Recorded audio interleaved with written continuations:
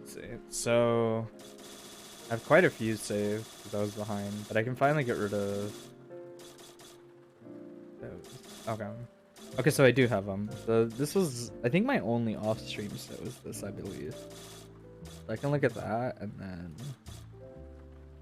everything else should be on stream. So I should be able to watch it on stream. Yeah, never mind. I played a little more sets than I thought. I played like 5 sets, I think. Yeah, the first one was against Espada.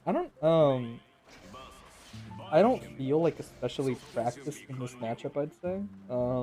There's just not really like super duper sweaty maze over on West Coast. So most of the time when I fight Espada, I just kind of like focus a lot more on running my game plan and worry a lot less about what they're gonna be doing. And then just, I don't know, as long as they don't know the matchup super well, you just kind of like know a lot of general Azami points when you fight other characters. It's just, you get used to it with Viking, right? Like Mei is going to do a lot of dolphins out of block because it's one of her fastest options. And she's going to be holding the charge anyway.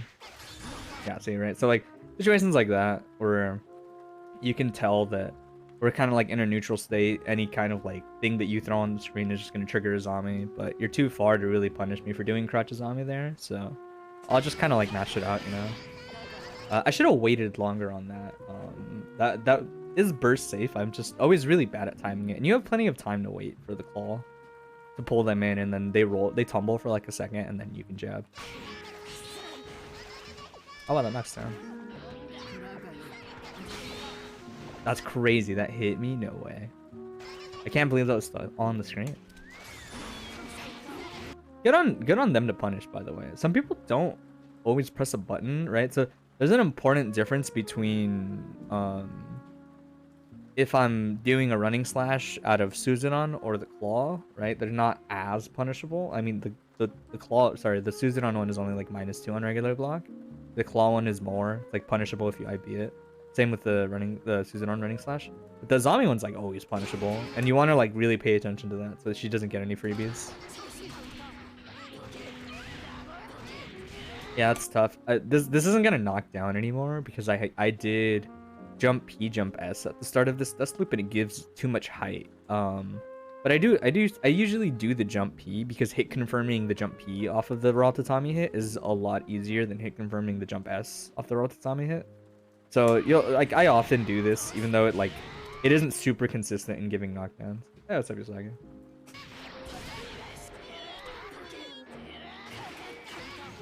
Yeah, that's just tough for me. I think I beat probably both dolphins maybe off that claw. But you can't just, it's hard to challenge on plus frames like that. I think she could maybe tech off that height, but I'm not positive. Yeah, there it is. Yeah.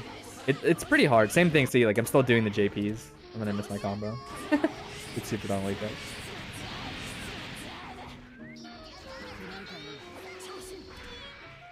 Oh, I don't know what I was doing.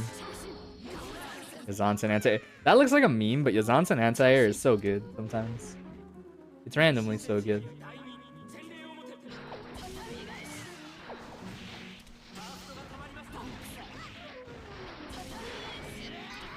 Oh, I feel like if I had done that jump H a little later, it would have comboed.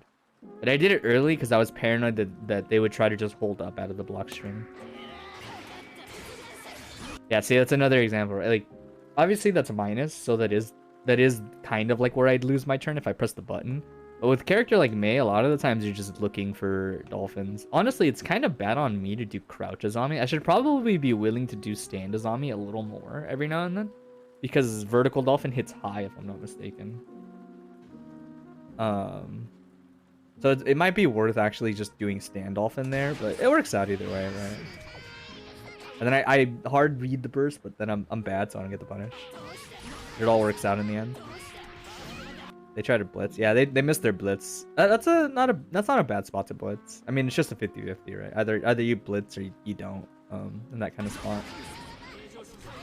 And then the next time it felt very obvious that they wanted to blitz simply because they missed the blitz the first time. And I've been there. If you miss the reversal the first time, You want the reversal very badly the second time. You're just kind of like mad. You're like, come on, man. Like, give me that. This game sucks. Delay based netcode sucks. And you just want it.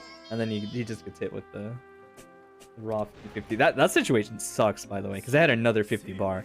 So even if you block that Izansen 50-50, another one's coming. Like, you can't do anything about it.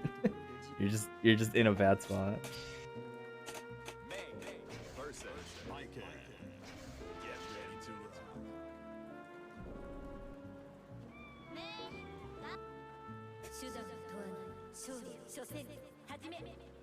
Oh, I don't round start. I'm surprised. Round start, jump P against Mei. Actually, it's probably not that bad because they don't usually jump forward at round start. I feel they usually jump back with like some option.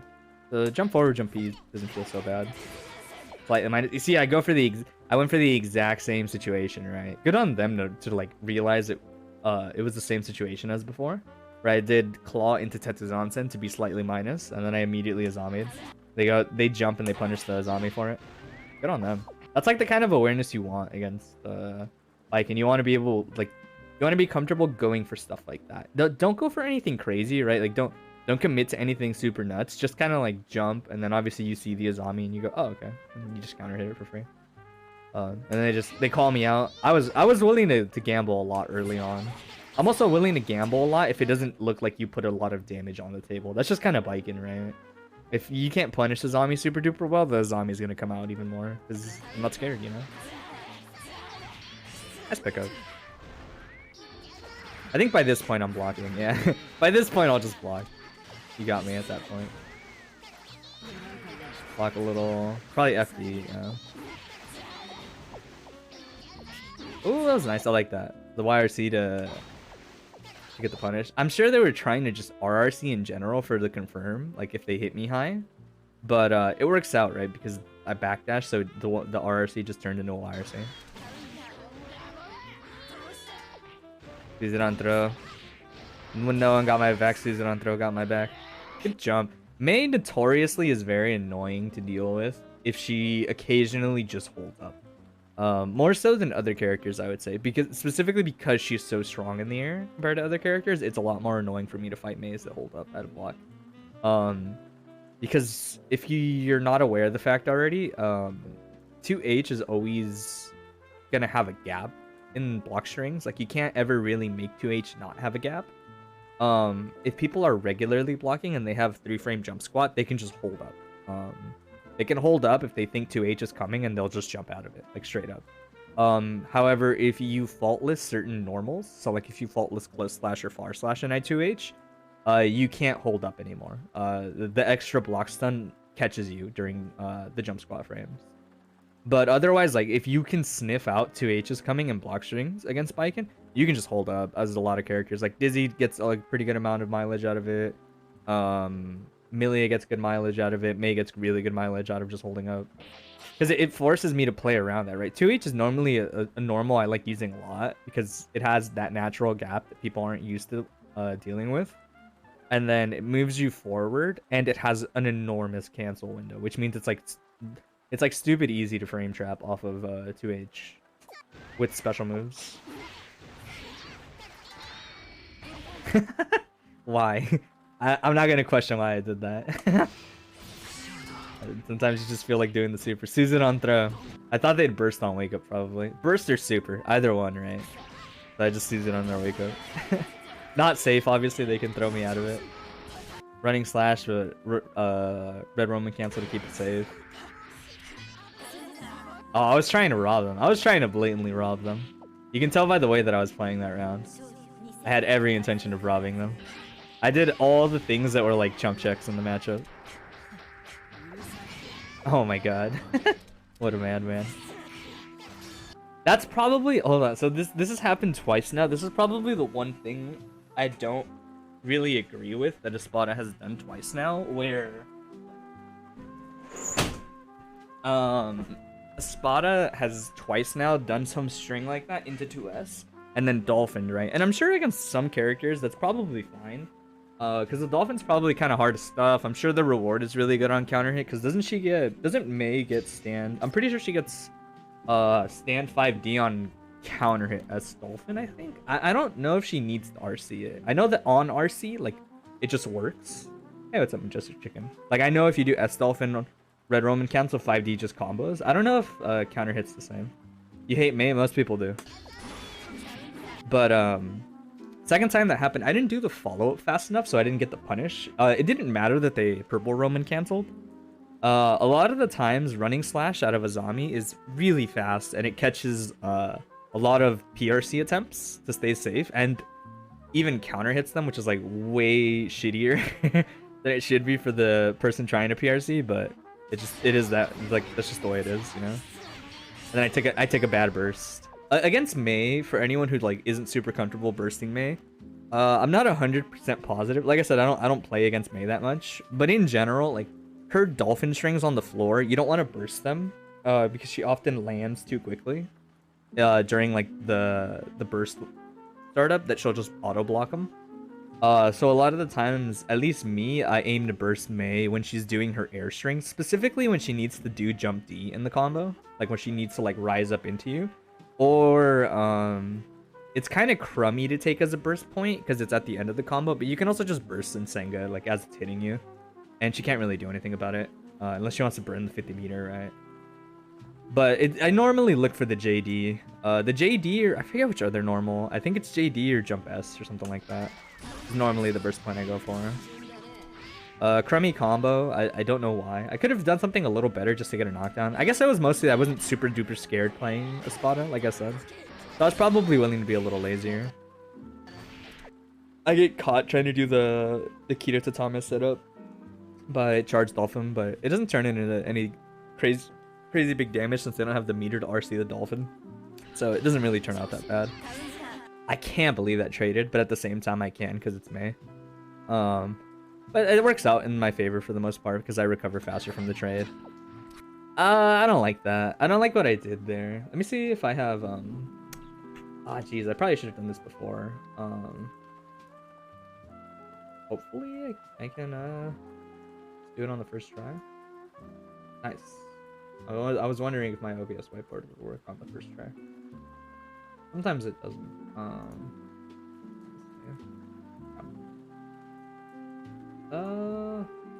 Got situated.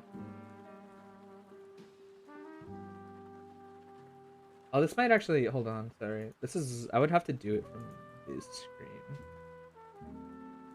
I'm pretty sure. Get rid of that. Then add whiteboard. Wait, what? Oh.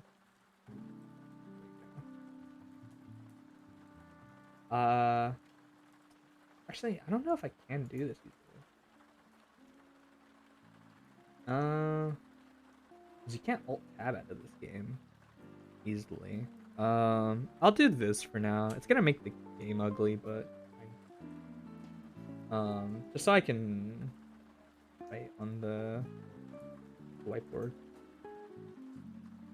Alright, there we go. Now we're in business.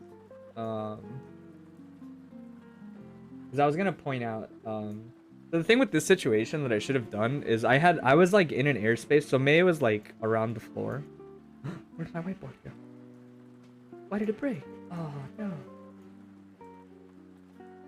Oh, I think it's because of this, isn't it? That's it. Did it? I think it fixed it. It did. Thank God. Okay. So Mei's in an airspace like around here, and I'm kind of like above him. What did I end up doing? I did like jump back, jump S or something like that, and I got anti-aired. Coming down. What I should have done was I should have jumped and I like fallen here, but tatami'd, right? Tatami's gonna cover like this entire space in front of me. It's really good at punishing people that stay in place when they try to anti-air.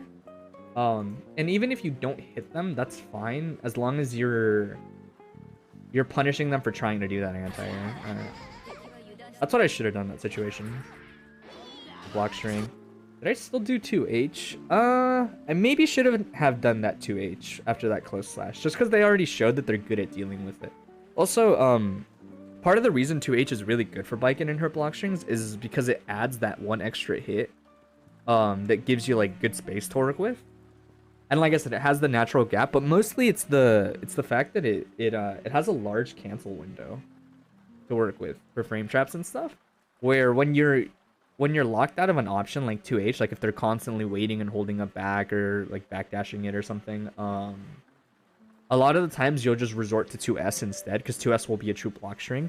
The problem with 2S is that it doesn't push you closer to them, so you need to like remember that when you're doing your block string spacings.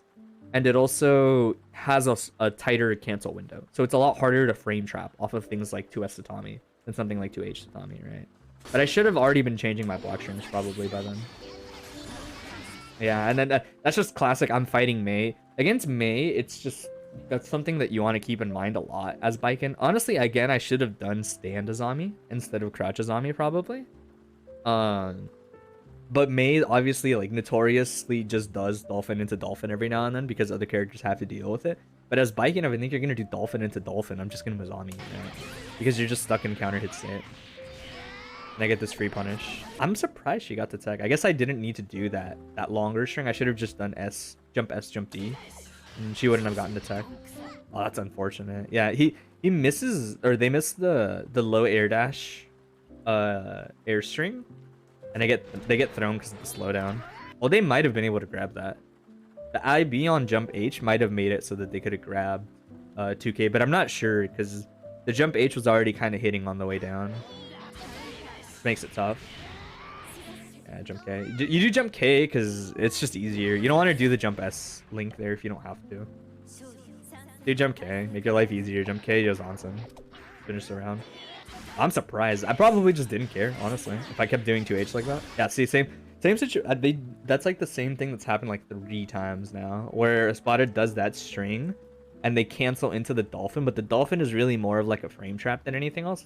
It's not an actual combo, and they've been getting punished with the crouches on me that I go for there every time. So I'd say that's something for them to watch out for, at least in this matchup specifically. They don't want to be doing that too much against a character like Baiken. Yeah, at this point I'm giving a little bit of space, right? I don't want to like overextend.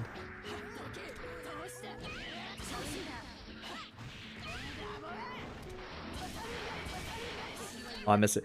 Dude, it's kind of ironic that if you get hit by Tatami on wake up, it messes up, or just in general, if you get hit by Tatamis when she's trying to set up the key to Tatami fuzzies, it becomes basically impossible to hit confirm, which is really funny.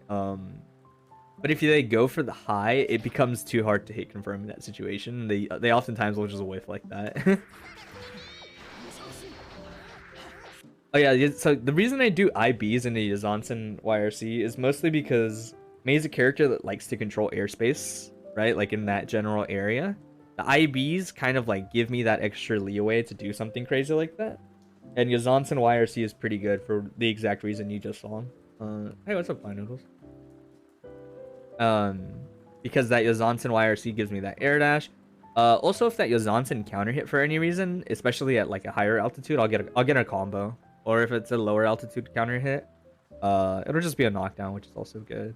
But it's just really fast. It's like a 9-frame button essentially. Baiken broken. Baiken pretty broken. Baiken broken for sure. Oh, it sucks. They just got caught. They didn't even try to blitz. I think they just got caught. But yeah, I would definitely say that the most notable thing, I didn't really pay too much attention to what Espada was doing on defense. I think they blocked a lot, but the problems that characters like Mei, Leo, and Venom run into a bit are that they're not allowed to just liberally IB whenever they want because they have charge moves that they need to hold on to. So they need to gauge whether or not they want to hold a charge or whether they would rather IB certain options that Baiken has. So, like, I understand why a spotter probably wouldn't be inclined to IB immediately, but the problem is a lot of Baiken's stuff is pretty good at catching the dolphins as they come out, right? So, like, if I just get to do Claw all the time to you, I'm pretty sure 5k beats both the dolphins before they're, like, active. But I'm not positive. But I would say that. Also, the thing that stood out to me was they did that 2S into S Dolphin, like, way too much. Against a character like Baiken, that's just too dangerous to do. You get a zombie, you get counter hit, and you lose your turn and eat like a 30 or HP at least. you'd imagine that counter hit Yozansen on Dolphin is pretty good in this matchup. I wouldn't say on Dolphin specifically, but Yozansen is pretty cool for anti-airing a space that that Mei is probably not expecting to get anti-aired out of. It's kind of just like this bubble that exists around around Baiken within a certain airspace that's just pretty good for covering space really quickly, and honestly not, as if you space it properly, not being very bad on block, honestly. And then my next set was with Pat, and it was on stream, so I can just watch it from the stream. Let me do this. And there we go. That. Set up a new whiteboard thing. Make sure the whiteboard thing is working. Sometimes it doesn't. Like, not working now. I wonder if this fixes whiteboard every time. Hold on. I'm very curious. Oh my god, it kind of does. I don't know why I never tried that. Alright, we're in business. So my next set was against Pat. Pat is very high-key becoming one of the people I get nervous to fight in bracket more than others. Mostly because Chipp is a character that has a lot of tools, right? Obviously, it's Chipp. But the reason that it gives me, like, anxiety to fight Pat is because characters like Chipp freak me out, because characters like Chipp kind of give me, like, analysis paralysis in the moment, where I'm looking for so many things at once that I'll often just get caught by something very obvious. Because it's very tricky to defend against Chipp for a long time. And Chipp is a character that has, like, very low committal options that would be lazy Azamis that just come out all the time, right? Like, I can't just always Azami on Pat's block strings, because if for whatever reason he just decides, I'll just do teleport now, right? Like H teleport, and then he lands behind me and I do stand Azami, crouch Azami, he'll just get a free hit, right? So one of those things where you can't always throw out Azami in block strings. Not like his punish is super high off of something like the counter hit jump H. Like, it's pretty punishing in the corner, but I don't think it's too crazy mid screen unless he does like kunai super from mid screen. But it's more just the idea, like, you don't want to keep losing those exchanges against Chipp constantly. And obviously you want to RPS a character like Chipp to try to, like, because I don't know if you guys, actually it's this exact set. In this exact set, there's a point where I kill Pat off 2 exchanges. Literally 2 exchanges, because stun kicks in, right? So obviously you want to RPS Chipp, but the thing about Chipp is, like, you will die to a million cuts if you're just wrong. And it's very easy to be wrong against a character like Chipp. Leaf grab gets you every time. You gotta throw it, dude. Leaf grab gets me on Oki. I hate leaf grab. Like, meaty leaf grab always gets me. I don't know why. I always try to backdash it and it's just too active and it always catches me, and I always aim myself whenever it happens. Damn. Round start. I think I've just submitted to running away from Pat at round start. Oh, never mind. Never mind. Oh, I get low crush. You hate to see it. His 5k low crushed my 2k.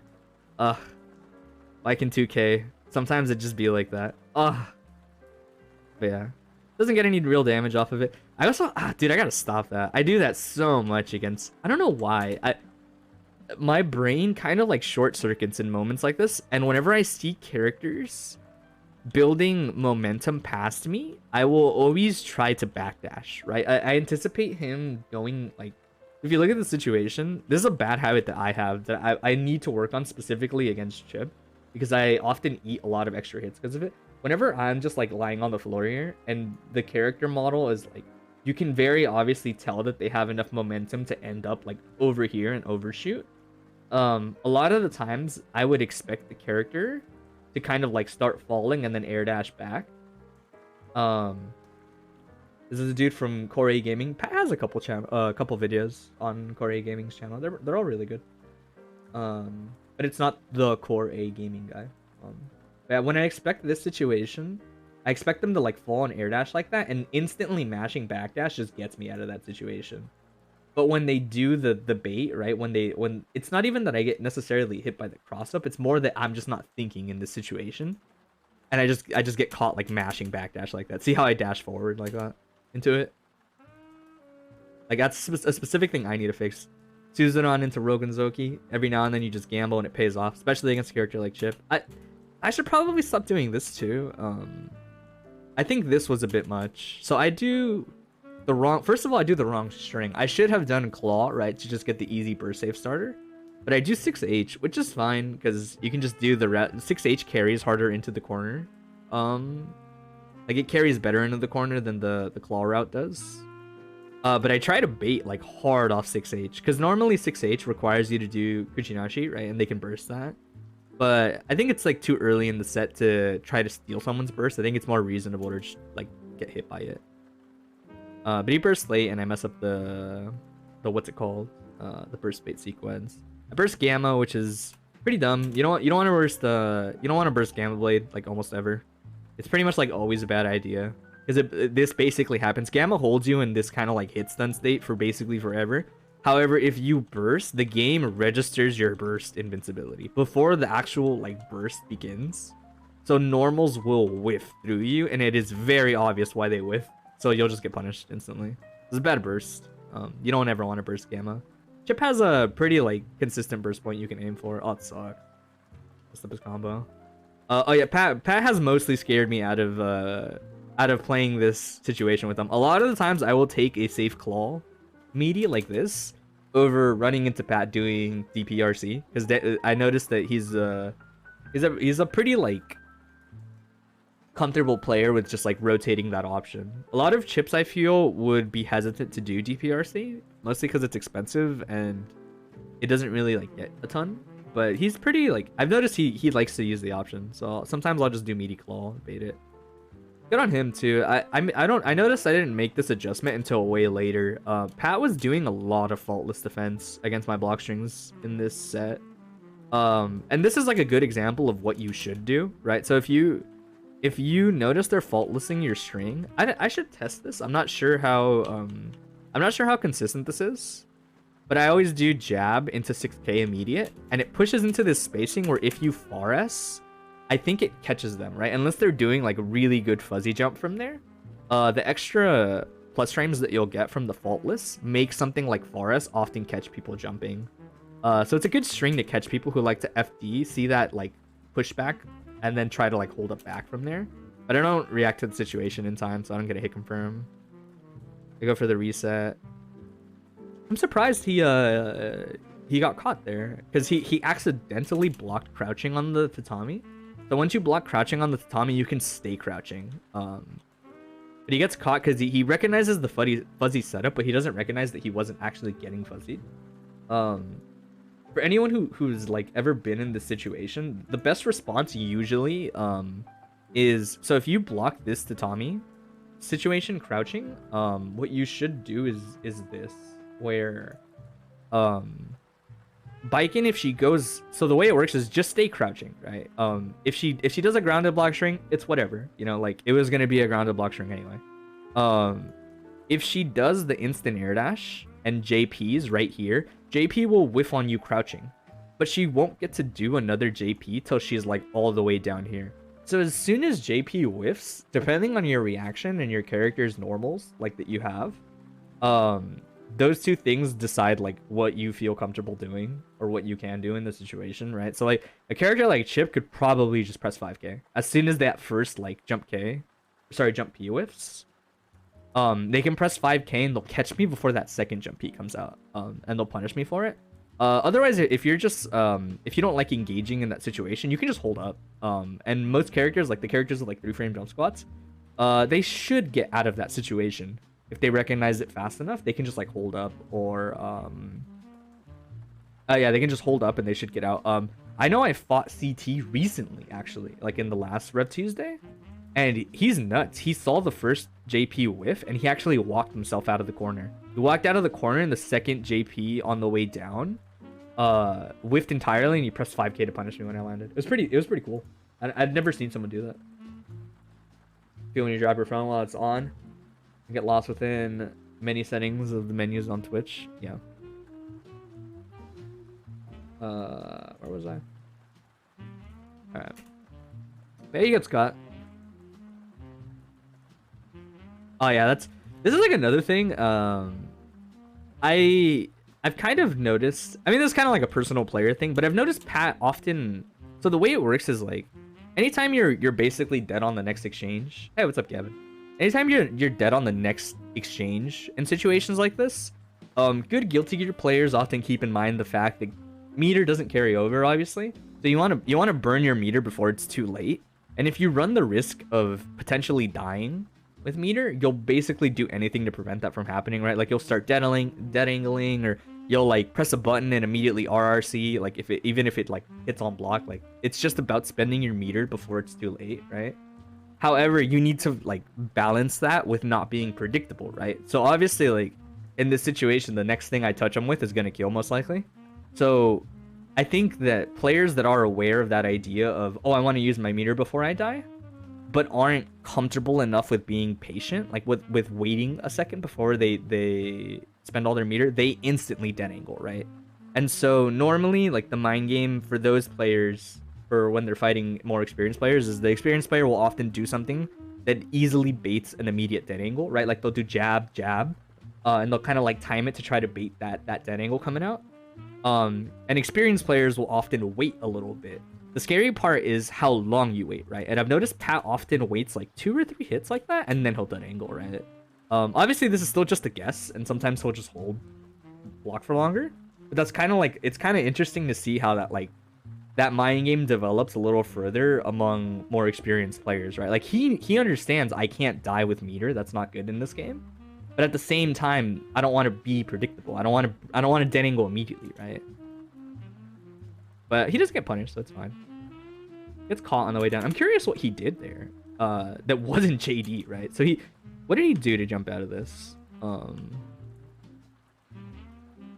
Close slash. Wow, I am surprised. So he FT'd his string and held up back on close slash, and the claw, the normal horizontal claw does not catch him. Also, in general, you always want to FD when you're jumping out of the corner against Spike, and you might as well, right?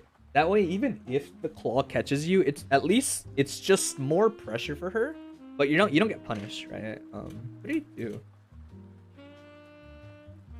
That was weird. I can't even see what he got counter hit out of. It looked like, oh, he did. Whoa, he did that. Oh, he must have missed an input. I have to assume that he missed an input or something, or did this on accident. He did alpha, right? But alpha gets some counter hit there. Luckily, I think I messed up the combo, don't I? Or does he die? I do mess up the combo. Ugh, you hate to see it. So that was greedy. I should not have done this. The reason I did this is because if people get hit with certain strings, you can actually do a second loop of jump S, jump D, air dash, jump S, jump D. But it requires, and still get a knockdown. But it requires you to hit like a jumping S like this. However, if you hit them too low, the jump T whiffs like that. What I should have done, especially because the round is basically over anyway, I shouldn't have done such a complicated combo. I should have just done it the easy one. Especially because it's Chipp, if I just stand there on the ground and do jump S instead, from right here, I do jump S as he falls down, because it should be enough stun. I'm pretty sure that jump S still connects. Jump S, stand S, stand far S. Then you do jump S, jump D, and I have 50 meters, so you just air dash, jump S, jump D, and he's dead. He's Chipp. But I messed it up. I think I even lose this round off of it. Ugh. That's just kind of like me tunnel visioning too hard on going for a confirm just based on the starter instead of the situation. Chips me out. Wouldn't 5H Kushinashi kill there? It's hard to say. I mean, you might be right. It could have potentially killed, but the combo, the doing far S into jump S there is still like a very easy confirm, like all things considered, and is smarter to do because if 5H Kuchinashi doesn't kill, you have less hits to work with. You only have 1 Roman cancel to work with. And Kuchinashi as a special cancel, Roman cancel follow-up is pretty awkward. It's not super obvious what you would want to do.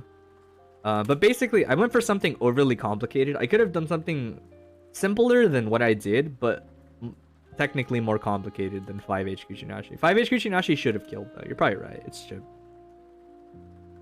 But the lesson of the day was I should have just done a far S. It's like a pretty standard confirm for Biken. I was just too obsessed with doing a harder combo for no apparent reason. Round start. Oh, you hate to see it. Yeah, Chipp doesn't have guts, and Chipp doesn't have a good defense modifier. He died. He's a piece of paper. Nice. Yeah. This is the reason why, like, I don't know. I think me personally, especially if I was a character like Chipp, I don't see much reason to engage with Biken at round start, like immediately with normals. Like, I don't know. I think the risk reward is like overly skewed. Hey, what's up, Joy? I think the risk reward is like overly skewed for something like this. Because like think about it from this point, right? It's like, if I do crouch Azami at round start, what is Chipp going to do that is equally punishing to if the Azami works, right? Probably just 5D, honestly. If he does 5D into the 6 follow-up off of it, maybe he gets a pretty damaging combo, I'd say. But it's like, if he does teleport jump heavy, it's probably not that much damage. And then, if he like jumps forward at round start, it's probably not that like crazy either. Maybe he gets a jump D counter hit off the situation, but it's kind of hard to match her like risk reward RPS off that round start Azami. I'd say you're a lot better off either running away or doing nothing at round start, depending on what you think she's gonna do, right? Like, if she does crouch Azami, as soon as she does crouch Azami and you did nothing at round start, I would just H teleport. I'd just be like, no, you're not getting this, right? You can even jump D probably off the H teleport if you do it fast enough, and they probably wouldn't react, right? Later, I'll like go a few frames so you can see the situation that's happening. Right, like you can do that, or you just back off because like you have so much more control of what's happening in neutral that I think RPSing this character at round start just does not sound smart to me. I don't see enough value in it. You've attained the bread and accepted an offer at the gaming company you talked to a couple weeks ago. Nice. That's tight. Good shit, man. But I mean, yeah, like look at the situation, right? Press is what is that? 2S at round start, I think. 2S at round start. It's crouches on me to Roken Soaking for his troubles. Like how much HP he loses off this, right? He loses 50% of his HP off that, and it's Okizeme for me. Like it's still my turn, right? That's like I can't think of anything Chipp would do at round start to me that would probably do 50%. Maybe that JD counter hit situation. Maybe he would do something close to that. But that's so much damage to eat, and Chipp's options to run away at round start are pretty good, especially if he's willing to just wait every now and then at round start against Biken, I think. That I think it's a lot more consistent than ever feeling the temptation to press a button. But to each their own, you know? Like, you do want to keep options on deck, that kind of thing. Good air to air. Oh, he technically misses the combo. Yeah, I'm always so surprised when this happens. I am so surprised when Pat hits Gamma from downtown and runs up and does 2S against Biken. I'm always like, dang, you're such a brave person. I would never do that. I would run away from this character all day, every day. But he gets it. Ooh, that's scary. I can't believe I didn't bite. It felt like such a very obvious, or not very obvious, like such a blatant throw setup that I'm very surprised I didn't try to attack and get counter hit for it. Throws me off the hit. Gamma reset. I don't know what that was. Good throw. I always struggle. So this is like a thing that I personally struggle with against Chipp. I have a very hard time gauging what I want to do against Chipp out of the corner. Because Chipp, probably more than like anyone else on the cast for the most part, makes me very scared about being in the corner and not being able to super jump out, right? Because if you didn't know, Biken's super jump is basically the same height as her regular jump, which is not true among other characters in the cast. The whole point of the super jump across the other characters in the cast is that it's supposed to go higher in exchange for not allowing you to double jump anymore. You can still air dash after it, but you can't double jump. So a very common tactic is when people are in the corner, like once you've built it, like especially once you've built like here, if it's like around this much distance, right, between you and your opponent. Not every character is very good at just instantly getting on top of you or holding you down at this distance, right? So every now and then, other characters can super jump to like really high, like we'll say like higher than that, and then they still have their air dash, so they can just like air dash out of the corner if they feel like it. They can threaten that option and just come back down if they have strong air normals. But Baiken's kind of stubby. She only goes like regular jump height. She'll go to like here, right? And the thing is, like, if you air dash off of that, that's not very helpful because you're still very low to the ground. So people, if they stand in this spacing still, they're just gonna catch you right around the time that you're on the way down, and it's a very easy anti-air situation for them if they didn't commit to something preemptively, right? So her super jump is pretty bad at like getting out of the corner. It doesn't mean that she can't jump out of the corner. It's just you have to wait longer than average probably. But obviously in exchange for that, you have Azami and you have Suzuran, right, to rely on. The problem is Chipp is constantly like on top of you and has the option of, am I gonna tick through you? Am I gonna tick through you? Am I gonna tick through you? Oh no, I'm gonna close slash, right? So like he applies the pressure of Azami no Azami situations very rapidly is the way I would put it, and is like a big part of the reason why I'm scared of him in the corner. Not that he does big damage. Obviously he can crank risk. Like look at my risk already, right? Like if you look at my risk, it's already kind of like getting higher, right? And you can't keep faultlessing Chipp because he's so fast. And he'll be plus off his normals oftentimes that he's ending with.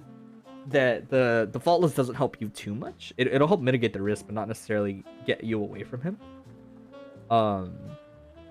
That like, even if he's usually not doing that much damage, it's still like really. It's still really scary because he's just nickel and diming you to death, and he's building meter if he's not using it to get these openings, right? And it's like eventually you need to do something, and it just feels like you can constantly guess wrong against him sometimes because of the thing I talked about earlier, where it feels like he just has a lot of options a lot of the times as a character. Why does their super jumps go lower than most? Is there any advantage to that? As far as I can think of, there's not really a good advantage to having a low super jump for her. I'm almost positive the reason she has a low super jump is specifically so that she's not allowed to super jump out of the corner. I'm pretty sure that the design philosophy when they were making her is Azami and Suzuran are crazy strong options in their own right to get out of the corner. Like the crouch Azami beats mids, dude. Like it's literally just a better blitz. Frame 1, it beats mids. You have 4 different options off of it depending on the situation. So it's, if she had access to both, it would be too good, right? They want it to feel like when Baiken is in the corner, she's pressured into doing those options, right? So that the opponent can try to play around that idea. Where if she could just kind of disengage easily like other characters off of a super jump IAD out of the corner, it'd probably be too obnoxious. She needs to rely on, they're forcing you to rely on those options essentially. Yeah. Because of that, it scares me so much to fight Chipp, because Chipp can cover airspaces above you all the time.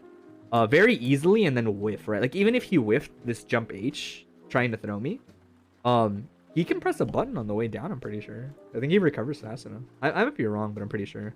Yeah, eventually I just have to Azami. It just happens. I'll mess up my confirm. I think I like how I played that, but could have done it a little better, right? So I do a Kita Tatame. I'm kind of staying close to Pat, which is like what you want to do against everyone in general against Baiken.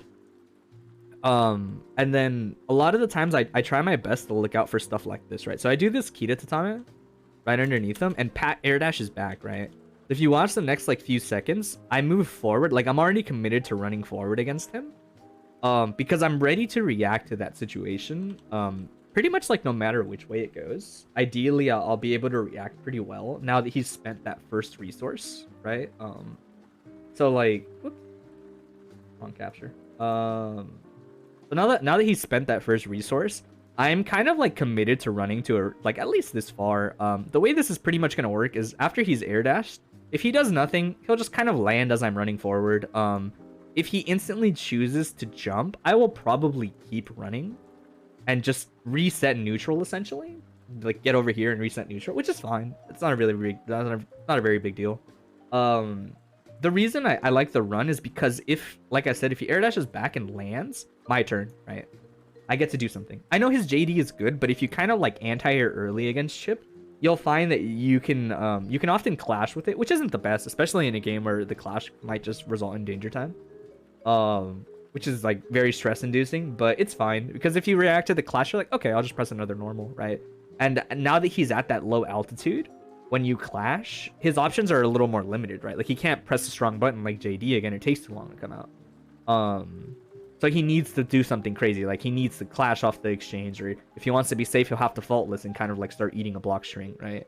Or he can maybe try like a JP or JK, but those are risky too, especially if he eats the counter hit from that situation, right? He can blitz too, but like I said, scary situation, right? And then the third thing I didn't talk about, but I said that could happen is the thing that actually happened, right? So Pat jumps again because Chipp can do that. So he jumps, and then if you look at like the way this plays out, he jumps, and I kind of like now that I see that he specifically jumped back, I'm still okay running forward. Notice that I'm already anti-airing. I anti-air very early against Chipp, specifically because I'm okay with this happening most of the time. I don't mind this happening. I'd rather this happen than what usually happens, which is anti-airing too late and he pokes you too low, like you don't get your invincibility fast enough, or your upper body invincibility fast enough, and you get counter hit for your troubles, right? So I'm okay with this kind of thing happening because of the clash that happens. I'm not sure why I did JP. I probably didn't react to the clash properly. I should have done 5H off that clash and gotten my turn. But I don't react to the situation, which is bad on me. But you can see why I commit to that like kind of movement preemptively. Azami there. It's not that bad. I think so when you cross people up like this as biking, a lot of the times you're basically forced to double jump. And what you do kind of depends. It varies, right? Because she takes a very long time to cross, like to auto that, like to adjust to the way her opponent is now. Like she doesn't turn around quickly, and if you double jump when you've crossed somebody up, your character model turns around as soon as you double jump, right?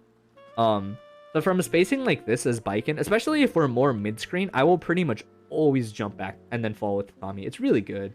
Would you have blocked 5H if you have recognized the clash? Probably. I think you would have. 5H is pretty slow. I'm pretty sure it would have blocked, but I'm fine with that as long as I get my block string started.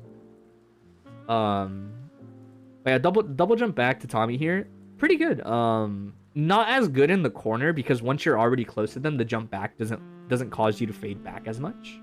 But I'll try to point it out if it happens again at any point, like in other part of the set. I probably did a zombie for that reason, because I was like, oh, if I do double jump to Tommy, like his 6P might actually just catch me on the way down if he does nothing. But I specifically didn't pick an option because I wasn't super comfortable in this situation. Sometimes I will just a zombie specifically to not have to like block or FD in situations, and then I get to land on the floor and just block like that. I like it more. Sometimes people also freak out when they see the Azami, which is nice. But I had no intention of picking a follow up there. It was mostly just to get to the ground safely.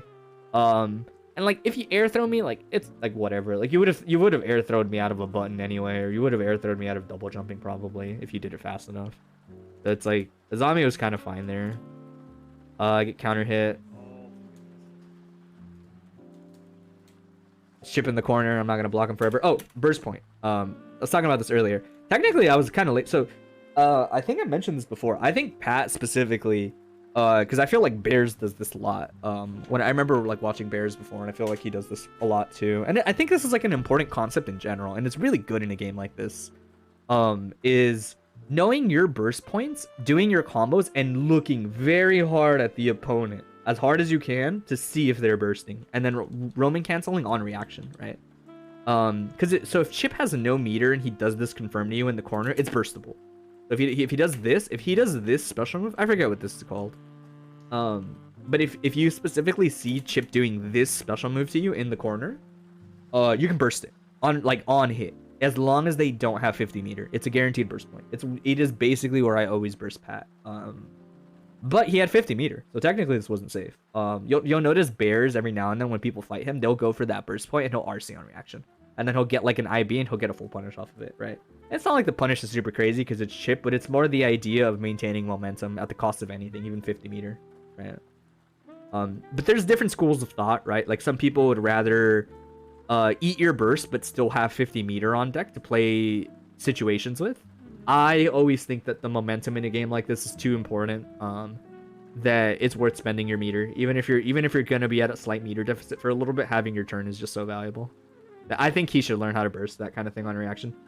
But I'm not sure how hard it is. I know Chipp's wall cling stuff is pretty tricky to do, so I don't know how hard it is to try to also do the combo while keeping an eye out for that burst. Jump H teleport. I should also keep track of this more. I said I would start to do this more against Pat. This isn't really a good example of it. He just kind of does it in neutral after I burst him off. But I need to look more for Pat doing this heavy teleport into Jump H and 6p it more on reaction. Maybe even Azami it every now and then. Azami specifically because Azami will actually consistently punish JH. If you pick Azami, stand Azami, and you Azami the first hit of JH, and pick Sakura, the second hit of JH gets smoked. I'm almost positive, unless he does it later. But the reason Chipps often do early JH is because it throws you. If you jumped for any reason, they'll throw you. If you don't do anything, you'll get hit by the second hit, standing or crouching. That's why they do it early, right? Because it's kind of like a catch-all kind of thing. The downside to doing it early is that it's not as good at beating anti-airs. Like a character like Venom can just 6p that, like hard. He can just 6p that as soon as it happens. Because they're committing so early that they, especially to a normal like JH and not JD, that they leave this kind of like gap. See how there's this gap here? That's that point where you would 6p on reaction as it's happening, right? But he has JD to help cover that. JD is worse in terms of like catching a bunch of situations. But JD will often smoke anti-airs, and you'll start to see Chips doing that if their heavy teleport jump H's start getting called out. But 6p is a pretty okay gamble if you do it kind of late. The only annoying thing is sometimes it clashes, depending on how good your 6p is. Like Baiken's clashes. But you can stand Azami it earlier. And then this is just a classic like Baiken thing. Pretty much anytime someone hits like a real meaty jump normal, it's kind of like a baby mind game against Baiken, because the timing for your next normal is very obvious. Like very obvious. You're gonna do it as soon as you can, right? Because you have a bunch of plus range. So why wouldn't you? The problem is you get red Azami for your troubles as fighting Baiken. I would say the most common solution to this kind of situation is nothing crazy. It just wait. Just wait like a tiny second before you press your next button. So that it means you basically can't press like a super good normal. Right? Because like in a situation like that, you want to press like a good normal. You have a lot of frame advantage off that like meaty jump in. So you want to press like a close slash, you want to press like a 6k or 6k plus or something. But it makes the timing very obvious, and you'll get red Azami'd like that. Where if you want to try to mitigate getting red Azami'd like that, I would just delay the button that you press a bit, and I would pick a fast button so that you don't get thrown out of the situation somehow, potentially. Like I'd just wait half a second, and then I'd 2k. Because if you start pressing 2k and then you press the next button and you see that they went for red Azami and they messed it up, counter hit, and you get that free punish. It's not a bunch of damage because you usually start off a light normal, like trying to bait that kind of thing. But it'll discourage Bikens from just doing this to you all the time. Luckily for him, he didn't get counter hit. If he got counter hit there, he had a burst or he'd die. And he got me. Ah, man. Why you gotta do that to me? This thing I talked about earlier, I kind of run up relatively close to him to try to like scare an option out of him, and you can see me walking back already. And then I input backdash, and I was expecting him to do DP, right? DPRC. And then if he wanted to, he had burst to bail him out. But he calls me out, he just burst super. He gets smoked. I wish it hadn't killed. I wish it hadn't killed and I robbed him, but it does.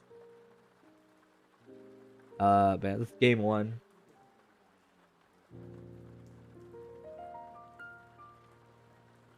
Man, why did he do that? I should have... So in this situation, as soon as I see this is kind of bad on me. I forgot like how this situation works. I air dashed back expecting to punish this. But I should have air dashed forward, because like I said, Baiken takes a while to turn around. So I get counter hit, like on the way down, pressing jump S, like this, right? Or I think I should have just recognized the situation and just air dashed forward and not engaged with him, probably. Would have been more reasonable, but I get counter hit for my troubles. Get the small confirm off of it and Samoki. Doesn't get counter hit for that jump S, which is really good for him. Challenges, good jump. Let me see. So, this is kind of like another subtle thing, I would say. It's probably especially good against me, right? Baiken 6K is like at a glance very intimidating to deal with because it's throw invul, right? Like this is throw invul if you do it right. And when it hits you, even at point blank, it's plus. It's like +2, I want to say, at point blank range. What you want to do in this situation is you want to aim to IB this. It is so important that you IB this. Because if you IB it, she's no longer plus, right? And it means that they don't get this jab for free. If you IB it, you essentially force them into a very awkward situation. Where if you IB it, they have to decide whether they're going to do claw or whether they're going to do tatami, right? You wouldn't really want to do armor dash from here because you're point blank. So the reaction is like, yeah, +2 thing. Like if you do Suzuran here, they have so much time to react because you're right on top of them, right? And like as they can throw you really early and you'll get thrown out of it. They don't have to wait to throw you, right? And so the way this normally works is if you IB it and she jabs and you jab, you'll win, right? The only thing that complicates the situation is if she does 6K and claws, sometimes she will retract her hurt box quite a bit when she does the claw, and your jab will whiff and you'll get counter hit by the claw more than likely. I guess Chipp could probably mitigate the situation by doing like IB into 5K. I think it's 5K is 5 frames, I want to say. I'd be very surprised if it isn't. And it reaches far enough that the claw would probably also get hit. So a character like Chipp could probably IB this into 5K pretty reliably to challenge the situation. And it's all about like gauging what she's gonna do, right? Like if she does, more than likely they're not gonna react to you IBing the first time, so you can jab pretty comfortably. After that, it's gonna get really awkward for them, right? Because if they do claw and you IB it, -2, and now you're right next to them because you already did claw when you were close, so they're literally right next to you. They can just input throw OS, and it's basically impossible to like get out of that situation for her. Like you would have to like fuzzy jump out of the situation. Fuzzy jump so that you don't get caught by the throw OS normal. If you do 6K tatami and they IB both of them, tatami on IB is -7, I believe. So as long as their 5K is pretty decently ranged, they can probably punish you. And if you do something like 6K into Azami, you are right next to them. So as long as they don't press a button, they will throw you, right? So like the idea is if you can IB this really deep, meaty 6K, it's pretty good for you. In terms of like, she needs to do something now. Like she's minus. She needs to play this situation now that she's minus. And when people are forced to be minus in front of you, you have the privilege of waiting more often than not. As long as you've made as long as you force them to acknowledge, oh, I am minus, right? Like he jabbed me out of this last time. Now that's in their head, right? Either they give up their turn, which is fine. Like sometimes you just give up your turn. You don't always have to challenge on being slightly minus. But the idea is, especially in a game like this, people often don't want to give up their turn, right? And forcing someone to be minus puts you in a good position for baiting out like desperate options. And honestly, as Baiken, I think the safest thing to do off of this situation, if they IB or 6K, is probably backdash. You're pretty close to them, so you might get clipped potentially, but you're also not super duper minus off of the 6K IB. I'm pretty sure it's probably similar to the claw, where you're probably only like -2 or -1 or something. But yeah, very long tangent, but it's just that's gonna happen a lot against Baiken. If Baiken gets knockdowns like this against you, right? So like he ate this Sakura hit, but it wasn't counter hit, right? So the hey, what's that? Woodman, thanks, man. Yeah, so off of a knockdown like this, she basically has to 6K you. She doesn't oftentimes have enough frame advantage to set up a good tatami. The key word being good. So the way this works is off of a knockdown like this. The reason you can't get super good Okizeme with a tatami is if you try to do dash, jump, air dash back tatami, right? Which is a really good option if you have the time for it. They will wake up before the tatami hits them meaty. Like it's not going to hit meaty if you go for that entire setup. Maybe on a Chipp it would, because his wake up time is so long. But on the average character, that's not going to work, right? So that option is off the board. You could try, I think Maruken, what he does, I want to say is he does like dash, jump, air dash. and then spaces the tatami. Like he lands on this side and he spaces the tatami like to land this way. I think that's what he does, but I haven't really practiced that. I bet that's probably the best thing you could try to do in this situation, but it's a little tricky to set up. And you have to recognize the knockdown really fast. And then you can't do normal jump forward to Tommy, specifically because if you do normal jump forward and you land with Tommy, you are close enough that you are susceptible to something like Blitz. You're no longer spaced far enough out that Tatami meaty doesn't get rejected. Or sorry, does get rejected.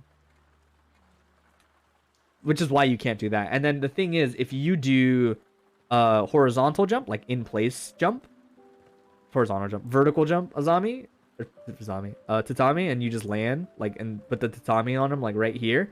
Tatami is only going to hit most likely with like the second hitbox, not the first one. Which means one, if they IB it, you're very far, and more than likely they will like to mash backdash, and it'll be kind of tricky to deal with. It'll basically force you to press 2H. Or some characters straight up will just backdash out of the tatami. Like, because they can see how far you are when you're setting it, they'll just backdash. Which is why you're kind of like indirectly forced into that 6k. You're just like, alright, well, I gotta get on top of you fast. Right, like 6k, like that. You don't have much time for other Okizeme options. Good jump on him. Ugh. I don't know about that backdash. That backdash was a little greedy. I only backdashed because he was relatively far from me, right? So if he did run up like normal that isn't whiff cancelable, I would have gotten away. But it was probably more reasonable to stay in place. Luckily, this isn't super damaging, but he gets a good mix-up. I probably tried throw us and messed it up if I had to guess. And then kind of like a similar situation to before, if you looked, right? So like I do this, I whiff a normal and Pat super jumps back, and I start like immediately running forward. You can see that I'm trying my best to like react to any time Pat sets up situations like before, right? Like when he did that air dash, where I'm trying to already preemptively move forward, because if you air dash forward, I will probably just run past you, which is fine. We'll just reset back to neutral. If you continue to move backwards, I'm already committed to trying to chase you, and if you just continue to fall, I will also just try to catch that. But I commit to pressing a button early. Yeah, you can see me mostly. This is me mostly trying very safely to get like a good hit on Pat. Just kind of like trying to catch him slipping, get a good hit. I'm not really looking for an Azami right now. It's in situations like this, you don't really want to look for Azami too hard because you're already in a really awkward spot in terms of like HP. You don't want to like just gamble your heart away from a situation like this. You kind of want something stable. Do you see me playing like more regular neutral with him? I can't believe that happened. How did I not get punished for this? What did I even want? That's crazy. I probably just didn't get my double jump. I don't know why I would do this. It makes way more sense to double jump forward so that I turn around, face him, and then do tatami, instantly YRC it, and press jump S. That's like the best thing you can do there, because it's going to be expensive, but it'll make it so that you don't get punished for being right on top of him. Because this situation is very awkward for many characters when you're directly on top of somebody. If you don't have a good normal to come down with, you're very susceptible to just getting hit by a button. But somehow, I don't know how, bike and jump kick clash with the jab. You'll love to see it. Oh, and this is a thing I talked about earlier, but I was too scared. I was too scared to press Sakura, right? So I just pressed Kuchinashi. Kuchinashi is not upper body invul long enough to just beat this clean. But it's fine. The trade usually works out for you because of how much higher they fly than you do on the knockdown. But if I had Sakura, I would have gotten the counter hit on Sakura instead. Slow neutral, slow neutral. I think I should stop doing this. This is a habit I have in general, and it always looks cool when it works, right? Like feinting movement forward, like, oh, he's moving forward, and then instantly loading the cannonball and kind of like harassing from full screen, especially because you'll do Kita Tatame right behind it like that to kind of like suffocate him. The problem is Chipp has teleports. So if for whatever reason he just does heavy teleport while I'm loading the fireball, I am in a terrible situation. And that's like an entirely likely thing that could happen at full screen. That he could just load the... He could just decide to teleport while I'm loading the cannonball. enough that I'm not a very big fan of picking that option. I guess it's fine to use it sometimes, but it feels like it's just bad on paper. I don't recognize the hit. I thought he would block this, and I was already kind of committed to doing the Yazansen, so it's kind of a waste of meter. I could have regularly hit confirmed that, but it is what it is. And then I specifically I was fine with this, so I did Tetsuzansen, which is technically, he even bursted it too early. You don't want to burst this early against Tetsuzansen. You have plenty of time, right? Had I done the burst safe route, it would have probably caught him if I did it right. But I did Tetsuzansen. I was trying to get his burst for sure. Specifically because of the situation we're in terms of like resources. Where yeah, like I could steal the round in terms of HP if you look at the HP between me and him. But the thing is, he has burst and a lot of meter, right? So I know this combo is not going to kill him, right? If I do this combo, yes, I knock him down, but now Pat has 100 bar to fight me back with, right? Like the odds of me winning against the 100 bar is pretty hard. Obviously, it's like entirely doable, but it's very hard to bait a dead angle out perfectly. And it's more than likely he will dead angle me, get a knockdown, and still have 50 meter remaining for his turn, right? Which is a very scary situation to be in. And I don't have resources to stop that from happening. I don't have my burst anymore. So the reason I'll go for Tetsuzansen is I want your burst. I want you to burst here. Because I have complete faith that you could 100% win this round without needing to burst, right? Then it's like, if I do a burst safe route here and you held your burst anyway, I feel like it's just such a big loss for me. Because I'm not going to kill you. It's less damage. And I get like, unless I'm literally just going to win the round off of it, I don't really like the sort of like, I wouldn't call it risk reward. It's more like evaluation of like resources, right? It's like making sure that I'm trying to like get as much as I can out of a situation. Because like that's the thing about a game. That's the thing about fighting games, right? It's like you have to think about subsequent rounds too. It's not just about the round you're playing currently. It's about the subsequent rounds that are going to happen. So it's like, I want your burst off the table because we have to play a second round. No matter what, it's round one. We're going to play a second round. So if your burst isn't on the table, that's amazing, right? To the point where it's like, yeah, I'll sacrifice a potentially burst safe route because I need that option off the table, because the likelihood of you winning this round is already very high. Like, it's already high enough that I want to start pulling resources from you that I can, right? Very long explanation, but that's like the whole reason why I would do that instead of a burst safe route there. I think the value in getting someone's burst in this situation is like very high. Punishes me. Punishes. Yeah, I don't die off of this because it's the starter. I missed the confirm. That should combo. Good on him to wait. Oh my god, I did that tick throw very slow. Good DP. Oh, I didn't tech. I should have tech. Chipp. Yeah. I should have tech that. So I don't know if this is true for non-lightweights, but I know it's true for lightweights, where even like on counter hit, Chipp's DP lets you tech, which is a big part of the reason why Chipp DP doesn't scare me like at all, because the other DPs often knock you down in the game, which is annoying, because like even if they don't get good Okizeme after it, it's more the idea that your turn is just absolutely over that bugs me. But Chipp, a lot of the times you get a tech, so it's kind of bad that I didn't. I should have tech there. But I don't know if heavier characters have that option too. I know lightweights should. Yeah. Also, this is kind of like a subtle like side thing. I'll hopefully when I do that that like video thing that they're doing on Mondays now on Patch Stream, I'll talk about this more. But the idea of Azamiing in very high value spots. This is a very high value Azami spot. Right? Because we just both whiffed some random option in neutral. And I am far enough that only Chipp's far-ranged hits, like a far slash, are going to hit me. Right? If I hold Azami in this situation and he presses nothing, as fast as Chipp is, he still has to guess whether or not I'm going to release Azami as soon as it doesn't work out, or whether I'm going to keep holding it, right? Which is like, it's still RPS, I guess. It's not like it's amazing, but that's the maximum of the value you can get out of Azami. Forcing people to think, all right, is he going to hold it, or is he going to let it go immediately and just try to jump out? Right? That's a high value of Azami spot. Because the amount of counterplay that exists to it is a little limited. Good jump. It was a really good jump. Oh, you love it. This is kind of like a questionable. So a lot of the times I will do this. I don't I don't think this is supposed to work, but I'll go for it every now and then if the Oki doesn't look super good for Pat, like if it looks like he's getting there kind of late, like oh man, like I'm already waking up kind of late. If it's left right Okizeme, a lot of the times when it looks like it's late, I will wake up with 6p. This wasn't even late. This was pretty on time.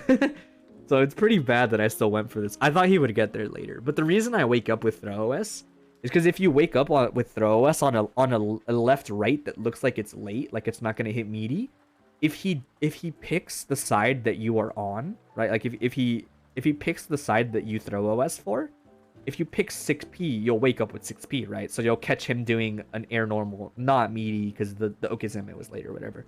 If he picks the other side and he goes high, it's going to turn into faultless defense, right? So that's the reason why in spots like that, I would like to wake up with that option, right? Specifically because I'm like, okay, it's like the DP OS in a sense, right? It's like, okay, if you do cross me up, you'll just get me doing faultless defense, which is fine. Oh, that's scary. This is a scary thing. I'm surprised he took it, right? Anytime, this is true for anybody. If you counter hit trade with Baiken and both your characters return to neutral at the same time, essentially, because the normals were like the same attack level, she can Azami. Like, I don't have the normals to press to beat here, right? Like, Baiken isn't a character that has normals to press on counter hit trade usually. Not against a lot of the characters in the cast. But she always has a zombie, right? Which is why you don't always want to press a button on counter hit trades like this against Baiken. You do sometimes, I guess.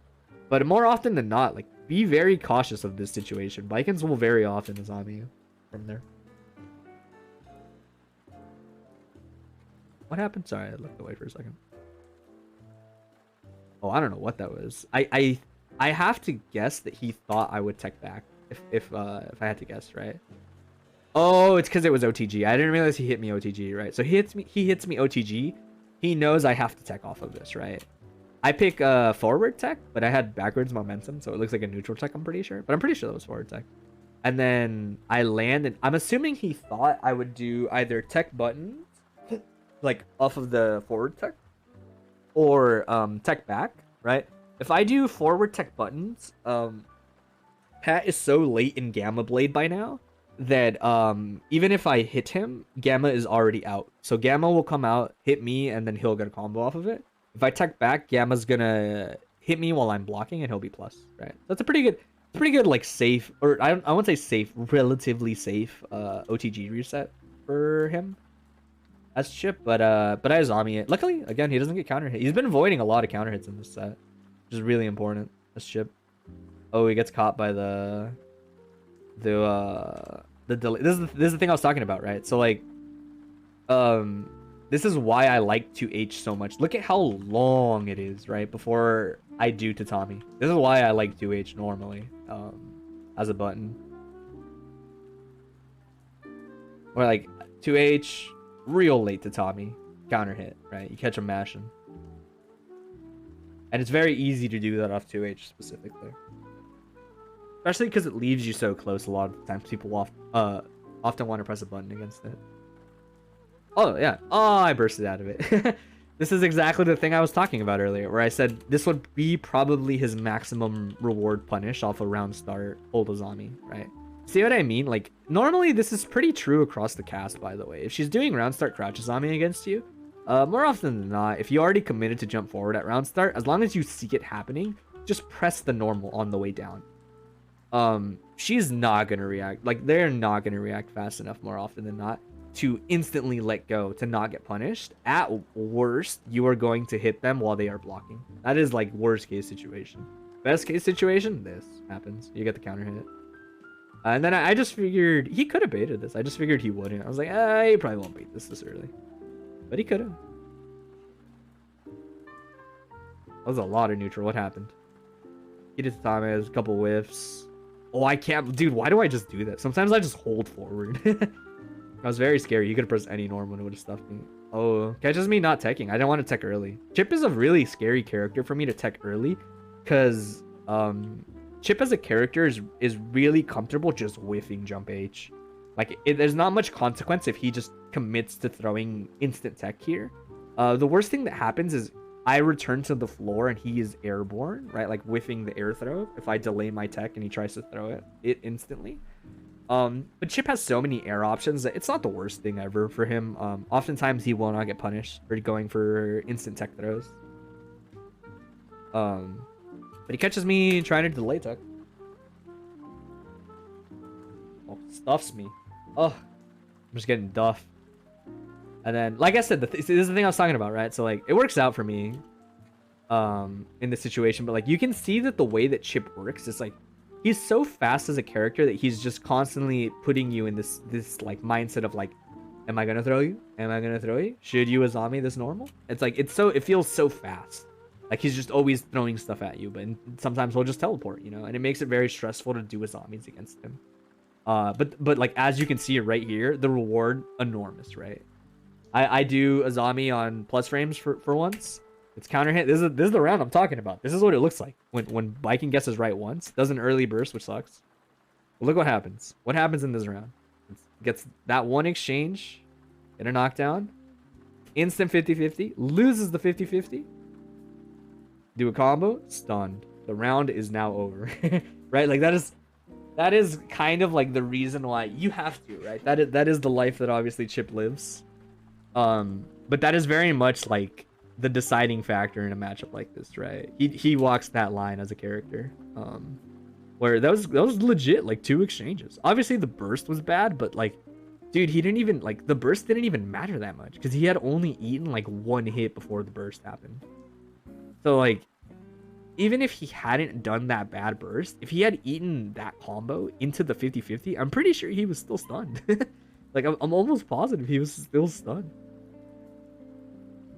Maybe. Like, it should have been a really strong combo into that. But yeah. That is the reason why you have to Azami Chipp. You just have to. The reward is too high, right?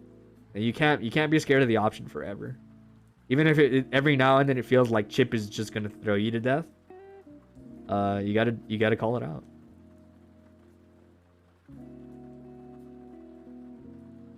P round start. And then this is just like hard to interact with, right? This is like classic biking thing. If I see that you backed up already, I'm just gonna Tatami. Like I'm gonna air dash back to Tommy. It's hard to interact with.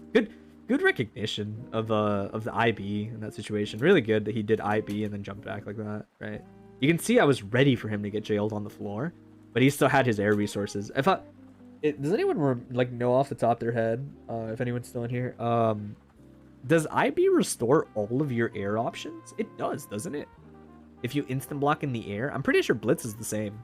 Or if you've spent your air options but you IB, I'm pretty sure it returns them to you. Or it might just be Blitz. I'm not positive.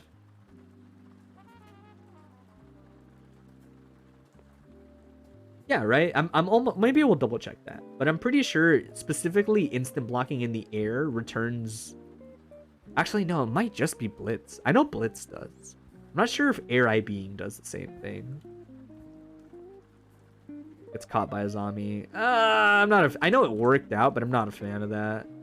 I'm not a super big fan of going for such a hard bait like the claw reset. He could have teched back into FD and this one would have worked. I probably should have just kept my momentum going. Very lucky that he hit the wall. If he didn't hit the wall, he was in for a bad time. Same thing as before. This is the thing I talked about. This is a bad habit I have, personally. I gotta stop doing this. Anytime it looks like people have momentum where they're gonna cross me up, you'll see I oftentimes just commit to the backdash. You can see me running forward, trying to backdash the cross up. But it's like, I just have to remember that it's just not a thing with Chipp. Yeah. And by this point, I was mostly just going for more zombies, right? You can see, it's like, okay, I have some health to work with. Might as well try to, like, gain a fatter lead, you know? Do I 2D? I don't. Wow.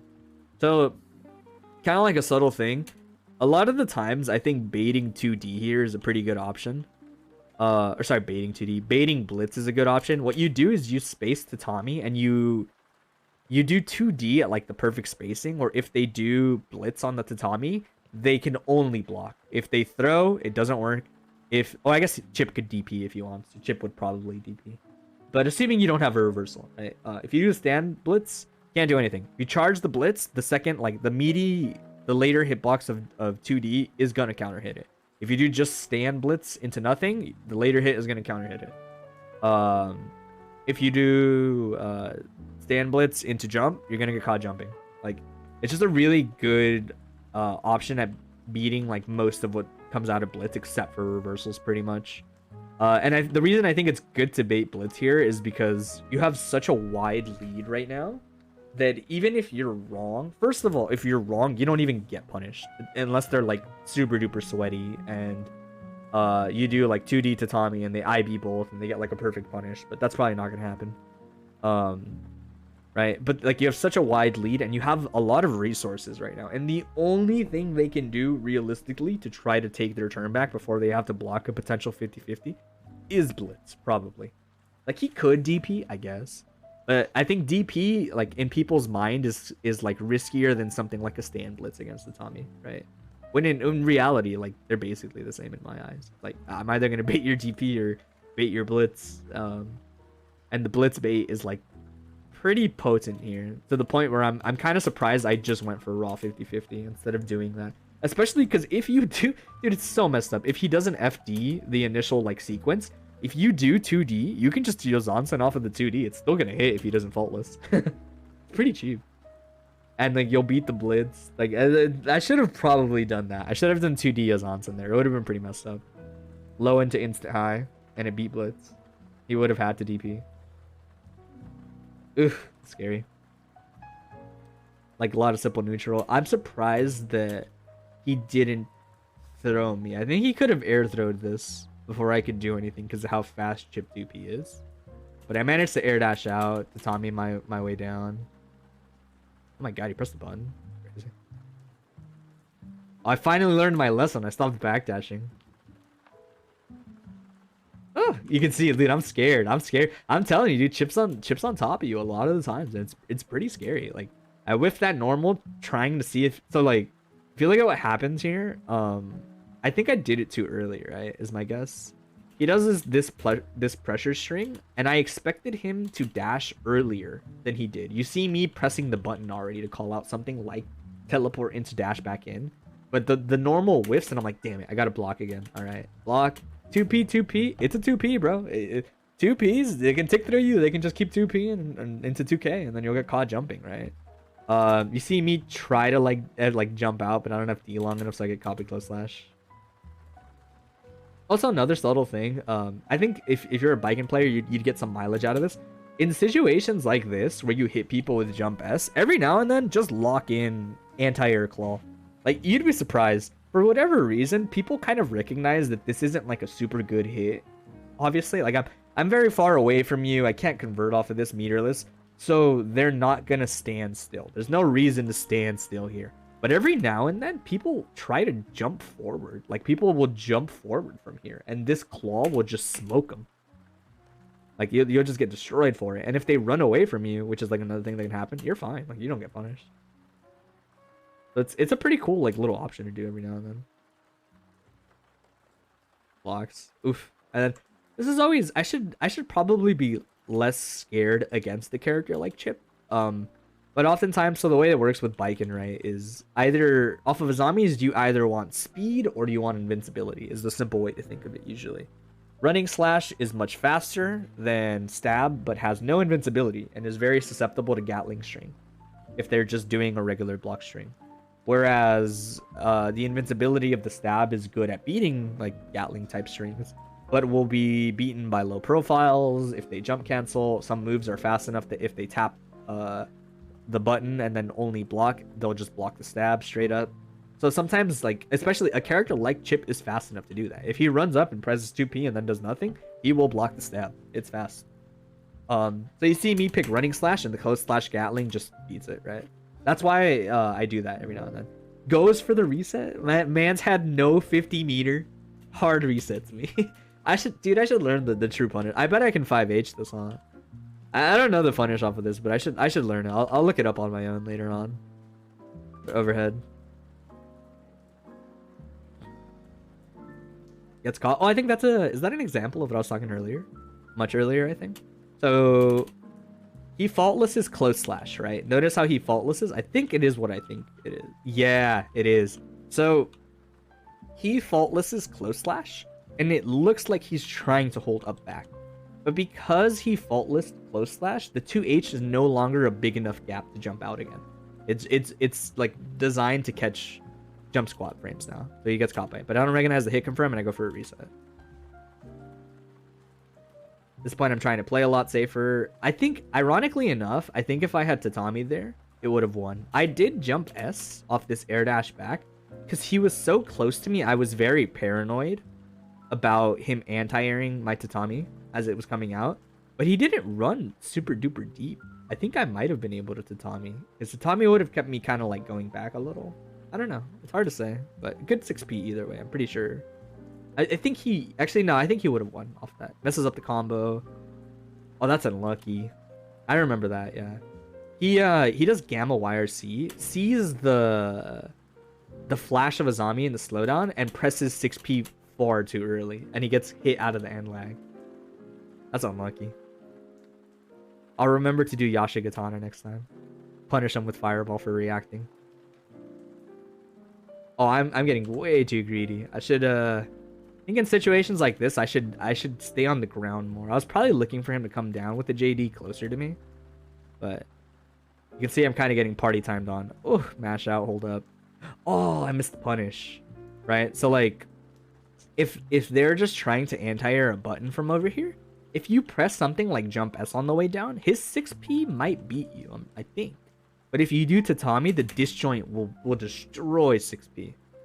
Because it's just a hitbox. It has no hurtbox on it, right? But I do it too low on the way down, so it doesn't come out. Put a knockdown. Oh yeah, I remember that. I did try to bait Blitz here because it's just easy. It's like you press one button into 2H, and it costs 25 meter to make you not get punished here, essentially. Or not get punished isn't the right way to phrase it. It's more accurate to say it costs 25 meter here to make sure that no matter what way they block, your turn keeps going. Right.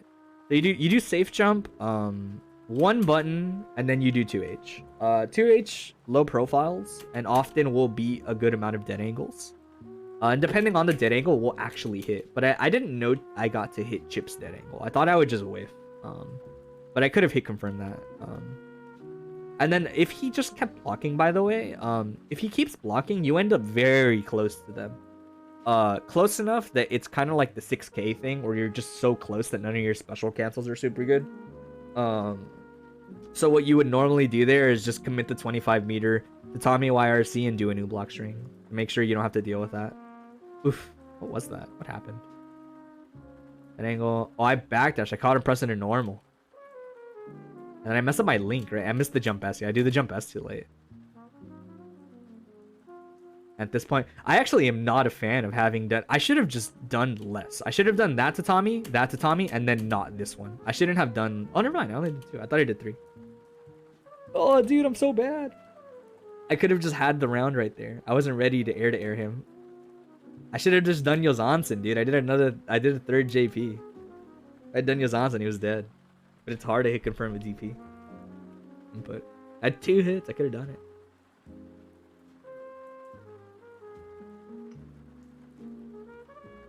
Oh my god. Yo, I'm so toxic. I'm so toxic. How'd I do that? It's... Bro... It's the last round in the set. And I jump and I make it the most obvious 6P this zombie situation of all time. I'm so toxic. I could have just played on as neutral. Catch him trying to JD, I think. But he was a little too high, so the hit confirm wasn't there off the 5H. Yeah, that's tough. That's tough. It's one of those things where it's like the best thing you can do here off of this situation, like obviously I every now and then I'll just throw it in. Armor dash just beats blitz, or sorry, blitz. It beats burst. So every now and then I'll just use it to bait burst, especially because you need to throw me out of this to punish me for doing it, which is annoying, right? But like it's part of what makes it so good. But this is punishable. Like going for a reset like that on the burst read is punishable if you're looking for it. All right. Oh, jumps out of the jump H. I could have done jump P maybe to like jail him properly. Oh, that's the classic. That's the Viking classic. I love doing this to people. So I use Zonsen thinking he wouldn't do triple jump, right? You see how where is it? Like down here. Before the slowdown. So he techs, does one. I completely. This is mostly. I think I just forgot that Chipp has a second jump, right? So he techs, uses his first jump, and then most characters don't have that next jump, right? So you can see I was already doing Yozansen, right? Because if he had continued to fall after that jump, which is what most characters have to deal with, he would have had to block Yozansen, or he would have got counter hit pressing a button early on the way down. But Chipp has that extra jump, so I was not ready for that. More than likely. So he does triple jump, right? I Yozansen. Luckily I have 25 meter. I don't even use it. Never mind. I just whiff Yozansen into stand Zami. You love to see it. But yeah, it's one of those things where he can see me like whiffing some kind of normal down there. So he's like, oh, screw that. I'm gonna put him in block stun. But it's not. Yozansen has like no recovery basically for some reason. It gets caught. I messed this up. Yeah, I do. I was like, why did I do that combo run? The combo run makes no sense. I should have just done like a freaking regular dust loop. Honestly, off of this, I should have just pressed close slash and done a regular ass dust loop. I don't know why I wanted that like optimal extension in the heat of the moment. Oh my god, I did that. Oh, that sucks. Never mind, it works out. I missed my combo. I missed the back input of my half circle more than likely, so I got 5k instead of armor dash into Kuchinashi into full combo, right? Dude, I hate Chipp. I hate Chipp. He makes me feel so bad about myself. Every time I jump, he throws me. Every time I don't jump, he just whips a normal and then beats me anyway. Oh, see, that time I thought he would run up throw, right? So Pat has done like button special and then been like pressing a button, and I've zombied him like the last 2 or 3 times. So I expected him to just after that run up and throw me like on a hard zombie read. So I was already mashing 5k, but he does a teleport. Somehow I don't get hit by that jump H. I don't know how. It's 6p. I think this is the process of me getting robbed, right? I always fall for that. I know. Okay, so this looks silly, but hear me out, right? A lot of people hate like when I do this, or not hate, but go like, why would you do that? Look at how far he is. You have to understand. Look at how far Pat is on his Oki, right? My initial thought when he's at this distance is, hey, if you run up and press a normal that hits low, which is pretty common to start block strings with, if I do this Yozansen, it's a 9-frame option, and it's gonna start low crushing that normal before the 9th frame, right? So this randomly is so scary on wake up, just because of like the raw speed of it. That I didn't expect him to do this gamma, like this safe gamma meaty like that with the YRC. Catches that time I instant tech and he actually throws me for it. And this time I was over it. I was live or die. I was like, live or die, this is it. Because Pat did gamma OTG and I was like, Chips always teleport in front of you and do low or 6k here. They all do it. They always do it all the time. It is so rare that they teleport behind you and throw you. It always feels like they just teleport in front and make you hold 6k or make you hold 2k, right? So I was like, fuck it. I'm a tech back. I'm gonna just mash super. That was 100% my thought process. I just had a feeling. I was like, I don't think you're gonna teleport behind me. Specifically. If you teleport in front of me, you're probably gonna press a normal. Just try to like low high me. Especially because the normal's not gonna be like punishable. So I'm gonna just mash super. I didn't even expect this to kill. I just wanted my turn back. But it kills.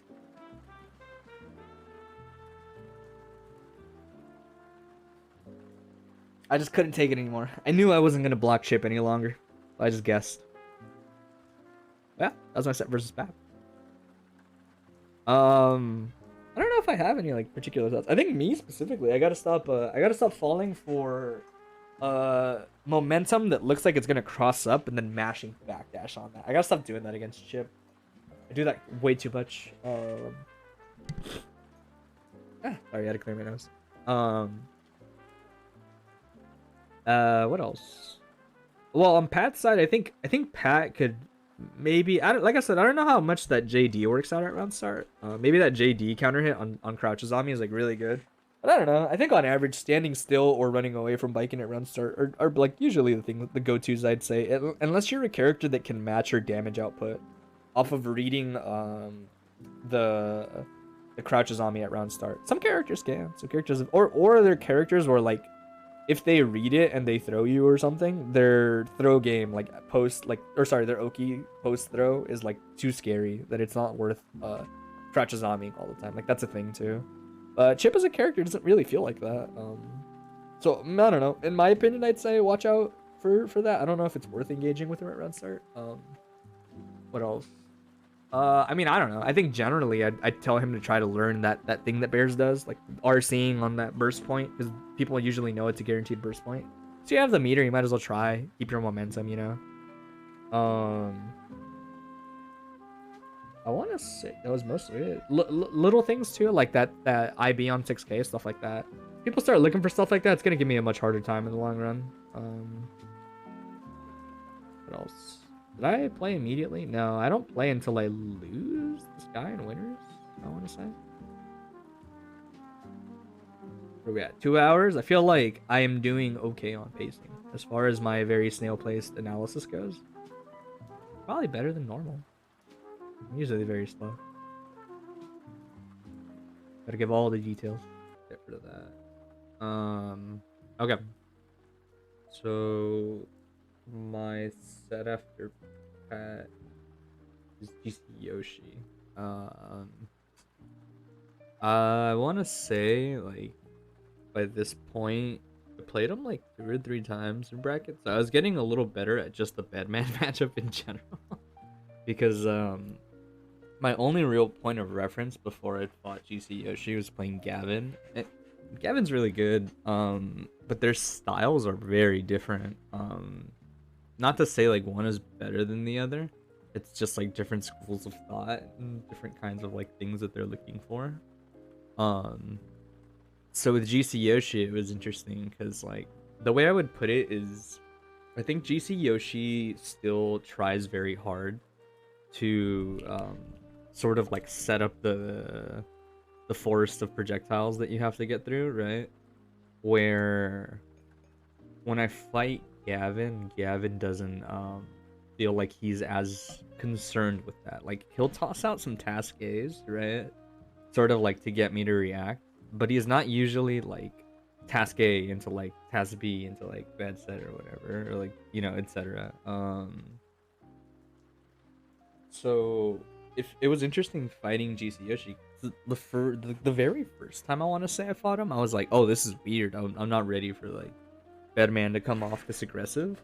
I'm used to Bedman's like tossing task A, waiting for me to approach, blocking a lot, staying relatively grounded actually. Like Gavin stays mostly grounded, I'd say, as Bedman. At least in the matchups I've seen him play, or seen them play. Because it just makes a lot of sense in those matchups. Stay grounded, and then once they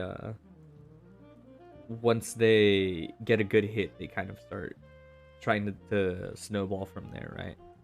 Where GC Yoshi's kind of like trying to snowball into his offense, if that makes any sense. Or sorry, like it's weird to explain. Like he's trying to set up the party and then go in. Where it feels like when I fight Gavin, it's a lot more about like, oh, I got a hit to start the party. Okay, now the party started, kind of thing. But I was very fortunate in that GC Yoshi did not know this matchup, at least not at this point in time. I played him after the last rev2sday I entered, which was like the October 5th one or something like that. Was it? No, October 19th one. I'm getting them confused. After that one, we played some, and I think he gets a much better grasp of the matchup now. But in general, his defense in this matchup was always like way too impatient. He didn't know where and when to challenge, and he also didn't know like when to stop doing things in neutral, if that makes any sense.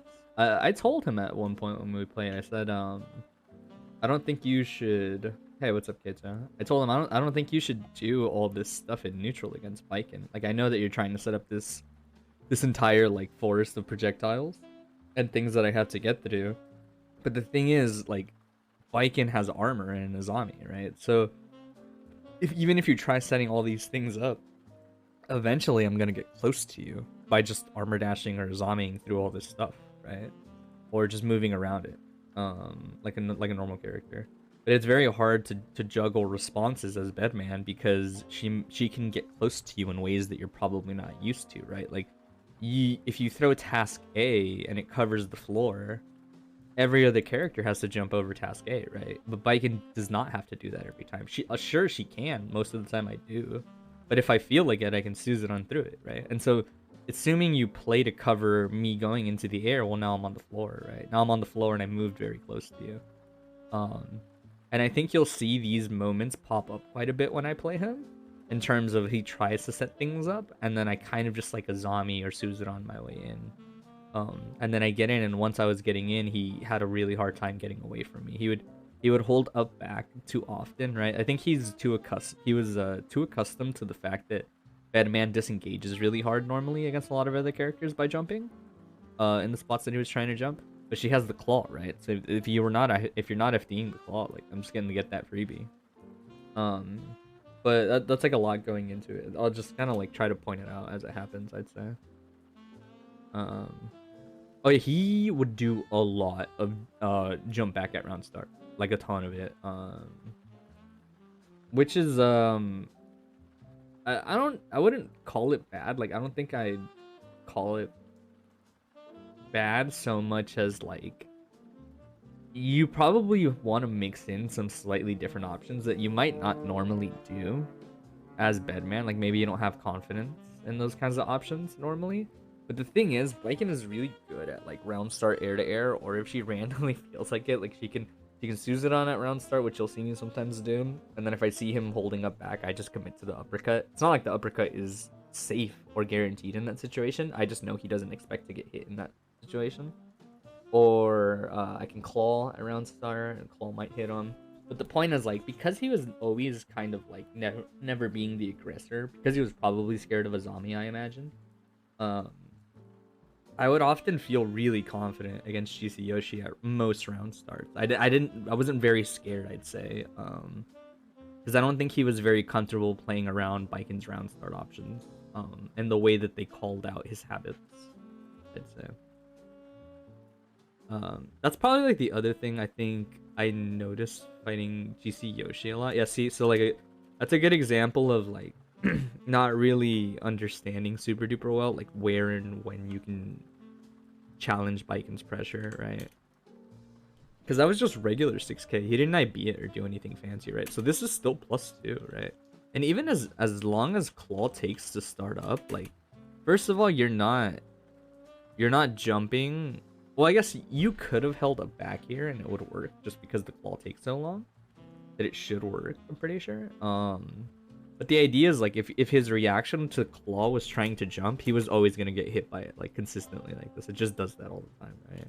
Then off of that, you get a throw reset, but I noticed I have a really hard time throwing Bedman out of his air text. I think it's his hurt box or something. It's pretty weird. But I've noticed myself miss them quite a lot against Bedman specifically. And he didn't delay his tech. It doesn't look like. It looks like that's the actual timing. It looks like he just techs kind of weird as a character, and it doesn't happen. And that's just unlucky. He pressed the button on reaction to jump H whiffing, but him pressing a button in general here is the reason that he caught counter hit by it, which is pretty funny. But yeah, see, another example, right, of, like, he's just not comfortable with Baiken's block strings and how long to block / what to look for, right? So, like, 2S, especially because he was FDing me, right? I don't know if he FD'd 2S specifically. No, he didn't, but just in general, because he wanted to push me away, it was very obvious that he wanted to jump, because that's normally Bedman's option in that situation. His forward dash is obviously committal if people just look for it to happen, so he's more inclined to jump back, especially because air dash down forward jump S is a menace to society and beats, like, quite a lot of the anti-airs, I'd say, in the game, or at least, like, stuffs them before they can come out.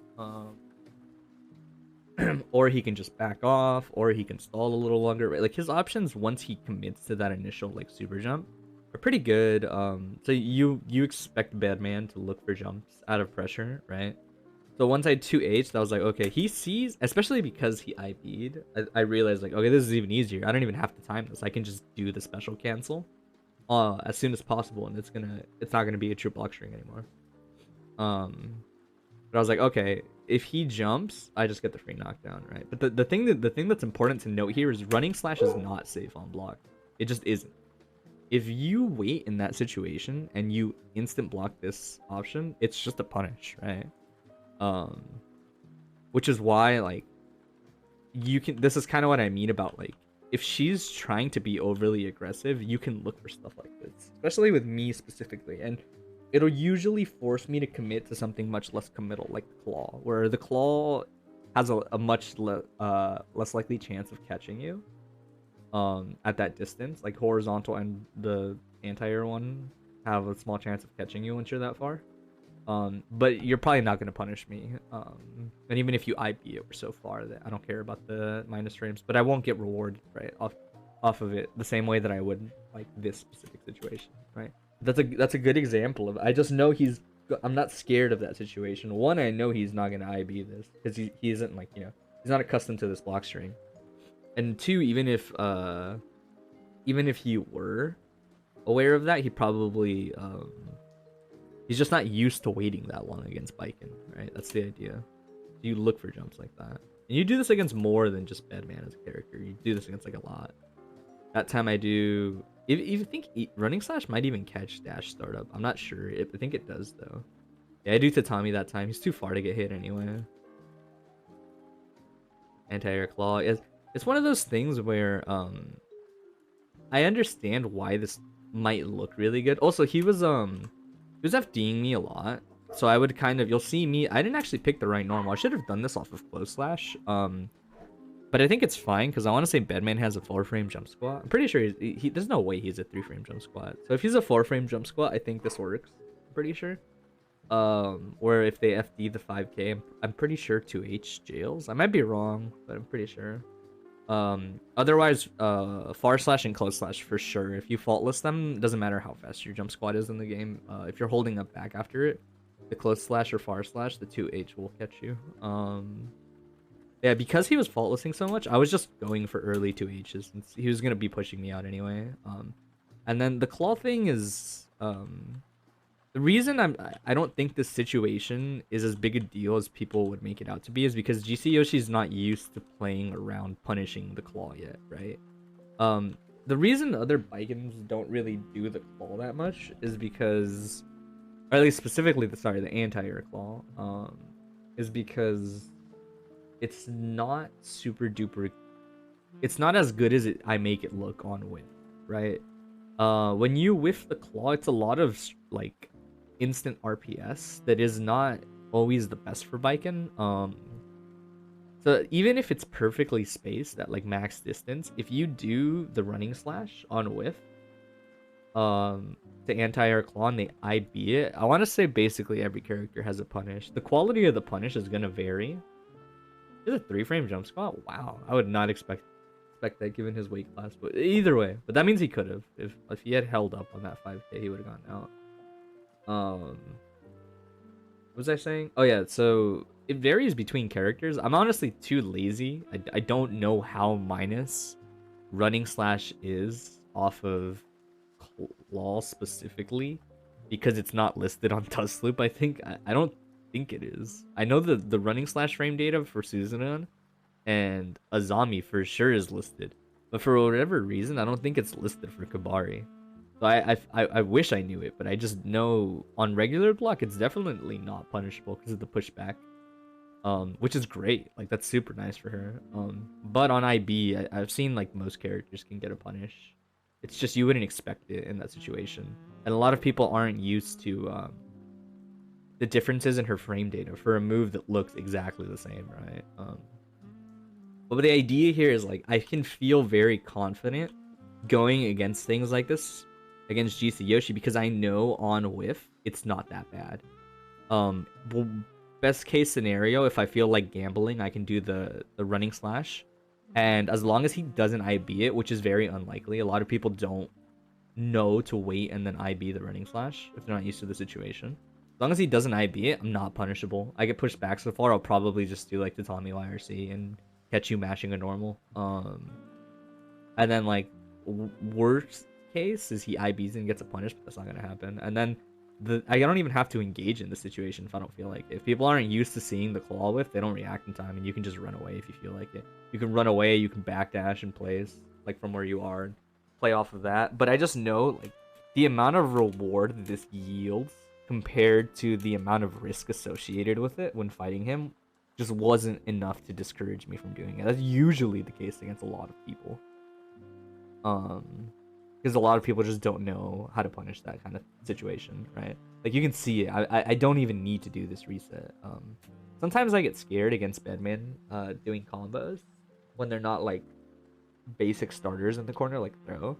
That I will go for extra resets, but even if I don't, it's fine, right? With claw, do IAD, jump H. The reason I do this is because one, he's probably not gonna forward dash on wake up. That's kind of weird to do, even though I guess technically it would have worked in this situation. Maybe.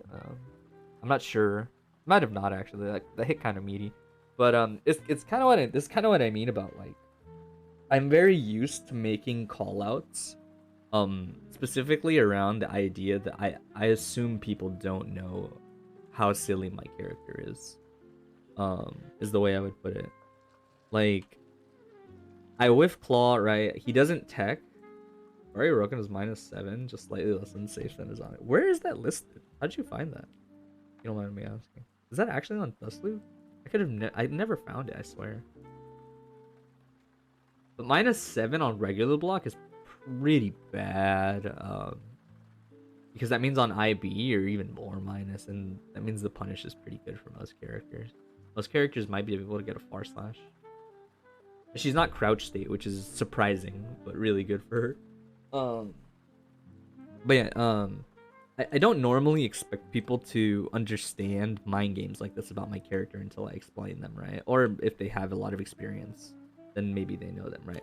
But specifically him not teching is not a big deal. You scroll past with the zombie season on part. Oh, so it's just buried deeper. I see. I always just looked at the data for the special move.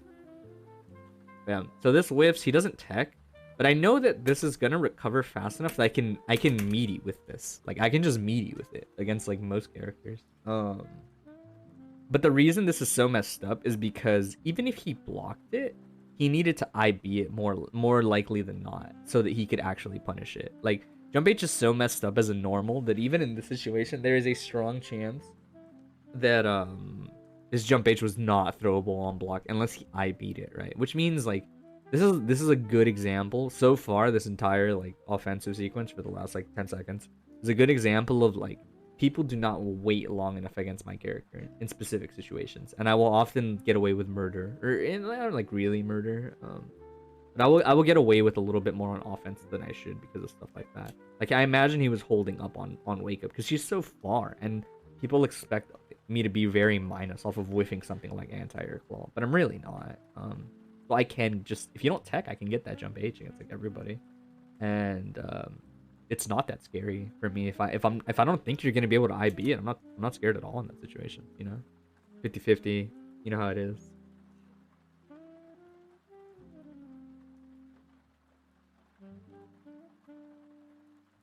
And then this is another thing. This is what I was talking about, where he is randomly like very aggressive at round starts every now and then. I don't know if his jump P would beat my jump P. Her jump P is pretty good.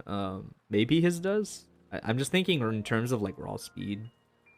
I imagine they'd be like probably in the same ballpark.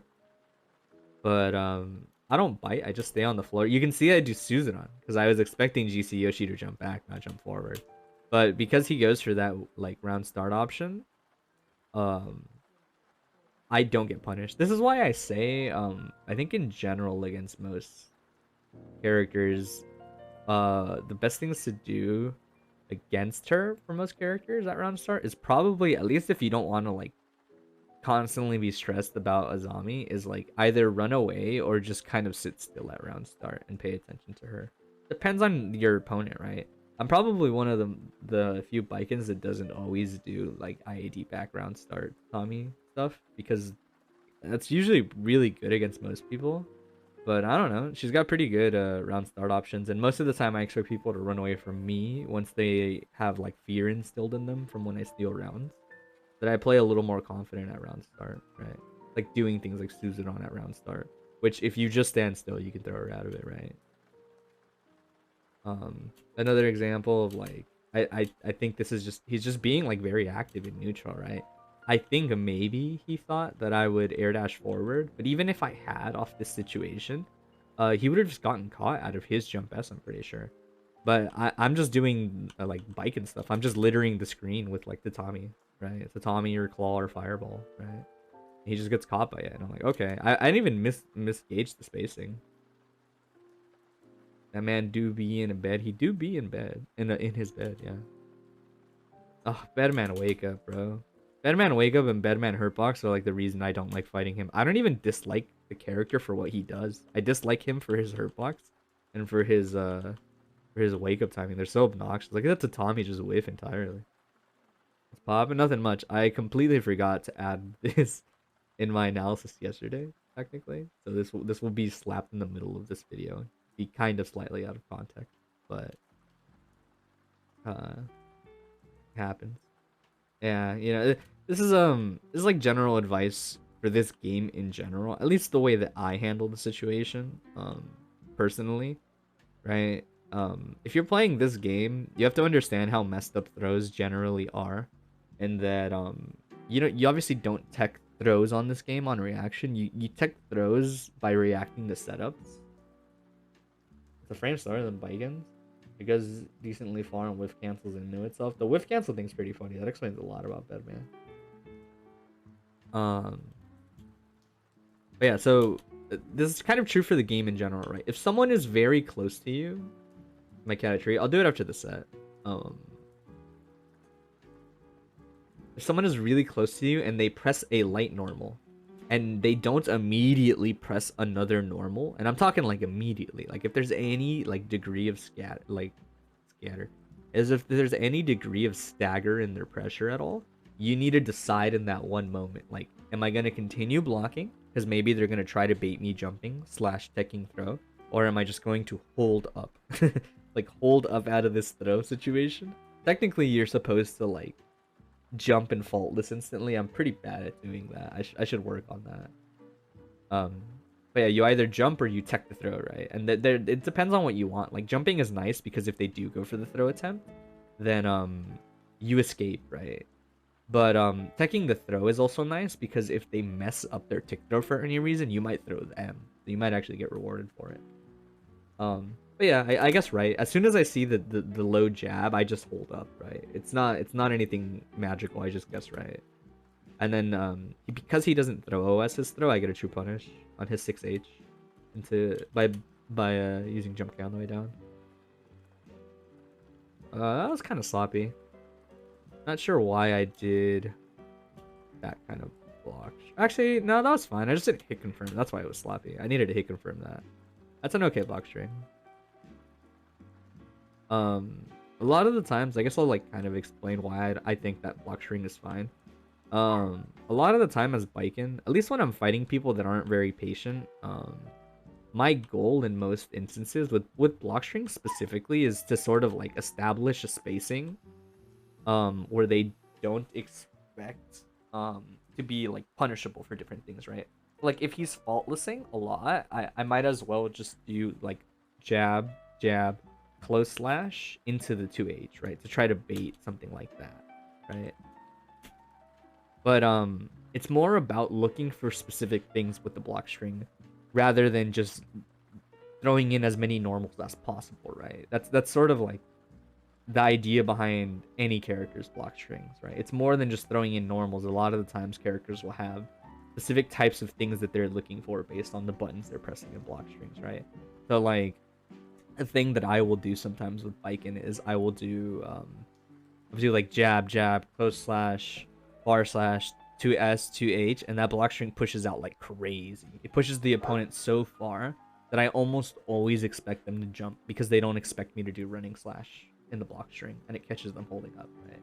Things like that, right? Or doing, you can do like punch, 2K, sorry, it's like 5P, 2K, close slash 2S, and by then you're in a pretty good spacing where if you do the claw against them, if they're people that hold up like as soon as they're kind of far from you, um, it'll catch them, right? Or if they're people that think like, oh, this guy always does 2S 2H, I'm gonna hold up as soon as I see 2S, you can do Tatami and it'll catch them naturally, or you can do the anti-air claw if you want higher reward, right? But things like that, right? Like she's a character that has to pay a lot of attention to spacing with her opponent, um, and also what they tend to do with that space.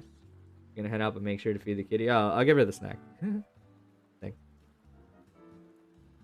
I would do it now, but I'm not trying to have an awkward intermission during this. And there's the thing I talked about where sometimes against him I will just lock the Suzudon in, mostly because he doesn't. If somebody is doing a bunch of stuff in neutral, especially in the air like this, I don't see much reason not to do armor dash on the ground. Armor dash is gonna move me forward. If you did like air dash down forward jump S, I'm gonna eat the hit and not get punished. I'm probably gonna throw you as soon as you land because you're not gonna be ready for the situation. But the idea is I kind of just get to move forward for free, and then I can react to the situation accordingly, right? Like you don't expect to get hit up there, so I'm just gonna do the uppercut. And then that was silly. I shouldn't have done that. I should have just waited for his tech. I thought he would instant tech and be very aggressive off of it, so I do the zombie, but he doesn't end up teching into me. What happened? With some block strings, kind of just like feeling out the neutral. That's just a Biken moment. If you make contact with Biken with hitboxes and it does not feel like it is going to combo, there is very little reason for me not to mash a zombie in these situations. Because your normal is going to put me pretty far from you anyway. So if I a zombie and you did nothing, or like you jump or something, I'm decently far from you. I'm not super far, but I'm decently far from you. That I won't necessarily get punished for this zombie. If you don't press a button there. But if you do press a button thinking that you're going to combo, I get that. Mess up the combo because I didn't expect Bedman to fall so fast. I get hit doing a cross up, right? Was that what that was? Yeah, I try to catch him on the way down, but he falls a little too fast and I whiff and get punished. And there's the thing I was talking about, like she can do things that regular characters do, especially because her jump S is so strong in terms of like playing an air-to-air game with your opponent. Because as long as I know, okay, he's gonna chuck task A in the air. Task A, when Bedman is airborne, flies downward. Specifically, I think task A on the ground flies upward. They like never throw it on the ground. I almost forget what it's supposed to do when they throw it on the ground. But I know when they're in the air and I think they're gonna throw it, I just assume that like I kind of just assume this situation is gonna happen and I continue to drift forward and aim for air to airs like that, right? See how like I just barely missed the jump S. But I'm already like right next to him. I'm gonna chase him down. I don't think this is necessarily like a reasonable option based on the situation. I think something that's way more stable to do here is to maybe dash forward slightly, but make sure that you keep in mind that task A is on the way back. So like I think a much more reasonable thing to do is hers, like maybe like go here, because you can already see that Bedman's like in the process of jumping back, and he expects this task A to come back and sort of help him. But if you're aware of how task A returns to Bedman, you can play around that spacing, right? When task A goes off screen, it comes back to Bedman and whatever is basically the shortest path to him. Which means you just pay attention to that when the situation is unfolding, basically. So in this situation, if GC Yoshi is going up here, right, for a second, I'm down here. The only way this can play out is essentially he's either gonna stall in the air, and remember, Bedman's replays stop doing what they're doing if you force them to block. They don't continue to come out. They disappear on contact. So the way I would think of this is I would run to like, maybe you may not even need to run. The reason you'd want to move forward a little is because Bedman's moving slightly back, and then probably just jump neutral like this. And then if it looks like he's starting to do the air stall for the air dash, you can probably just Tatami, and Tatami's gonna kind of like splat on him on the way down, and it's gonna force that contact that gets rid of this task A. Otherwise, if he just jumps back and falls, by the time task A is on the way back, um, you will still be probably like in the air. Sorry, you'll be probably like around here. Even if you make contact with the floor, actually, yeah, no, you wouldn't be in the air anymore. I'm silly. You would be on the floor too with him. He would land, and then a second later you would land, and then like maybe like a second after that, we'll say, like the moment after you guys both land, task A is coming back, right? Task A is coming back. But the great thing about being Baiken is how strong Tatami is in that situation.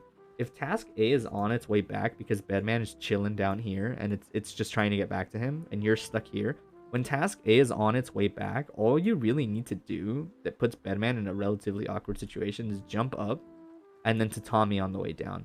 The Tatami is great because Bedman normally expects one of two things to happen here, right? He expects you to do the jump. So he expects you to like do this part, right? He knows like, oh, you have to jump over this task A. But the way that this normally works is either you're not approaching him because you don't want this situation to happen, basically. Or if you jump up and you air dash forward, Bedman is still on the floor, so he just gets the freest 6p of all time. And Bedman's like to cry about the fact that the 6p counter hit trades a lot in that situation. But I think it makes sense because otherwise it would be really annoying to fight Bedman if he just didn't have to worry about like his anti-air not being reliable there, I'd say. Because on counter hit trade he gets a knockdown anyway, and the Oki isn't super strong if he doesn't have like a ton of replays set up already somehow. But he still gets like a walk up, run up, high low type of thing. For like one mix, or he can, if he didn't throw sorry, if the task A is back, he can throw a task A prime after the counter hit trade and then like media you with it. But the thing that's annoying and like about the situation is if you move forward, he 6Ps you, right? If you move back, that's also really good for Bedman because now you've given Bedman all the screen he needs to start to zone you even more, right? Which is why like in this situation that they're like so accustomed to playing out, the fact that you can neutral jump and splat a projectile right in front of you in a way that denies him offense is amazing, right? Because I think they're used to like, if people jump neutral, it's not normally like a super strong thing because no one has a projectile like Bike and no one can jump up and then projectile and then fall downward with it and kind of like own space in front of them. But you can do that against Bedman, and it makes his like task A game a little weaker than it is against other characters, I would say. It's not like it's the biggest deal, and a lot of the times you'll still see me running into those 6Ps or air dashing back, like playing off the task A the way he wants me to. But in general, right, the initial point here was like, if we went back, it started from me chasing him, right? Because this is like a really long tangent. But to sort of like connect everything, it's the idea is that I don't feel, as long as his deja vus haven't been all set up, I'm not super duper scared of Bedman in situations like this, right? So I'm confident in calling out the initial task A. I missed the air to air slightly, but I know task A is coming back, right? So I think the most reasonable thing to do there is to just jump and do that Tatami thing I was talking about, or like jump and see what Bedman does more specifically. Obviously against GC Yoshi, I know he's gonna hold up back, so I did something silly like chase him down in air throw. You shouldn't do that, right? You should sort of play around that flow chart that I was talking about, which you can do as Baiken against Bedman or dash back to Tommy. That's kind of like a bait that I was getting way too much mileage out of against GC Yoshi specifically. GC Yoshi oftentimes recognizes when like Oki looks fake like this. Like he's like, oh, I'm gonna like hold up and try to air throw you on wake up, right? And a lot of the times he does it with back air throw specifically. That way, if you press a normal, he usually just IBs it. I don't know like how relevant that is against other characters. I don't even really see characters in this situation except for Baiken really. But this setup is so fast when Baiken does it that you're pretty much like always out of the range of air throws, except for maybe like weird specific examples. Like maybe like if if Answer does like super jump here, he'd throw you. But he'd have to do like super jump forward, you know? Like people neutral jump to try to throw you because they don't think you'll escape fast enough. But he tries to throw me on wake up like that. Even if I had done the other thing I can do, or if I was mid screen, I could just neutral jump H. Jump H is such a messed up normal that he's gonna IB it at a really low height. Too low to air throw me out of the jump H because he's gonna land on the floor first. And because he doesn't know the punish to me doing jump H to Tommy Meaty, he's probably gonna get hit trying to press the button. It happens, like it's happened a few times when I've played him.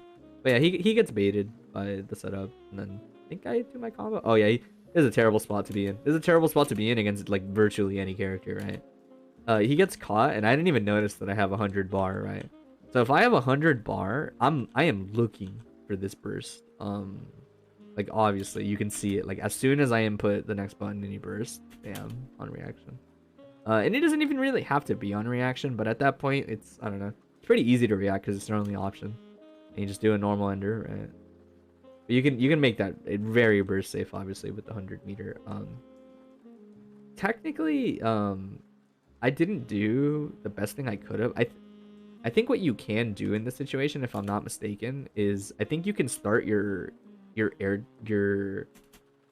jump S string from farther, so that what you do is you're farther away from them and you don't do jump S, jump D. I think I've seen Mystic you do air dash Yozansen and it's burst safe if you do it right. I've never really practiced it because it just seems really specific, and most of the time people don't burst.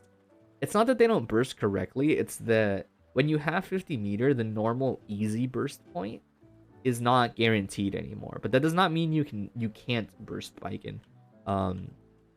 It sometimes it looks silly when it doesn't work right. But the way you can think of this is if you anticipate her air dash, even if she does air dash jump P, right, like trying to bait a burst, if you anticipate the air dash in general and burst early, she'll air dash into you bursting, right? That's a burst thing. It's a burst point you can do. The reason that burst point is stressful to try to do is because it is reliant on the bike and not messing up their combo, which is really funny to say, but is very, like, that is a factor. That is 100% a factor. I have fought people who understand how that burst point works and that they can burst me air dashing in specifically. And like no matter what I do, unless I do that Yozansen thing, and no matter what I do in terms of like air normals or how much meter I have, they'll burst me on incoming, so I can't do anything about it. But I'll mess up the combo sometimes when they do that burst point, and it'll just whiff. Like they'll just burst, so I'll land on the floor and like nothing happens, right? Like if like assuming, you know, like I missed this air dash, basically I just land on the floor and they burst where they currently are. And then it just, everyone would think, like, why would you burst there? It looks so silly. When I mess up the combo, it looks like a silly burst. But it's actually a really smart burst point. The only reason it's scary to go for is because if the Biken messes up that part of the combo, which is like the notorious part to mess up, is the air dash link, then you don't get that burst. It's why I don't really tell people to take that burst very often. Because I know, like, if I mess up the combo, they're gonna be like, dude, this is so dumb. But obviously, if you don't know about that and you try to do the normal one where you burst jump S on hit, it makes you susceptible to Roman cancel baits like that.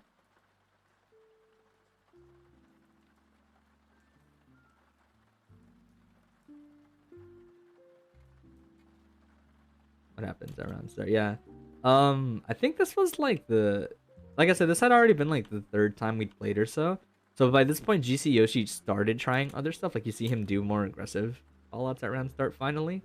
That still loses to Suzuran, by the way, because that's just the normal like meaty mid.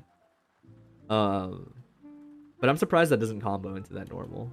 Either way, another example. Oh, that sucks. Yeah. What should I have done here? So I should have done Firebolt. That would have been very smart to do here. Because obviously he threw task A out, anticipating to like throw it and then wait. Like I talked about, sometimes they just throw it and wait. But I did running slash, assuming that he would hold like up back, like he's been doing quite a bunch in the set. And he has the appropriate response. He blocks, but he doesn't IB. So now because of the fact that he doesn't IB, it's not a true punish anymore.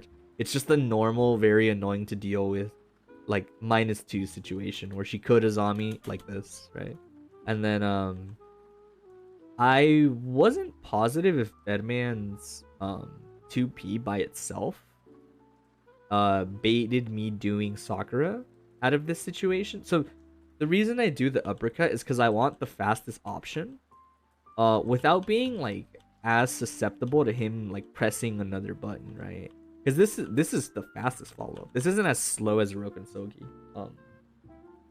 Right? Because if I did running slash and like if I did the Roken Sogi and he did like 2P into like 2K and it's fast enough somehow to like catch me in the startup of it, I would have been very sad.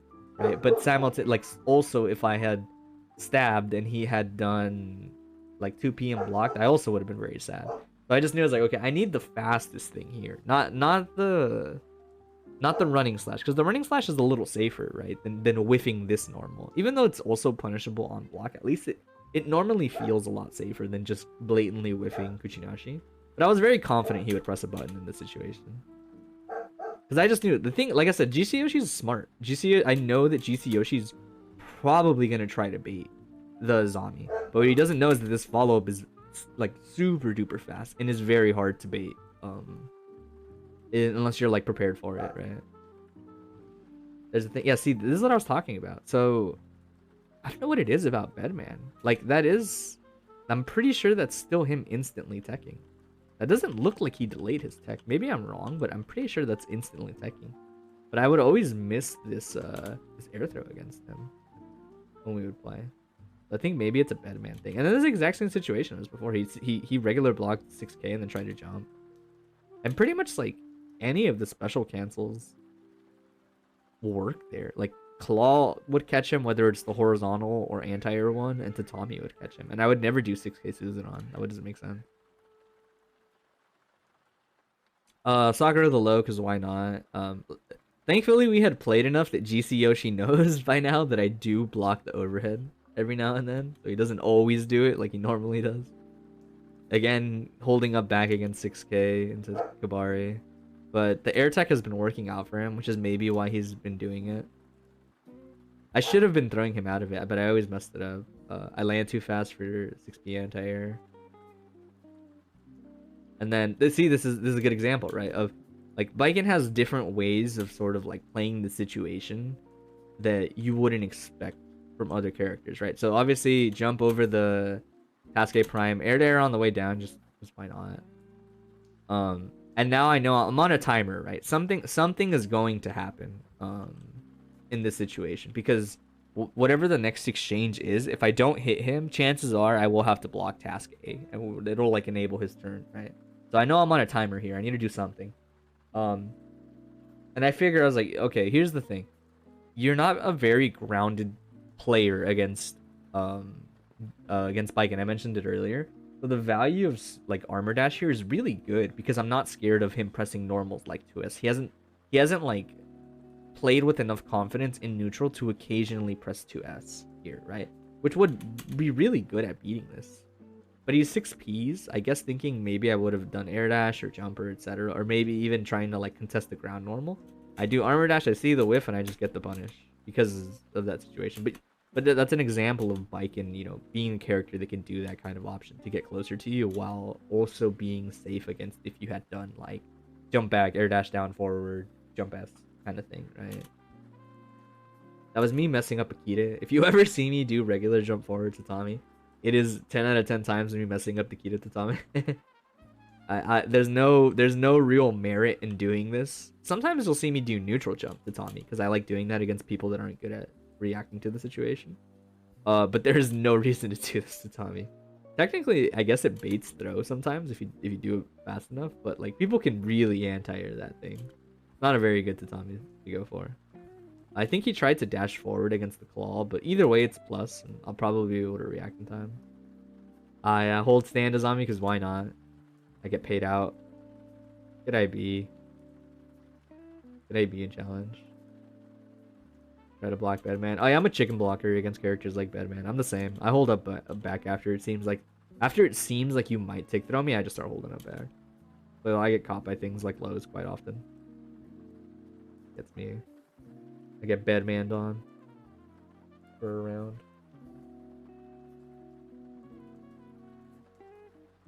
What was that? I was definitely not really paying attention. He didn't super air to air forward.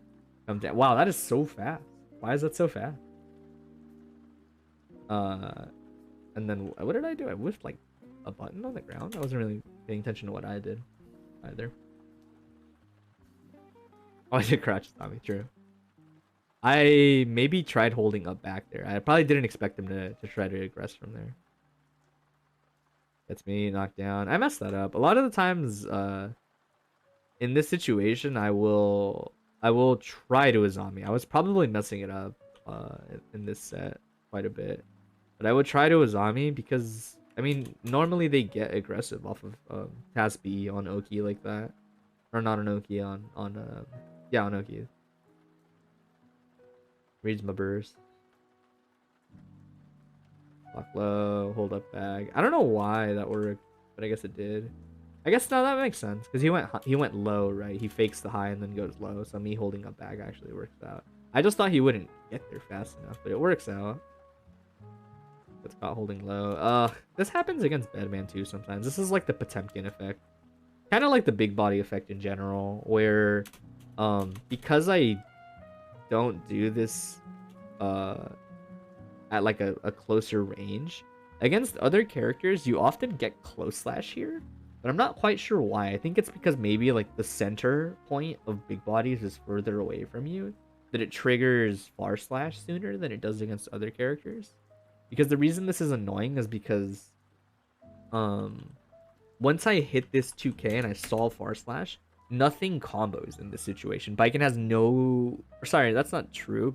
Baiken has no knockdown from this far slash on regular hit. If you're crouching, I can knock you down. But when you get caught standing like this, I can't do anything that results in a knockdown. I can do resets, and I do them all the time, obviously.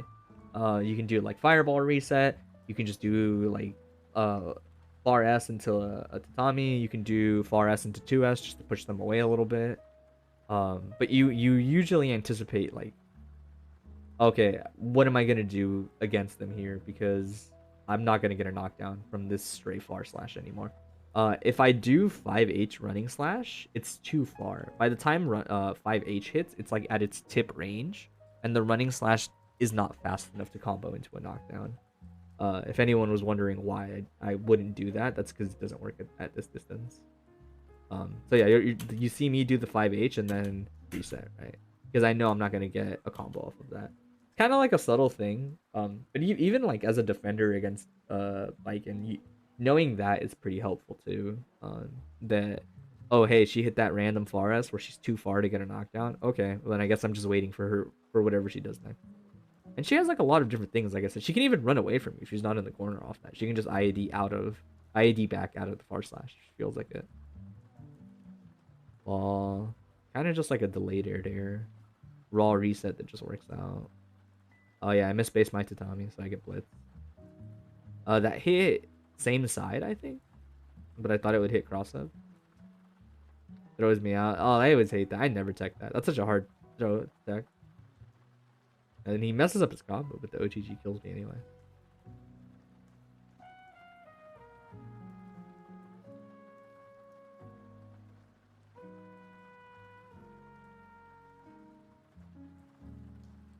Yeah, and there's the thing I talked about. He was already doing the JP on the way down. But once I saw him in the air, and pretty much anytime we were playing, I just started doing this. I probably won't do this as much anymore. I think he caught on to it when we were playing. After the tournament, but during our sets, it had so much value that I was like, yeah, sure. Oh, that was me messing up.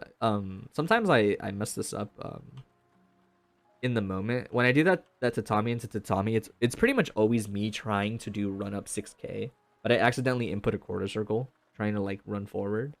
So it turns into a tatami. That's never on purpose. And then that's just me guessing, obviously, right? Like, he knocks me down, and I don't know if there's any actual indication. I guess technically maybe the replay mark is different. Like, I don't know if the deja vu mark is different. Like, to me, I'm pretty sure these animations are like basically the same. Maybe I could check that. for when Bedman does Task A versus Task A Prime, where Task A Prime is the one where when it makes contact, he teleports to you. But I just figured based on the knockdown, I was like, okay, this is Task A Prime, probably. So I just zombied it. If I am not mistaken, I don't... I'll test this after. This will be the thing I test after this set. I think Bedman can do Task A Prime and block. Yeah, I'm pretty sure he can block if he feels like it. So it's not like this is zombies a true punisher or anything. Pretty sure he's plus enough that he can block. 2P, 2K, 2S, Task A Prime. Okay, I'll test that after. But yeah, I've had a feeling based on what he did. Good burst. Well, kind of scary actually. He bursted late enough that I could have maybe baited it.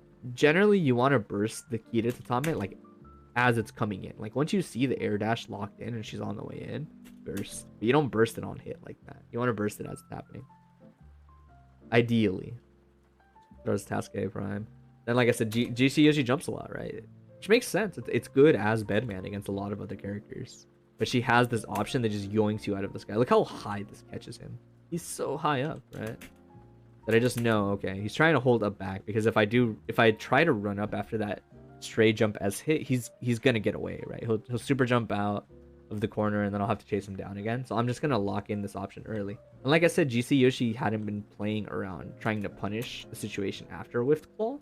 So there was much risk associated with trying to go for this, I'd say. Oh, I missed my dash. I saw he built exactly 25 meter by this point. So I figured, okay, I want to keep my momentum rolling as much as possible. In case he tries to do tap blitz, I was trying to do dash up 2D. Because dash up 2D will beat stand blitz here if you do it properly. No matter what he picks off of stand blitz, unless he does stand blitz into block. Otherwise, at least with the character, especially with the character like Bedman, the 2D will beat everything because he has no meterless reversal. But I missed the dash, so it gets kind of awkward. IB's the punch, and this is kind of the other thing I talked about, where like GC Yoshi, the way he plays is very like go big or go home. As soon as he tries to IB something like in the air, he tries to throw you, without like understanding like can I throw this in this situation. And sometimes I will just like catch him randomly. They're gonna knock down. Yeah, see, big body syndrome. Something about big bodies, man. They push themselves out really far. I don't know why. Something in the game makes it so that you get pushed out further when you're hitting them. So this would have knocked down any other character because I wouldn't have gotten pushed as far back. Hey, what's up, Storm? But he does push me far enough that this doesn't combo, and now I could have not spent that 50 meter technically because he faultless. So that running slash, instead of even being -2, is like probably like dead even on block or something like that. But I do the RRC so I can keep my turn going, like for sure, so that he has no chance of escaping, right? And I just start spamming offensive tools that I know GC Yoshi doesn't know the answer to at this point in time, right? I know he doesn't know overhead is fake, right? And then I actually thought maybe he understood how to try to block against the fuzzy, right? So if you actually anticipate her doing Tiger Knee to Tommy, you can crouch block it. You can just crouch block it and you won't get fuzzied, right? Like she can't do the fuzzy against you if you're crouch blocking, because it relies on you stand blocking a zombie or zombie at Tatami. Right? So I thought maybe he knew about it. I knew he doesn't know that it's fake. Like I knew, okay, I'm not gonna get thrown out of this, I'm not gonna get blitzed out of this. But I thought maybe he knew that he could crouch the fuzzy setup so that it wouldn't happen. So I did jump H, assuming that because that's what normally Biken does. If she thinks you're gonna like crouch in that situation, she can just like jump H. And it'll like sometimes catch people. But it doesn't like happen. And he mashes on, what was that, 2H, but I'm too far. Yeah. Pretty much most instances of me opening up GC Yoshi whenever we were playing in these early Rev2sday sets is just him like not knowing when to press buttons or where.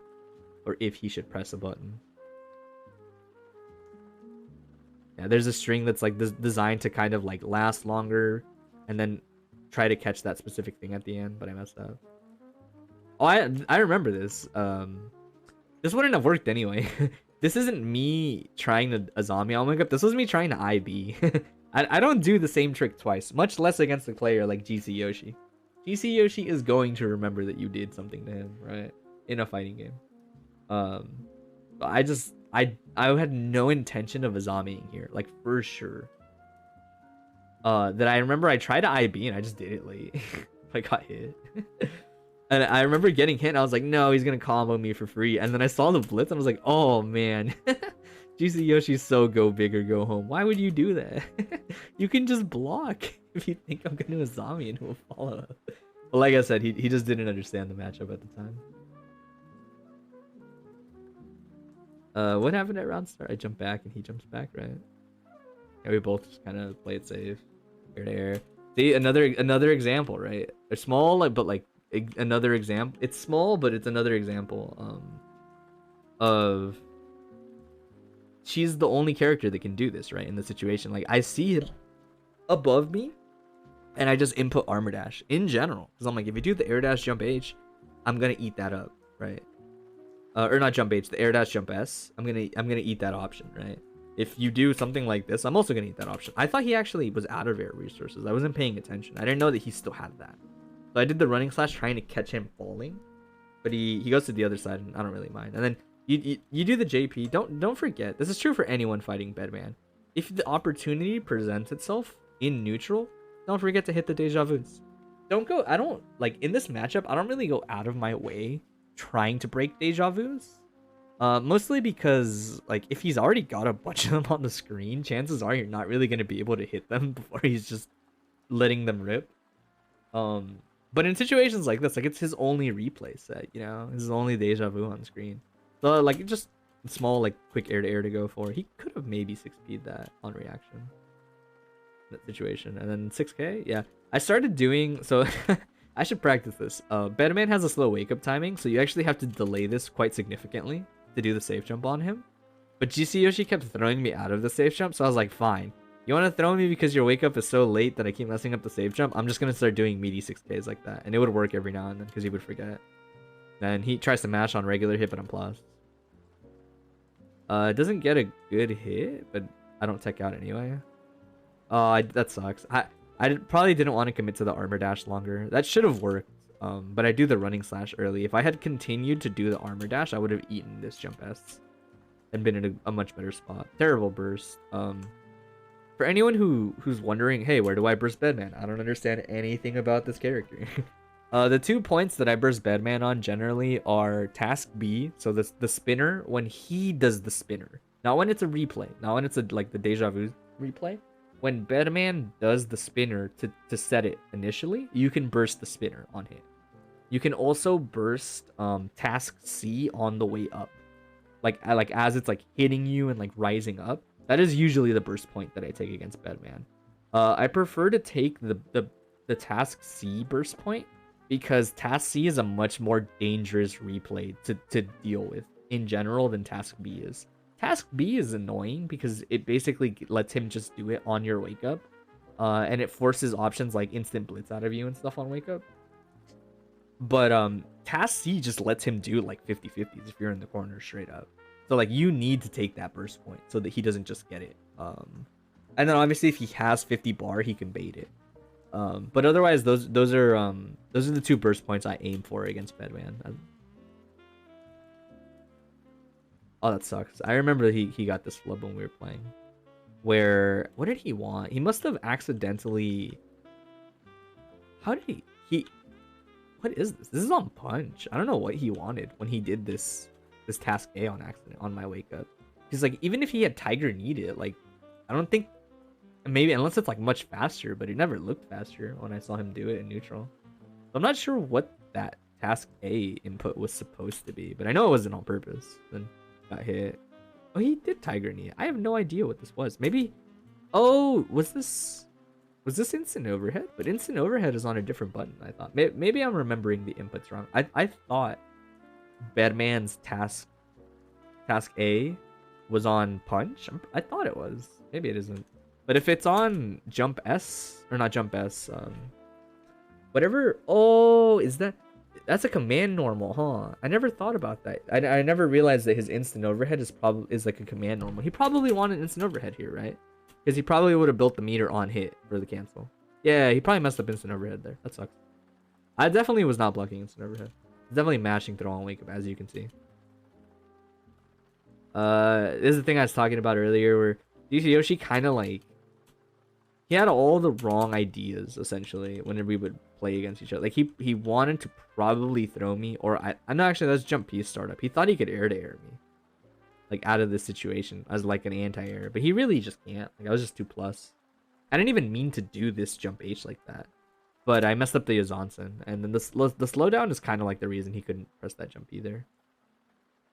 Cross up 6k. See, there it is. Eventually, like he would just crack, and he would just go, "All right, I'm just gonna throw you." But the thing is, it was a plus normal. I didn't care. You had to IB that 6k for it to not be scary, and he only IB'd it one time. And even if he did IB it, it was never that terrifying. The punish was pretty minimal. Oh, then I thought he'd burst, but he didn't. I don't agree with that YRC. I don't think there was a reason. I probably did it as a panic option because I was like, oh, I need to see what he's doing. So I'm just mash YRC in neutral. But I was so far from him, I don't think there was any reason to be scared. And then I expected the claw to hit him before the task A connected, but I was wrong. And then I think I messed up my combo, but that's another thing. This is just in general, right? This is the problem with, and this is the situation from before, right? He expects you to want to get close to him in predictable angles because task A is on the way back, right? So you need to do something before task A forces you to block and he tries to get his turn off of it. But the problem with predictable angles is that I can Azami. I can air dash and I can Azami, right? I wouldn't argue that this is an option that you should pick consistently. Obviously, it's a very strong gamble. If you're wrong, you just die off of it, essentially. And also for anyone who is uncomfortable with the situation for punishing her, Arizami has recovery in this situation. When she lands, it has recovery. So the moment she lands, just press a button. Don't get super crazy. I mean, I think you can press a button like close slash and it'll probably work. But I don't know. Bike is the kind of character I don't take risks against ever, even when I'm like fighting her. That I just press like fast normals, but know that it is punishable. When she lands next to you after whiffing air zombies like this, like off IADs and stuff, like low altitude air zombies, there is end lag. You can press a button to get it punished. You don't have to worry about it. Just don't press it early so you don't trigger the Azami. But yeah, in terms of like why I went for this, it's just, you know, it's a predictable angle. So if he reacts, because you're not reacting to oh, is he zombieing or is he pressing a normal? You're reacting to the movement, right? He 6Ps and he gets caught for it. Then I mess up the combo, but it ends up not really mattering too much, I think. Yeah, I get a straight air to air. And then I also did this, but I think this is also not an actual punish. I just, like I said, a lot of the things when I was fighting him were things where I figured, I was like, he probably just doesn't know the matchup. So I'm just going to start doing things. And if he gets the punish, then he gets the punish. But otherwise, I'm just going to kind of like party time. But I knew once I landed, right? So I did this like setup I've been doing like a bunch. And as soon as I landed, I did armor dash. Because he dies on the next exchange. My character has a 50-50. I don't need the meter anymore to kill you, right? So I figured, I was like, what's his only options left, right? It's super or burst super, right? I wasn't even in range to throw regular super. He could have done regular super if he wanted to. But he does burst super so that it's throw invincible on wake up too. But it just made sense to me. I was like, what's his smartest option here so that he gets a chance to play the game? It's super, right? It's burst super, because against any other character, this is a really, really good super. In terms of like, there's not much counterplay because of the fact that he committed the burst. He can't throw it anymore. The GC Yoshi was gonna get his turn back off of this, but I armor dash, right? Because I just anticipate that was his best option. But the thing about this situation is I don't think this is a punish. I did armor dash to eat the throw, but I'm pretty sure this isn't a punish. I don't think. I can test that too. I was gonna test what the task A thing, task A prime thing, and then this too. It might be. It looks like I maybe did it early enough that that's a punish. I assumed he would be able to block. But yeah, that's just kind of, again, another example of like just not knowing the matchup, right? Not anticipating like, hey, you know, this thing that works against literally everybody else in the game here does not work against Piker. Right? I can armor dash through anticipating the super. Right. So I think this set was a lot of like what the previous sets I've played against him were, and even like the one set I played against him after this, where he just he didn't understand the matchup in a lot of different senses. Like GC Yoshi as a player is really good at recognizing situations, right? Like he's played fighting games for a long time. So he's comfortable recognizing what is hitting him and what is happening in the game. The problem is anime games, especially this game, are usually games where you need to know like specific punishes if you're trying to do callouts to those things, right? And it's really hard. It's like basically impossible to try to find those answers, especially all of them, right? Because he's trying to learn all these like situations in the matchup in tournament, and it's just like it's so unlikely that can happen, right? Where me, like I already said, I'd played Gavin a bit, so at the very least I understood how his character worked. Like I know the things. Obviously, I know kind of like the things that Bedman wants to go for, because you can see that I did that armor dash on burst super. I know it's his only option left, right? And simultaneously I know GC Yoshi is not good at defending against these things from my character yet, right? So it's sort of like it's much easier for me to do things in the matchup because I'm not scared of the normal punishes. GC Yoshi didn't know them at the time, right? So I wouldn't say this is a very good example of the matchup, really. I think if anything, it's a good example where I can explain where I was doing things that I should not have been doing, like things that are, I won't say punishable because that's not always true, but things that have counterplay is the way that I would phrase it. Like there wasn't much counterplay to what I was doing in these sets, right? But if he enters the next one, the next rev2sday, and we end up playing, it'll probably be a much more interesting set. I'm kind of scared, man. He messed me up when we were playing. But yeah, those are my thoughts on the set. Let me get my controller. I want to test that those two things, the burst super reversal, and also the burst super thing is going to be a little finicky to test, but let's see. Wrong capture. What? I closed my game. Why did I do that?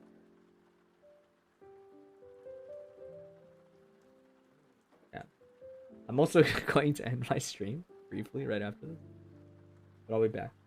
I might just play some online.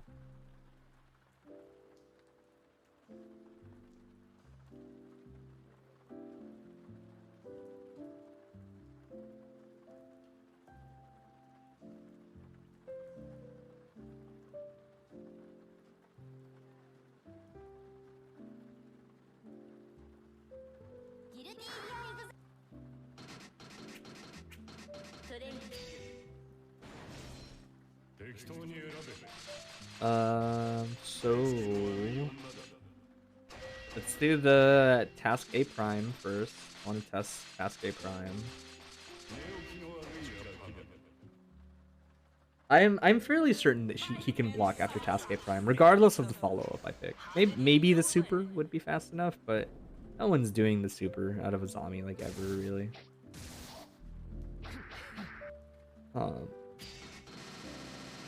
Make her not block. Okay.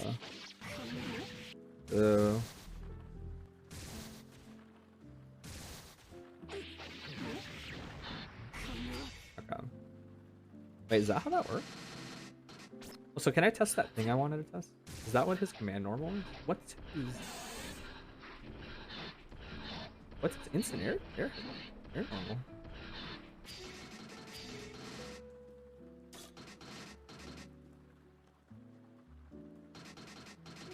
Anyway, besides the point, task A prime is quarter circle. Okay, yeah. That is that. And then the timing is probably what decides what happens. But let's see.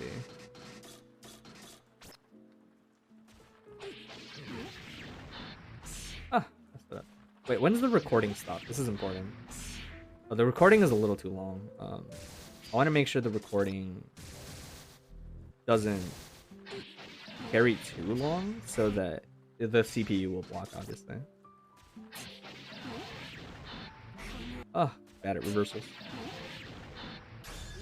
Yeah, so Sakura for sure, which is the most likely option to come out in that situation.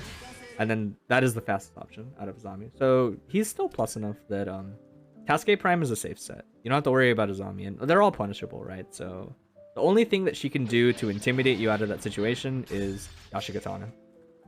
She can do Fireball if she anticipates you just blocking, because it's pretty hard to react to that situation. And it's the only thing that isn't technically minus. But obviously, the risk with Yashikatana is that it takes like half a second to come out, and there's no invincibility whatsoever on it.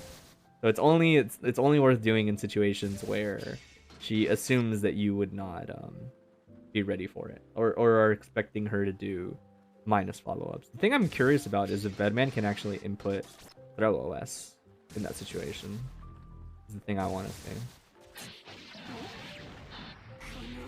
No, I don't think he's actionable fast enough. I guess I'm gonna mash on 6H, just to see if he can throw me out of it. If I were like to trigger it specifically.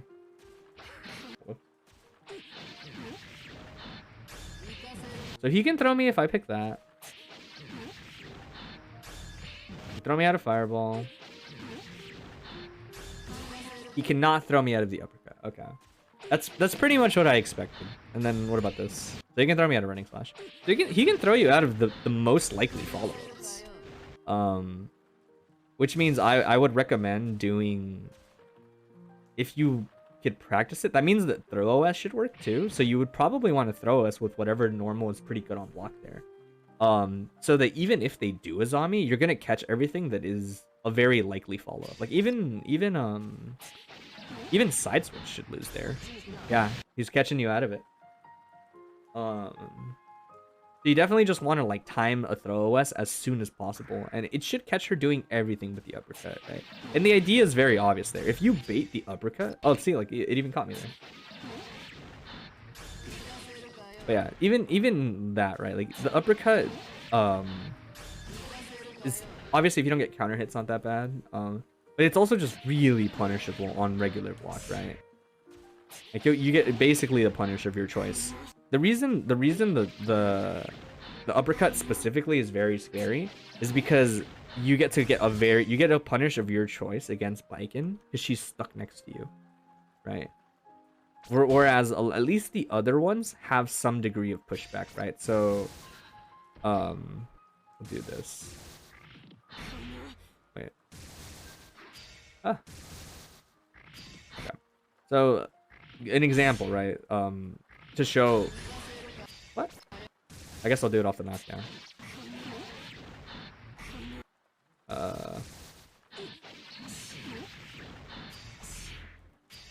Oh, it's because I'm silly. He wasn't set to block everything. That's why. I was wondering why that hit. Yeah. Right. So if you notice, yes, that is minus 14. But the thing about that is, Bedman is still pretty far, assuming he doesn't IB, right? And that's true for everybody. Running Slash is slightly better in respect to that. Like it puts you a little closer to them, right? So that they can usually get a better punish. But it's also only minus 8. Which means like not everyone, like you have to be really good about pressing that like close slash kind of button, and not everyone's close slash is gonna be fast enough. I think, like even like Baiken for example, it's 9 frame close slash, right? Which means that even though those situations are minus, the punishes aren't always the best depending on what happens, right? Obviously, if you IB them, it's even better, and off of like the running slash, you'd get a great punish. But it's very unlikely that you'll manage to IB, at least consistently, right? Whereas, if she has to commit to something like this, right? Like if I have to commit to the uppercut on wake up, it's really bad for me, right? Look at how long I'm in a punishable state for, and I land right next to you, right? It's the most minus option out of all of them that exists, right? Which is why it is extra risky, because they're going to get a really good punish if they block that. So even though I can uppercut him doing something like Cascade Prime into throw OS like that, specifically on the Oki situation, you're forcing me into the scariest follow-up, which is not a good feeling for Baiken, to have to like be in. And then obviously you can just block and you'll beat any of them except the Fireball. But yeah, that's that situation. And then I have to do this in reverse. very quickly to see if armor dash into the punch follow-up is a true punish. This one might be a little weird to test. But hopefully I can get it. If I can't find a good setup for it, then we'll just assume it was punishable. But I want to believe it wasn't. Let's see.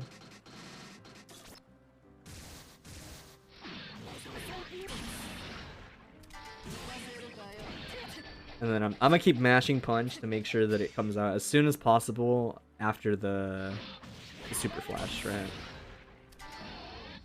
I'm holding back. Oh, that's gonna. Oh, actually, that's gonna be tricky, right? Let's see. Is that it? Maybe. Let's see. I'm gonna try to just like guess timing on it.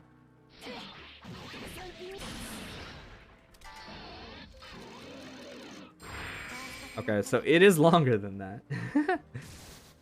That's gonna be tricky. I specifically, when I did it in the match, I remembered to eat a few hits, and then I pressed punch. We'll try to guess the timing a few times, but it's gonna be tough. But it does feel like I'm pretty sure that is punishable. That feels like it is punishable.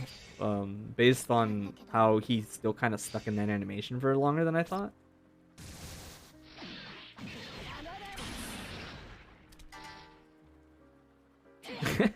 Maybe that's it? Or I guess actually, the recording would tell me, right? The recording would actually be what tells me how much time has passed. And I can aim for a button press based on that. Oh, I'm so bad.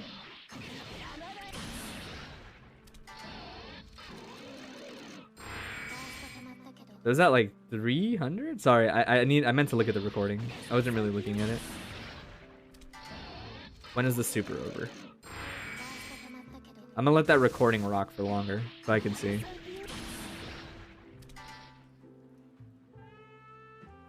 Air maybe? Let's see. I just want to see what the timing is. I never really thought about doing this before actually. This is probably gonna make testing stuff in the future a little more bearable. So I am pressing that around 400 frames.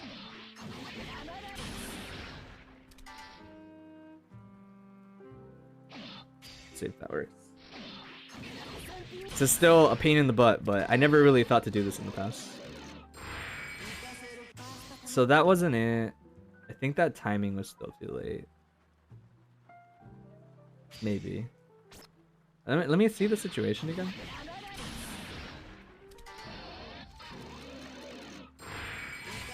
Yeah, the timing is still too late. I should press it a little earlier. I should press it like at 380 or something. This time.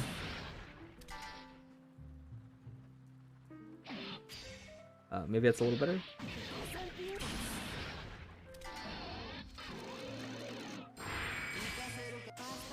Still too late on the button press. You can do it earlier than that. Let's try that.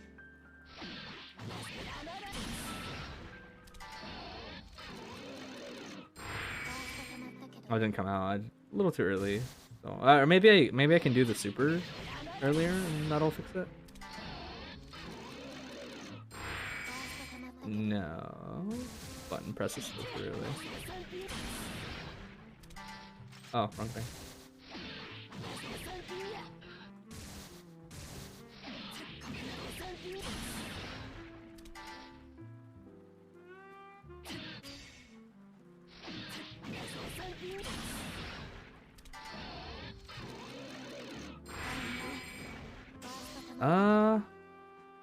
I'm not sure if that is punishable. If it's like if they just block after it, I don't think that's punishable by the natural follow up.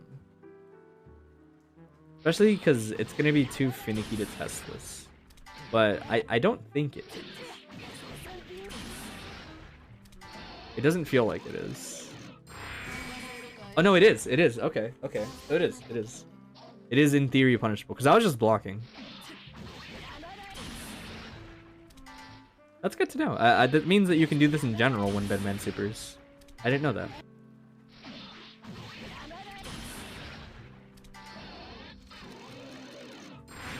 The key is that you just wait for the hits to end, and then you do the Kuchinashi. Obviously, this is a pain in the butt because I am just kind of like arbitrarily timing it. Like, that means I did that too early. Do the super a little later? I should fix that. No. Do the super earlier. I'm done. I need to do it on reversal like that, yeah. And then I'll get it.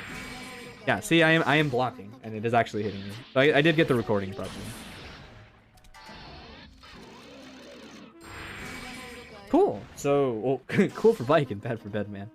So yeah, that was a true punish, probably, the way that I did it. I was wondering if he had held up, like, once he saw the armor dash, and maybe he got caught holding up. But, no, that's true punish, if you do it correctly. And I imagine it's the same for regular super. I doubt they would be different in terms of, like, frame advantage. That wouldn't make any sense. Yeah, that's the same. Okay. So, there you go. In case you didn't know. Cool. I will keep that in mind. Yeah. That was my set versus GC Yoshi. Two things I want to look after, or look at after. Hopefully the next time we play it'll be a much better set for analysis on both sides. Is what I'm hoping for. But we'll see about that. Then me versus Skyy winners finals. I mean, by this point, me and Skyy have played like a million times. Me and Skyy have played so fucking much with. Well, actually, that's a lie. By next week, we've played like a million times. But get to winners finals against him. I don't know. It always feels like a coin toss, man. Sometimes it just feels like, oh, I have him in the palm of my hand, and I'm just punishing him for every 4H mash. And other times it just feels like I'm always on the floor getting 50-50. It just be like that. Yeah, I think by this point I had learned to stop. I imagine I had learned to stop doing round start, jump forward, jump P against Millia. Because if she does the same thing, you clash with her every time. But she has a 4-frame air normal, I'm pretty sure. I want to say jump K is 4 or 5 frames or something like that. She has an air normal that's faster than any of yours. So if she recognizes the clash and goes into it, she'll just punish you. Unless you FD instantly, right? So I kind of gave up on that. Also, getting into danger time all the time gets old, so. Oh, it sucks. Misses the combo because lightweight. Yeah. I've been trying to get better at something like in general like this, right? So if Millia's doing this string to you, this is true for anybody. This isn't just like Bike and Millia. This is true for anybody. If Millia hit you with far slash, Millia gets no knockdown off far slash. Pay attention to what Millia does off far slash 5H. Do they just do sweep into like nothing? Do they do roll into roll? Do they do roll into digitalis? Like, this is like one of the flaws, if you could call it that, of Millia, is that she doesn't get anything off far slash, so you need to pay attention to this situation. Like, you just need to be focused, right? That way, if she does double roll, you throw her on reaction.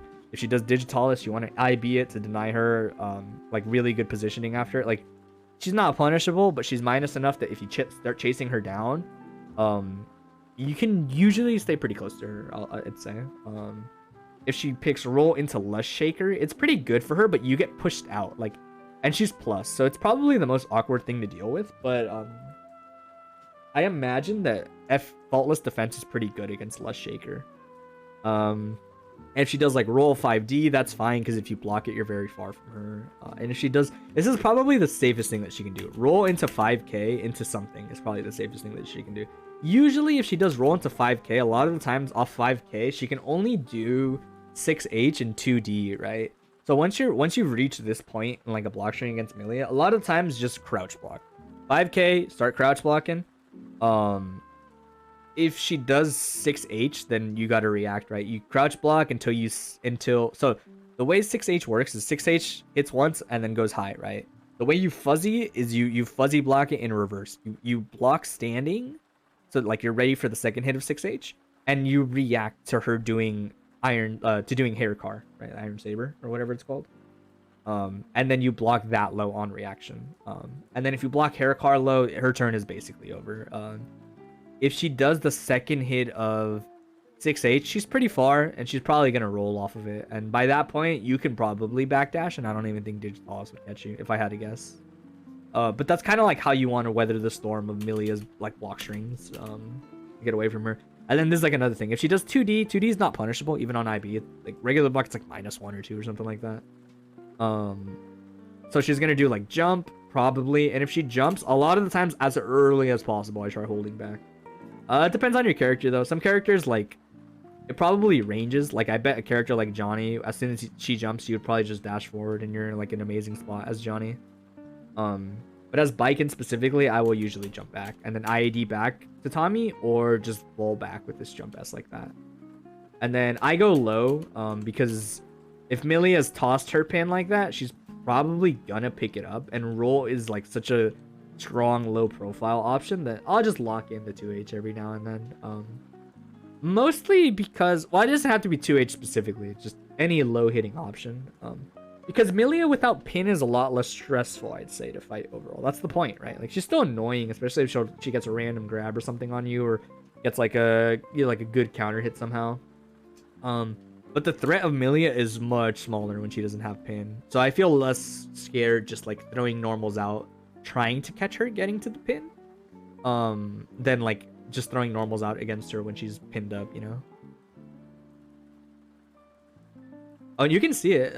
Skyy doesn't even really do it, but you can see in general. I'm more cautious of for the most part. I'm more cautious of Millia as a character that jumps out against this sort of like close slash 2H kind of block string. So you can already see me doing like close slash 2S to Tommy, and it's just like, okay, nothing really happened, which is unfortunate. But I'm biking. I'm only barely minus. I'm just gonna like run away from you now, you know. To Tommy. Go high a couple times, bait the 4H, do a block string that looks like, oh, you know, if I mess it up, he can press 4H when I do this air to ground block string. But if I don't, I get this knockdown and some damage. Early bait on the dead angle, right? You can see me run up faultless for like a little bit, see if he dead angles, no dead angle, so I start pressing the button. I even catch him mashing. Oh, I must have missed my jump back. Ah, that's unlucky. There's no reason to jump forward there. Sorry, jump forward. Jump neutral. There's no reason to jump neutral there. You always want to jump back, just keep doing your tatamis. I don't know what that... Oh, I must have wanted Yozans. I just did it really, really slow. That's unlucky. And then I hated that. I remember this. This made me so sad. So I did Yozansen. I saw his Roman cancel first, and I thought there was a chance that he ate the input on my Roman cancel. So I Roman canceled again. Which was annoying. I was like, man, you have to be kidding me. All my meters gone because of that. I hate that. I hate roll cross up. It catches me like half the time. And then this is just Millia. She's just gonna get my burst basically for free. Oh, then there's the thing I talked about. Right? We're in this situation. Far slash. IB. In general, I like IBing Millia. I don't see as much value pushing her out. I guess it depends what you think she'll do. I don't know. I just like having the extra advantage against her if she does anything weird. But yeah, you just roll, check them. Right. Now what do I do? Oh, I must have messed that up. I would never do raw armor dash. I must have wanted to do a button into armor dash to try to bait like a dead angle. He was mashing Y or C, so he sees it and he just gets the throw on reaction. Messes up his disc. But I don't punish him properly for it, so it works out.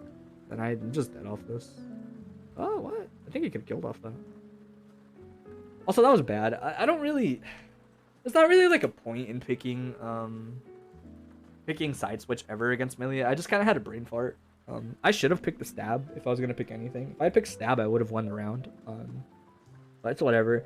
And also, in general, I don't think Azami is especially strong against Millia, mostly because of roll. Because pretty much any time as Millia that you think Baiken is going to Azami, you can just decide whether you're going to roll or jump cancel. And Baiken kind of has to deal with that. You have a lot of control over pretty much how much you want to commit on Azami.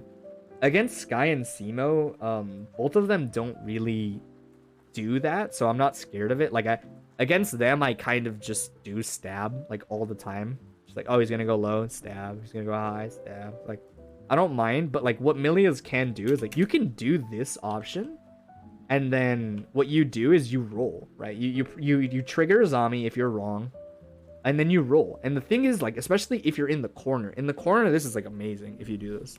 If you roll, I'm gonna stab, get hit by the second hit of disc, and you just get a combo, right? Same thing with if I got hit by 6H and you roll, it's still gonna combo, I'm pretty sure, isn't it? I'm almost positive. I might be wrong. Maybe it doesn't. I'm pretty sure it combos anyway. So she kind of just like passively has these things that are really good at baiting Azami. At least instant Azami if she feels like it. And she can put you in such an awkward situation if she's good at it. But neither of them are very comfortable trying it at all.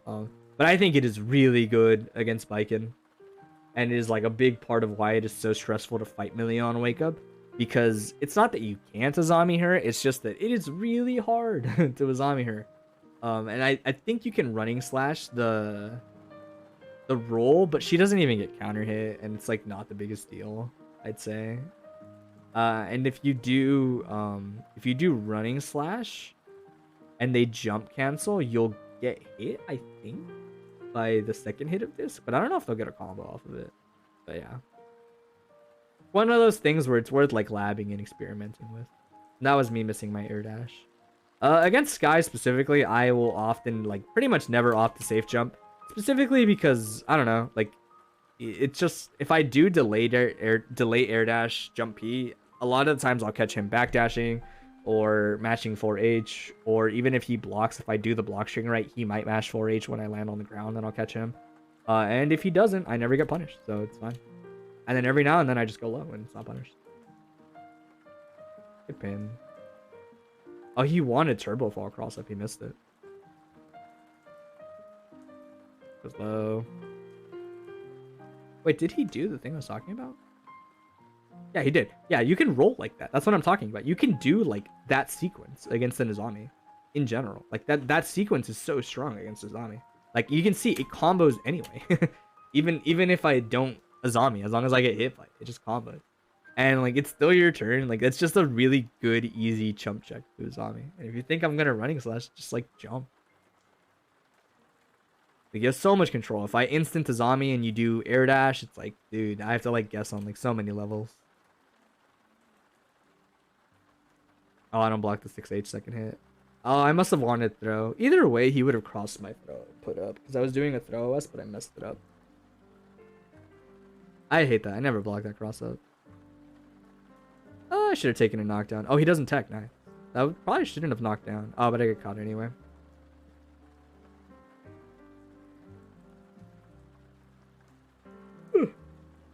Alright. Yeah, I definitely gave up on that JP thing by now.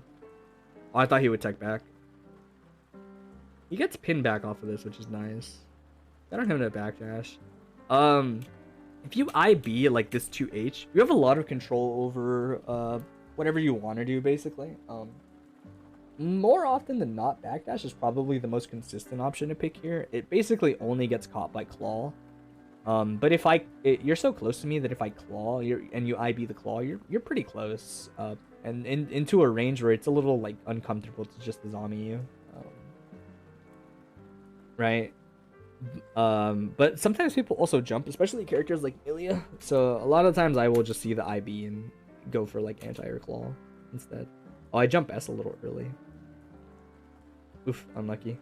Dude, I don't know why he does that. This is like my one thing that bugs me about Skyy. I don't know why he's like trying like super duper. Maybe the Oki is different, but I really doubt it. But he always seems like he really wants the max hit on 2K, and I'm always like, why? Just do like one hit of 2K into far slash and get the 5H roll digitalis knockdown. Like it's so good. But I can't tell if maybe he just wants like max damage or something. I don't know. Kind of weird. That's happened like more than once against him. Oh my god. Rare footage of IB resulting in a good thing against, like rare footage of IB against Pin helping. Okay, he gets hit after the IB. Chuck him for his troubles. And most of the time so here's the thing. Most of the time, again, especially against a character like Millia, I pretty much like never do this to throw them. It's like very rare that I'm actually trying to Suzudon throw you. More often than not, I just thought you were gonna burst. And every now and then I'm just like, all right, well, I'll just read it with armor dash, because if you don't react, it's a free punish. Oh, I could have gone 2K, dude. He did the classic. He did IB mash 4H. You can see it. You can see it right there, dude. I get caught crouching. Yeah. Oh, and I remember I messed this combo up because I wasn't expecting that. I wasn't expecting I didn't think I didn't expect to get that hit of Tatami. But yeah, I did this combo every now and then. I don't know. I always like joke, but every now and then I have very good reactions. I'm always like, my reactions are cracked. Because I remember this was on reaction to like the situation. Like, let me see. I'm positive. Yeah, it was on reaction. The RC is on reaction to the burst. Every now and then, it's just like mostly like a paying attention kind of thing. Sometimes you're just so zoned in, and like bursts are so slow in this game, and RCs are so fast that that like you just have moments like that where it's like, oh, sorry, man. especially in situations like this, even more so than normal. Like this is an example, like a good example of the easiest situation to get red Roman cancel on reaction to burst, where I do like a string gets caught. I inputted a special move, and I input that special move early. Like that special move has probably been buffered since like around now. So during this entire time, I am just looking at you. Especially because it's Tatami. Like off of Tatami, I have to wait a really long time anyway, because Tatami has to hit you, and then I have to jump and hit you. Like it's a pretty like long sequence. So that entire time, I'm just looking at my opponent, right? Which increases the likelihood of being able to do stuff like that. Where you're just like, buffer. Oh, he bursted. Press the button. But I didn't expect to get that hit. I thought I would get the bad hit, where like it doesn't pop him up. But I get the good hit, and I was like, oh no, I didn't expect that. I didn't combo. Oh, see, that was the thing. That's kind of like the situation I tried to bait it. I tried to bait earlier, but I didn't press the button. Or every now and then I'll do like one button and then Suzudon, right? For like the art, for like the bait on dead angle. But this time I was just like, yeah, I'll just do my turn. Fine. Dead angle's me. Oh, I guess I thought I could throw him out of that. I don't know why. The one time I mashed 4H early against that.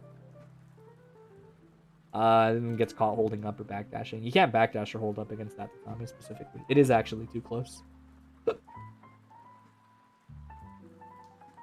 Oh wow, what? What? I thought I learned my lesson. Why did I do that? Wow, you think you know a guy. I thought I would have stopped doing that by now. They like there. That's a good example. Like you just don't need to do that. Like if he triggers this, he can just roll. Like he can just roll in between, and then the disc will like hit me out of the end lag of soccer, and you'll get a combo, right? And the counter play to the roll basically forces me to do running slash, and running slash on wake up is more susceptible to you doing like a 5k 2k, but you can RPS that. Like you have the ability to kind of like punish me consistently for picking wrong on a zombie, which is not something other characters always get to do. But Millia can do that against her. I catch him probably trying to backdash, but he doesn't get it, I'm guessing. Yeah, I'm actually kind of surprised. I think he could have thrown me out of this jump age. It looked pretty early, but somehow I don't get thrown. I also said I would stop doing that against him, but I guess every now and then it's probably okay. Yeah, normally I do that against them. I do the jump Ps. They're a lot better. And then, I don't know. Sky's crazy. Skyy and Simo are crazy. I can't believe that they would, like, consistently try to do, like, roll every now and then. If they think I'm going to claw. Where it's like, you're crazy. And then I tried to punish the roll with running slash, but he still low-profiled it. As long as I don't get thrown, I don't really care, though. Delay jump. Or delay air. Yeah, like, I'm telling you. Like, it catches him doing a lot of stuff. Because the thing is, even at this height, if he had done backdash, the jump P catches the backdash, because her backdash is so short. Like in terms of invincibility, that like it definitely gets caught by this, and I'll get a whole combo, right? Because a lot of times people will see how far you are and understand, oh, if he lands and goes low, I can backdash it. If he lands and presses a normal, I can backdash it, right? But if I delay air dash, you need to wake up with like a very fast normal. You literally need to wake up and mash like 5k. You can't even 6p because it's like it's not always fast enough. But I messed up the combo anyway. Bait the 4H, you already know. Oh, I didn't confirm my combo. Johansson, yep. Knew it.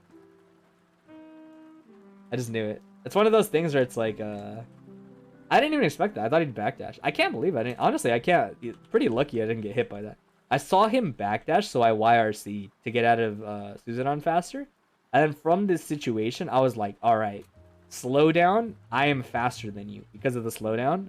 Hold this 9-frame button. Hold this 9-frame option. So instant Johansson. What happened? How did I mess this up? How am I so bad? Oh my god, I missed the claw input, of course. Punish for my troubles. Oh, am I gonna just lose the round now? You never know. You're America's favorite game show. Does he just lose from here? That's interesting. I wonder if he... It feels like every time he rolls, I don't Azami. But if I had Azami, he would have beat me for it. Good blocks, me. Oh, but I mashed on 6H. Oh, I'm out of the corner. I'm out. And he doesn't have pin. Oh my god. Dude, I hate this character sometimes. Ugh. His character. He does FD, break, throw. Air throw, whips, mashes, ground throw. Against the ground throw. What do I do? Oh, I tried to super. I was over it. No, dude, I'm about to lose this round. Oh, no, he misses his combo up, right? Oh, yeah, he doesn't have pin. I read his on me on the plus frames. He could have burst that.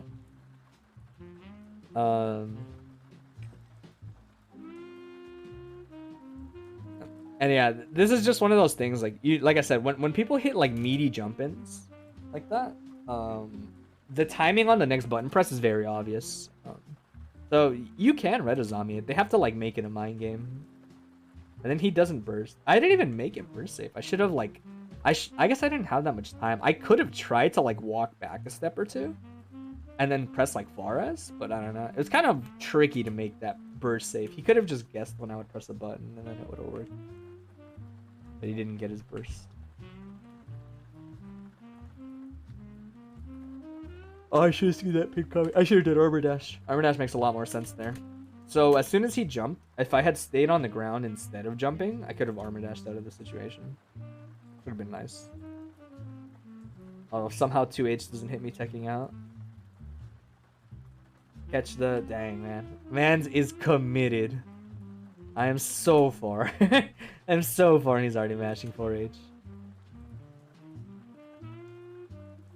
Yeah, see, that's the thing I was talking about. Off of jump-ins, the meaty timing is very... Sorry, the meaty timing.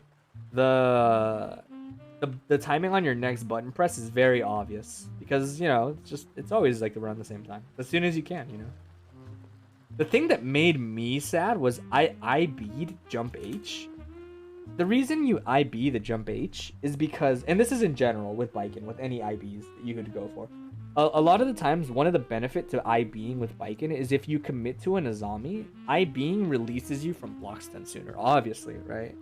But what that means is that it increases the likelihood that instead of having a red Azami come out, which means like it's an Azami that's timed during block stun around the time that your opponent's hitting you. Like it's the same window as IB more or less. But if you mistime it, you get punished, right? So the IBs are good because there's a chance if you IB and then try to delay your Azami a little bit, like as much as possible, you'll get a purple Azami on them pressing a button, which is great because it's not dependent on them pressing a button around a certain timing, right? It's just any time if you press a button on Azami, right? But even after that IB, it was still a red Azami, which was crazy to me. Yeah, jump P's. He tried a 4H, I think, in there, and he didn't get it. And just gets on throw. This is probably, I would say, like, one of... And this is the thing I talked about. See how he IB'd 2H specifically? When people IB 2H specifically pretty far away, I am much more committed to just throwing them sometimes. Or start throwing, anti-air clawing them. I think this is all pretty good blocks. Also, a bit of a side note. Millia is like a character kind of like Johnny, where she has like a weird option. A couple characters have weird options of escaping the corner as soon as they see you leave the floor like this. Millia can just roll as soon as she sees you leave the floor if she's looking for it. So you don't have to keep holding all these like air dash strings all the time, and you don't have to do anything weird like try to walk forward and then block so that you like cross them up. You can just roll out of some of these if he's ever willing to commit to it. But he gets caught. This is, like I said, this is one of those things where it's like there's no need to get impatient this early against Baiken. In general, when you're blocking Baiken on block strings, just don't get impatient. Wait for special moves to be the indicators for when you can do things. Right? Don't try to escape mid block string before special moves come out, or things like this will happen. Because if he had IB'd and continued to block, this move would whiff, right? This would just whiff. And from that point, all he would have to do is guess, okay, is he gonna commit to the move that frame traps when it's on whiff, right? Like whiff, claw into running slash, right? And that frame traps you trying to jump or press a button instantly. But if you block and IB that, I think a lot of characters get sweep as a punish. I think I'd have to check. You'd have to check with your own character. But it's pretty easy. Just record Baiken around like this spacing, doing claw and then doing running slash, and IB the running slash and see what your character gets. Is it a true punish, right? And it's either you know, I do running slash to punish you for jumping out, or I don't. And if I don't, obviously you can escape. But the idea is like at that point, that's a good RPS point on what to do. Do I continue to block, wait for this whiff cancel special that's punishable on IB, and get rewarded for it, or do I act preemptively? But doing that jump on 2H is essentially what leads to the situation. And it's important to note, even if Skyy had jumped and done faultless defense, I'm not a super big fan of that, because now you're in the exact same situation again. You're just in a block string against Baiken. You haven't accomplished anything, right? Like, you need to wait for that kind of thing to happen first. I get caught messing up my combo. Hits me with the late throw. Oh, that sucks. He wanted disc. He must have missed his forward input, I'm guessing, somehow. He wanted 2-3-6-6 and probably got... Oh, he probably somehow got like 2-6-6 with like no 3 input, and I don't know. I have no idea how he got this input. Probably like 2-6-6-3, I guess. I don't know. I'm not sure how he messed up disc in a way that gave him 2H like that off of a run, but he does. Good on him to wait on the very obvious Azami. Unluckily for him, I was already waiting. Or sorry, I was already committed to doing Azami because I had 50 meter. So I just needed him to block. Gets caught mashing 4H. And then go low. I was not willing to assume that it was like a blitz, right? That he'd get caught blitzing. Even though obviously that's what I baited, I didn't want to commit to that. You can see I committed to baiting dead angle, like instant dead angle, but he gets caught and then I land. I just know that this hits meaty against like most characters. I just know. I don't know how good it is. I know this has like quite a bit of block stun. But I know that if I whiff 2D Suzerain, you can like basically, you're in basically the exact same situation but with much worse spacing, where it's like he could blitz this again if he feels like it, especially because I don't have meter, or I could go low. The only difference is now I'm close enough that if he wakes up and does throw OS, it reaches, which is a little annoying, but it's whatever. I usually just do the meaty again, like the air meaty, I just expect them to not like commit that fast, but some people do. Apparently there was a gap in there and he got a YRC, but it didn't help him whatsoever.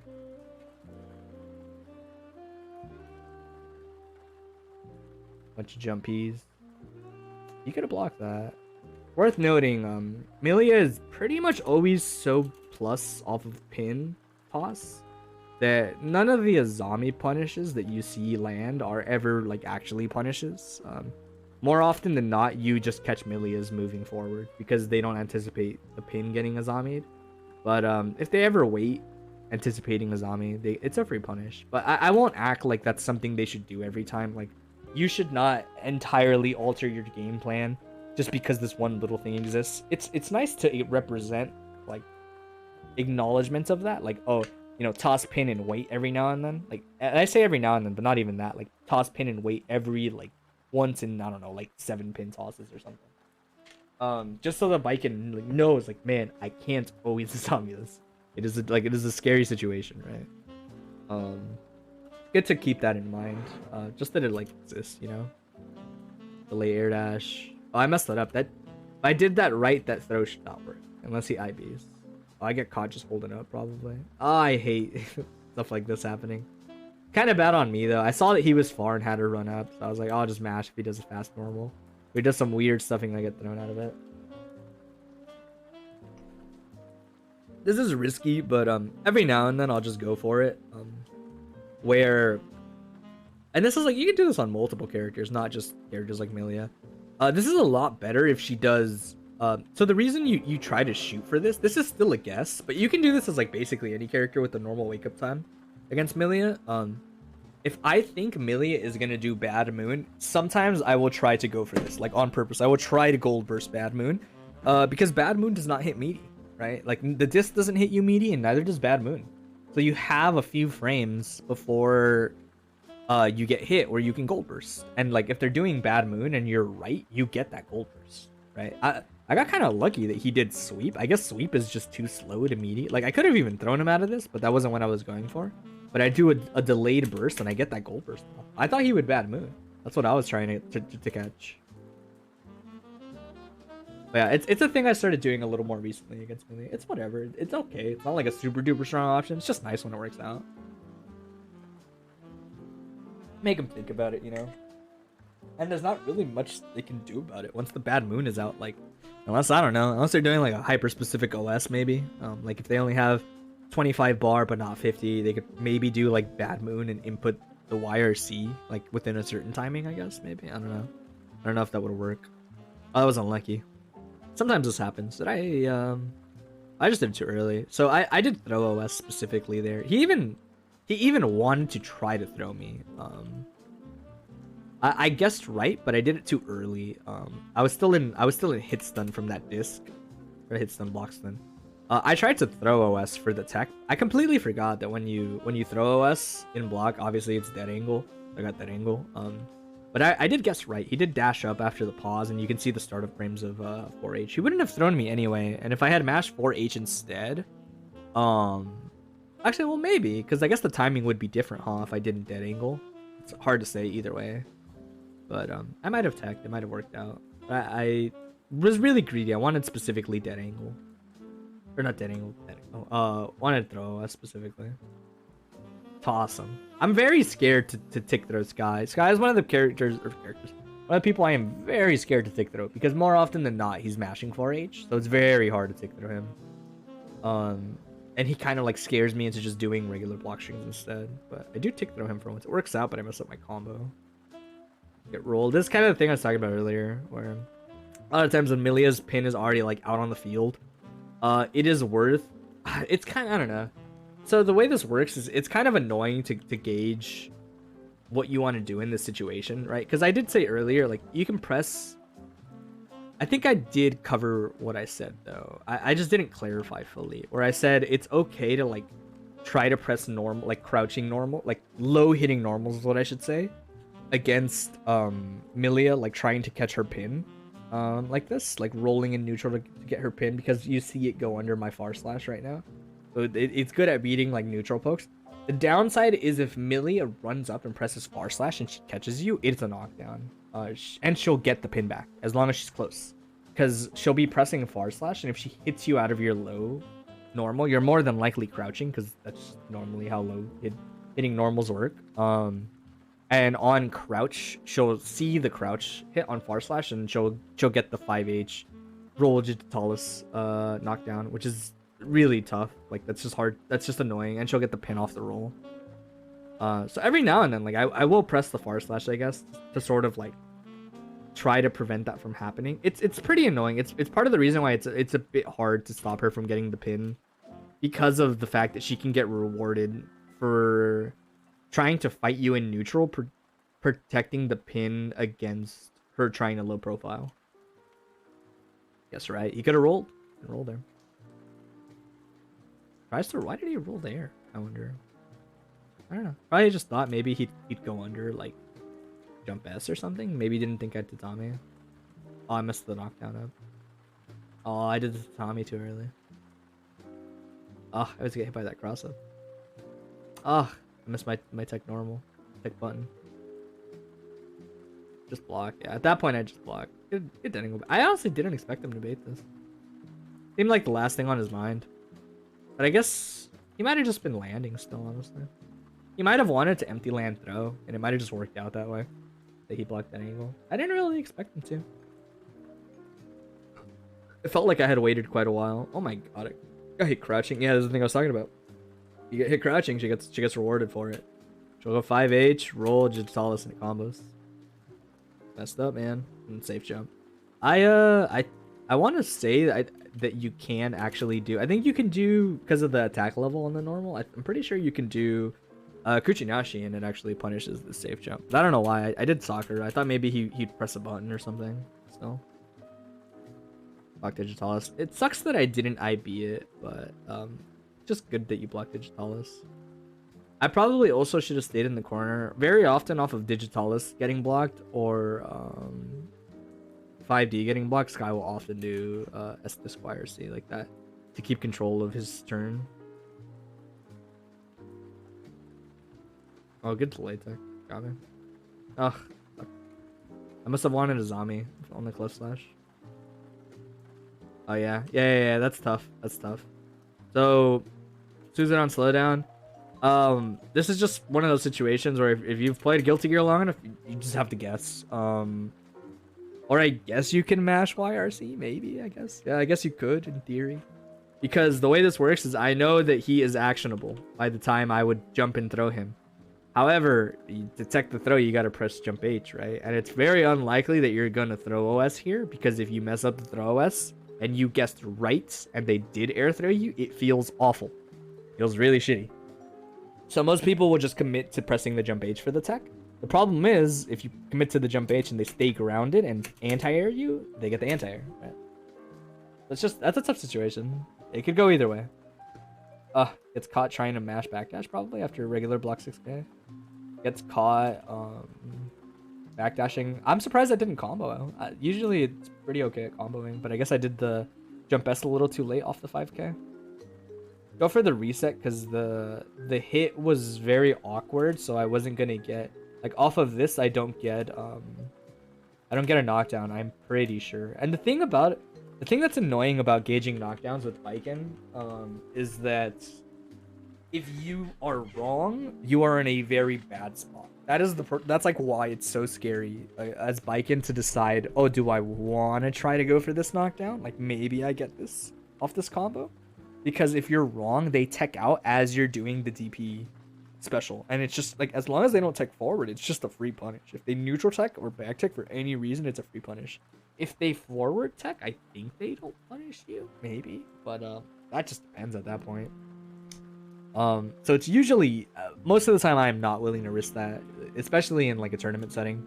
So I'll just commit to resetting people if it's, like, an awkward hit. And then, I got kind of lucky here. Lucky in the sense that like I had the meter for this situation. So like off the reset, right? He does like tech jump forward, right? So he does tech jump forward. The reason I do Tetsuzansen is because Tetsuzansen's huge. Look at Tetsuzansen. Tetsuzansen hits like an enormous spot. So like here, I'll show like the different possibilities, we'll say.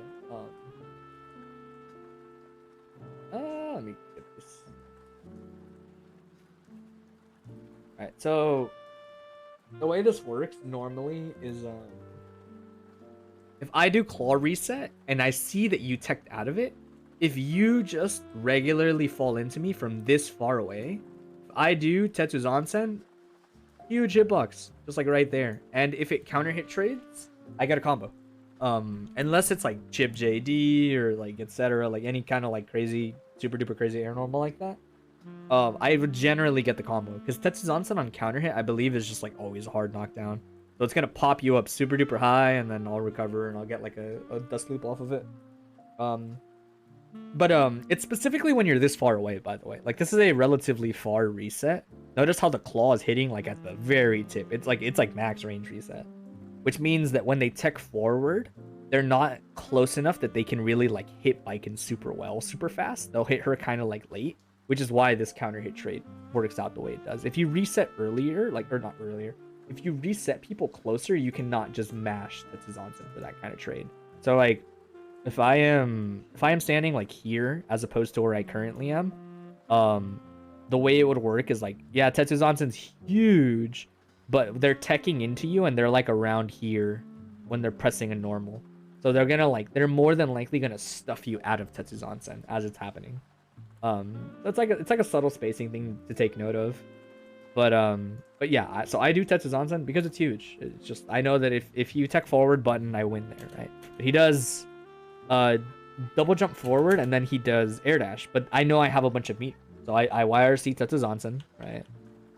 And then this next situation is a good example of why I think Yozansen's a pretty good anti-air. Granted, this isn't spaced, so if he just blocked here, he would get he'd get a true punish when he lands off of the block against Yozansen. I'm pretty sure he could just press the light normal and it would be Yozansen. I keep saying the wrong special moves. Yozansen. But most people, like, in this situation, I think a lot of characters are very unlikely to just fall and do nothing. It's the kind of height where, as long as you have a good air normal or air option, you're usually going to represent it, especially if you have momentum like she does. Like, you can see she's, like, drifting. But yeah, you see him on the way down. The thing is, Yozansen's really fast, right? So I know, like, oh, you're probably going to press an air normal on the way down. So you Yozansen anti-air counter hits, you get a combo. Had I done a better combo, it would have just killed. But I was very like worried. I was like, okay, what if he bursts? But I could have done so off this Yozansen counter hit. I could have done forward jump, gotten one extra hit, and probably killed honestly off that one extra hit because of the HP he was at. Yeah, I think like maybe I would have killed straight up. But I go for something slightly more burst safe. The thing that made me sad was that I should have probably seen this burst coming, like, in general, because of the 50-50. I should have done run into FD break and just, like, saw if he did anything, but he gets his burst off. I was also so sad about that. But he bursted me, and I was like, okay, I want to try to keep my turn, so I tried to do air dash forward Tatami YRC, but I do the YRC slightly too early, so I don't get my Tatami. And if I had Tatami, he would have been stuck there. I would have had a really good block string to work with, but it doesn't. And that was unlucky too. That was just a little unlucky. So, off of this situation, I saw Turbo Fall YRC, right? Like, I already see the situation happening, but I press my normal too fast. Because I try to hit Millia as she's coming down, because more often than not, she's inputting throw at that distance. And the way it works is, like, if you're pressing a normal, you might get thrown out of it just straight up because of like how the YRC slows down the normal coming out, etc. So you're like tempted to press it early, but then stuff like this can happen, or like because you pressed it early, she crosses you up as the normal's coming out. Like, you don't wait long enough. It's annoying. Good pin toss. I didn't IB it. And then what happened here? Did I like guess right? What happened? Oh no, I thought I landed and I zombied. Alright, I thought I could land in a zombie, but he caught me in Buxton or whatever. Ugh, and then the classic. Oh, man. Am I going to do a third 2K, or am I just going to throw you? I should have waited a little longer. You can wait, like, a bit longer before you try to tech that kind of thing, but I just didn't.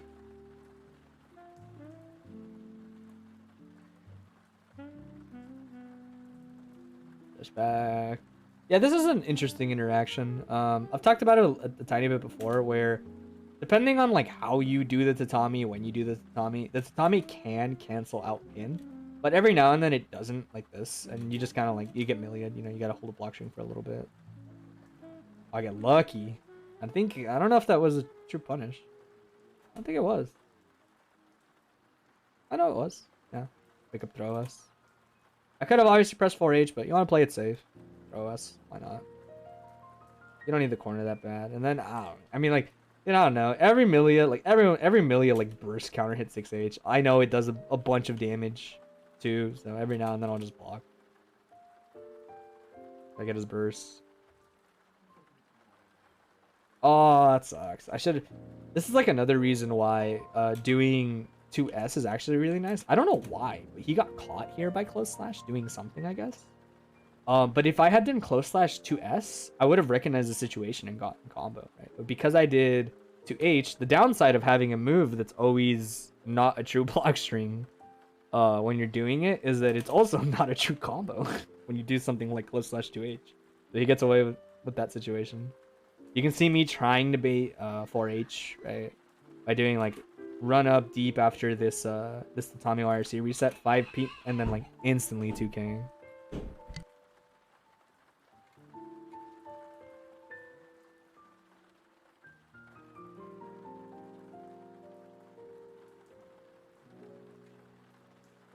Oh, bad. Someone asked me for something.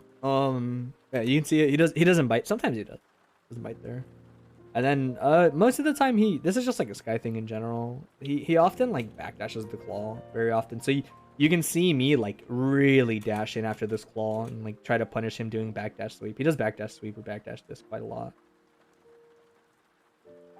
What did he do? He like mashed on wake up? Oh, doesn't really pay attention. Oh, I beat and I missed my dash. If I had dashed correctly on the 2K, he would have gotten caught trying to mash 4H like that. I never blocked that cross up. I didn't expect him to bait my burst, honestly. And then Millia's a weird one, dude. I don't really know super duper well how to burst Millia either. She's pretty tricky to burst. I think in general, the most consistent burst point is like when she's tossing pin. If she does like a heavy toss, I think you can burst it on reaction. If she has to do the heavy toss. I think the S toss is probably not smart to burst on hit. It probably depends. Like if they do like air dash button into S toss, if you burst on the pin toss, it probably doesn't work on the S one. But on the H one, it should work. Otherwise, he doesn't do it in this combo. But sometimes you can try to do the burst anticipating the air dash, where they have to air dash in their combo. I don't know if they can like really bait that super duper well. They might have a route that baits it, but has worse Oki in exchange or something. But she feels pretty scary to burst. And then obviously the other like known burst point is if you land and Millia's doing this disc, like the hard part is reacting to the situation. If Millia's doing this disc, like you see her in the animation for it, you need to burst as soon as it's happening, like very quickly, because she's not in this animation for very long. So if you mess it up, she'll just block. But you don't want to do it instantly because Millia's can pretty much always do backdash into heavy disc, which is worse Oki. Like it's not as good as this Oki. But it'll bait instant bursts in that situation, which is why you want to try to react to that heavy disc. But it's a pretty like tricky thing to get every time. And I was just holding up, I guess. I always do tech also on 2H. So like after bad moon resets, I don't know. I feel like sometimes I have gotten hit by 2H. By 2H, trying to catch the tech buttons. Doing forward tech, but I don't know. The last two times it hasn't hit. The last two times I'm pretty sure I did tech forward Azami. Like trying to get hit on purpose. But I think I might need to do neutral tech Azami to call that out. I'll have to test that out next time we play. And wow, really? Let me see. Oh, he jumped. That's why. Okay. And then this was probably really bad awareness on my part. So when he crossed me up, I thought he still had pin. This is 100% me thinking he still had pin. That's why I did this. Had I been paying attention, I would have been able to 6P here better. Because without the threat of pin, you can 6P Millia in spots like that where she does that air dash past you. You don't have to be scared of anything. The best thing she can do is just run away from you completely, like just double air dash like out of the corner, right? But the reason I do this jump, it's not like I was trying to throw him or anything. I was specifically trying to jump forward and IB him throwing the pin. But he didn't have pin, so I just block JD and I get smoked for my troubles. And then I guess it's like the one time I don't react to double roll. I'm only human. Can't always. I'm guessing I didn't. Yeah, I just didn't. There's no like animation at all. I thought he'd throw me. I don't die off this, I guess. Oh, I do die. Oh, I remember that he messed up. He didn't expect to cross me up. Why did he? I don't get it though. I'm actually not sure how this happened or why this happened. So he does S disc super, but the thing that confuses me is like, I'm not sure why he didn't just 2H like raw.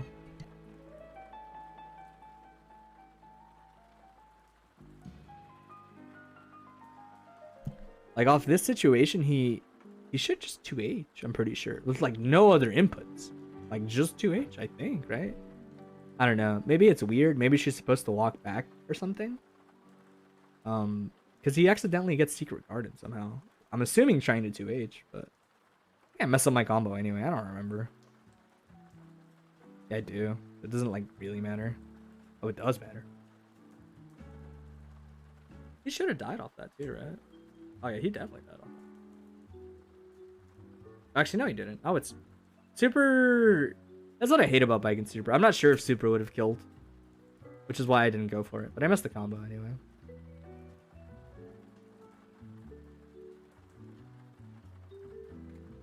Air dash back. And at this point, you got to protect the pin, right? You got to like keep an eye out for the pin. You'll probably see me do like a block string and back off, yeah. Like I just like you. Thing about Millia is like I learned this the hard way. I learned this after losing multiple times to Skyy. Multiple. Guy put me through the washing machine like 4 or 5 sets in a row. Ugh. Until I learned the hard way that against Millia, just don't fight her. Just don't. It's pretty boring, but just don't give her the pin. Try your absolute hardest to not give her the pin. It's just not worth it. She's too strong when she has pin. That like you just don't interact with it, dude. Just play like this. Like, oh hell yeah, she ain't got no pin. I couldn't believe he did that. Also, I was really sad because I forgot that he charged blitzes. Because Claw does beat blitz if he taps it. Like this is the more safe call out to tap blitz. Because if you tap blitz, Claw beats it still. And even if you block, Claw's better on block, obviously, right? Than doing something like sweep into instant tatami. The downside is if you charge blitz, I lose. I did not expect, and I never beat that. I never tech Tiger Knee Turbo Vol throw, like the most untaggable thing of all time. Getting Milliad. I haven't hit any IBs. Oh, he missed his confirm. It's one of the things I also hate about Millia. If she does resets you like that and then does this IDJK jump P, if he doesn't mess up, that's heavy pin and it combos, which is so fucked up. Oh, I thought he would burst because of the circumstances, or like he had a meter.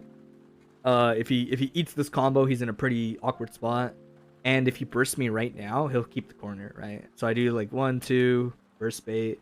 But I do my throw too early, so I get a running slash, and then I have to save myself. Dude, if I had pressed 2K, I would have actually caught him mashing 4H, but I didn't even notice that. I must have missed my 2K input. I must have pressed it too fast. Oh wow, I am so lazy. Why did I do that? Why did I do that? Why did I OTG him? That makes no sense. I should have just done off that knockdown. Let me see. Yeah, off that knockdown, I should have just done normal jump to Tommy. And I think I am too far to get blitzed because of the way that running slash hit. I might be wrong. But either way, doing what I did was bad. And then still committing to that is also bad. I thought he would... I do a little bit of the armor dash. And then I do... what's it called? I do... running slash to try to catch him jumping. But he doesn't bite. Jumping or backdashing, either one. That time I finally mash 4H and guess right. Long block string. Dude, he rolled. He rolled against me on death's doorstep. Had I done to Tommy, he just died. He just died and there was nothing he could do about it, probably. Even if he bursted, I think it would have been like too far. I burst, wanting this round very desperately. It's just tough, man. Like, I hate the idea of like going to another round with this fucking character. And I'm just like, I also know that burst is probably gonna work, because it's pretty hard for them to like. You can't really react to this burst, and if they don't hard read it with like FD break, then you'll just cross them up doing close slash like that. I wouldn't call it a good burst. I would just call it a burst that works if you're right. Dude, this character.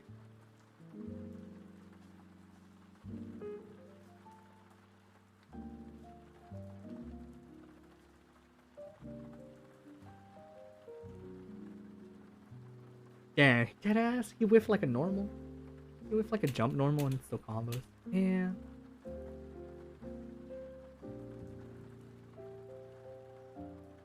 Yeah, see, like there, you can roll. You can roll anytime you think that you're susceptible to a zombie and stab. You'll beat it. You'll in the corner. You'll just get a combo. Even mid screen, I guess. A couple times he gets the combo anyway. Did you cross her up so you catch her on the other side? Mash 4H, I think. On the 5H recent. No, he just mashed the normal. Dang, that shit's plus, dude. That shit's just plus straight up. And then he was crouch state specifically. Oh, I didn't even do it. You can do far S there, into like running slash or far S into like tatami. I just do the normal hit confirm, and then it's just naturally spaced out. Like this wasn't anything fancy. He just timed his burst too far away from me. Backdashes. I would have punished it too, because I did the tatami that beats that. So why did this happen? Did I do the wrong combo on block? No, I didn't. I was just really far. So I hit him so far with far slash jump H, jump S, jump T.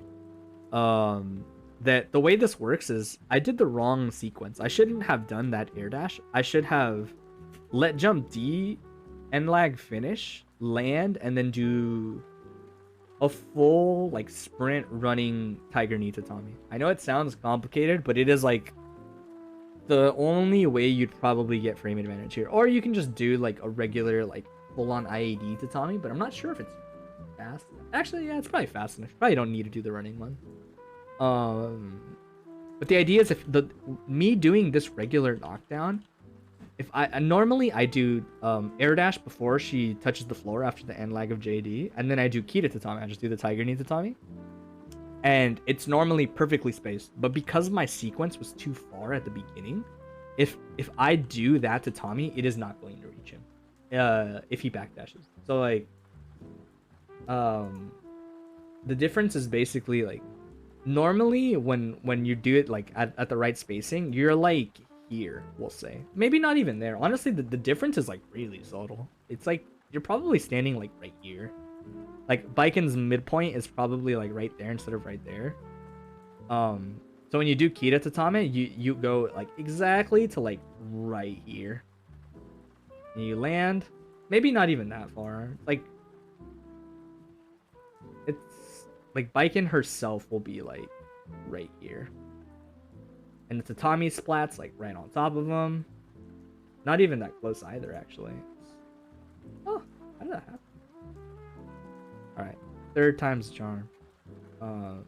She's like right here, and then because of the disjoint, the Tommy is like not connected to her, but it's like here. Right? It's like separated, but like safe against splits, etc., etc. That's like normally how it works off the knockdown. But because he was further when it started, if I do that knockdown, it's gonna be too short. It's gonna hit like she's gonna be like right here, and Tatami's hitbox is gonna be like this. Maybe a little farther, we'll say like right there. I can't draw. Should be like right here. And then Tatami will be like right here. Say that Tatami start is like too fat. But we'll say like here. We'll say like here. It's this filled in box. The problem is that when Millia stands up, she's gonna stand up like here. She's gonna stand up where this little arrow. I'll change the color here. Try to make it a little less ugly. She's gonna stand up like right here. This is gonna be like Millia when she stands up. And she can backdash out of this tatami. Only the later half of this tatami will connect against Millia, right? Usually better players understand how far the Kita tatami travels and will like be willing to mash backdash on wake up. And what it means is every now and then you need to call that out. So instead of doing Kita tatami, you can see me do full air dash, like not the Kita one, full air dash, very deep tatami like this, right? So to the point where if he does tap blitz, I don't think he can throw me out of this. I'm not positive if he can throw me out of this. But I know he can tap blitz it, and tap blitz will cause reject state because it's not spaced anymore. But it hits deep enough that it catches backdashes. I didn't even do it right because it didn't catch with it normally catches with the first hitbox. which will pop them up for a combo, but it catches with the second one like that on accident, which is probably why I wasn't ready for the situation. Yeah, I missed the red Azami. Also, another example of why it's nice to try to hit IBs. The thing I talked about a while back when I was like, oh, you know, sometimes you want to just IB to try to get purple Azamis instead of red Azamis, right? So like, had I IB'd this this pin, there is a very strong chance that if I had waited, you know, we'll go a couple frames, there's a stronger chance that this Azami would have been a regular purple Azami, not a red Azami out of block stun, so that this counter hit situation wouldn't happen. It would just be a purple one and I'd get the Azami anyway, right? Ugh, I don't react to the situation. And then this is the other side, right, of the spectrum. If he does the 2S reset and then he does IAD JK, if it whiffs, as soon as he lands, he'll mash throw. But the problem is, like, most characters can't really stop this. At best, you can tech. Because if you don't recognize the situation immediately, it's pretty scuffed.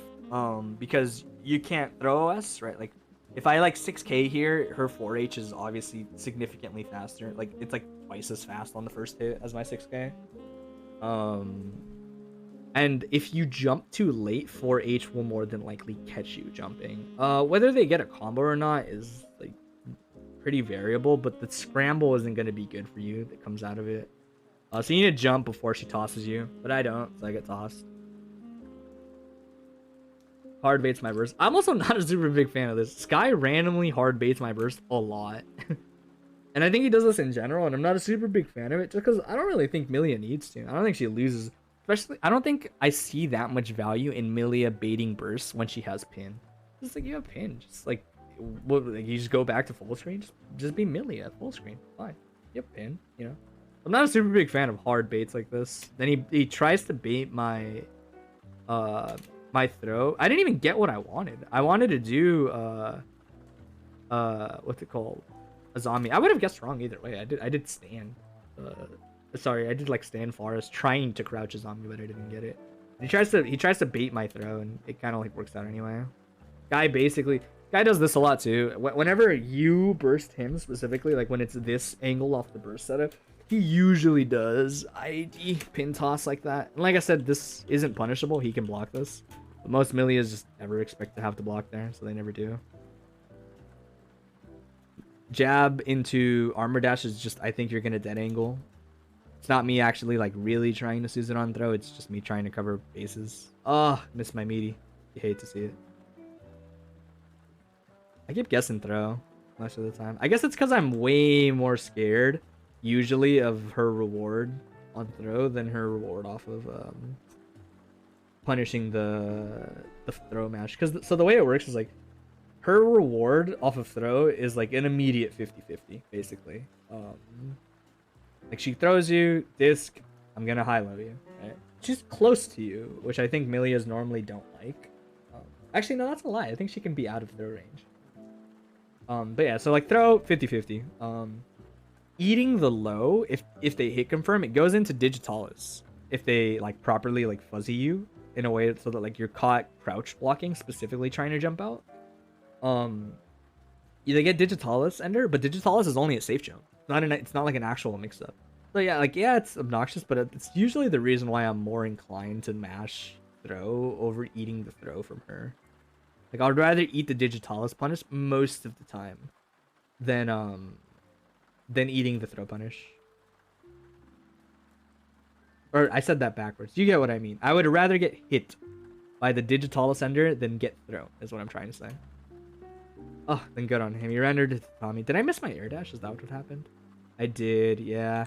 So there's like as Biken, there's like very little reason to not just like air dash back after you jump back in this situation. Jump back to Tommy is pretty much like almost entirely inferior to IAD back to Tommy / just like air dash back to Tommy. Mostly because of the fact that you want to have the Tatami be very far from you because it takes so long to come out, right? Tommy takes, look at how long it takes to come out, right? Like, it's still not out. It's still not out. Now it's out. Like, now I'm actionable, and now it's out, kind of thing. I think I maybe could have blocked. I don't know if I was still in end lag. I might have still been. But the idea is, because I did just jump back a zombie, right? So, like, we'll look at the spacing, right? So, from this situation, let's see. So, from this situation, your opponent is actionable right here, like, right underneath you, right?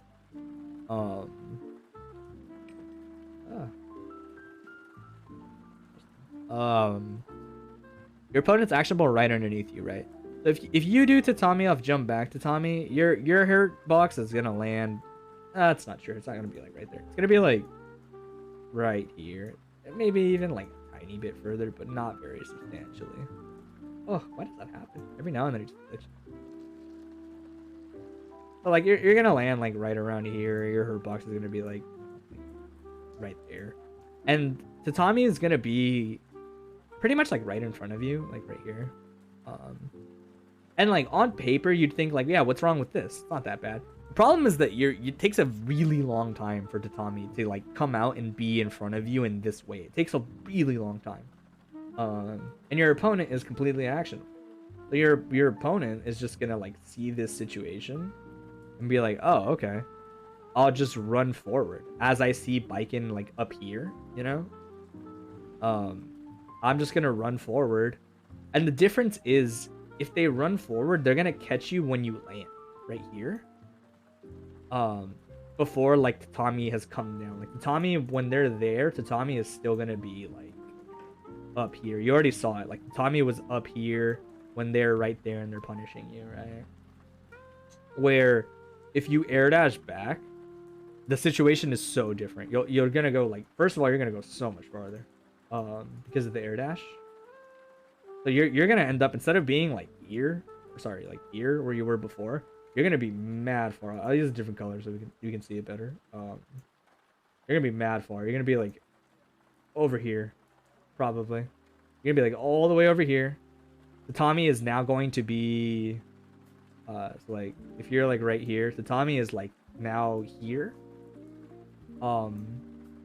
And this is great because it's still gonna take like just as long for Tatami to come out, but because you're further away, your opponent has to go farther now. They have to, like, instead of going here to hit you, which is like basically what they had to do before, they gotta go all the way the hell over here now, right? And during that extra travel time, Tatami is now actually going to like land in front of you and protect you properly. Right, it is the reason why like air dash back Tatami is basically like entirely superior to just jump back as Tatami.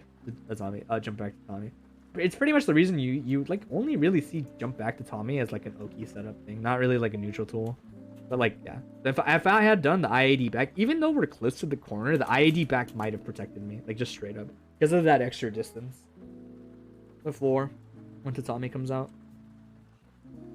I think that's, I don't remember. Is that the set? It is a set. God, I forgot it was 2-1. Here, I'll do a little like aside kind of thing. Back to this. Sure. I'll even turn on.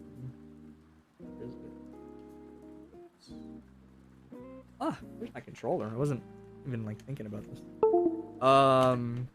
So thoughts on the set are like, I mean, I've thought about it in general for a while. I think Skyy should just like experiment with roll stuff. I think if he starts rolling on his mix-ups off disc, I don't think I'm gonna beat him.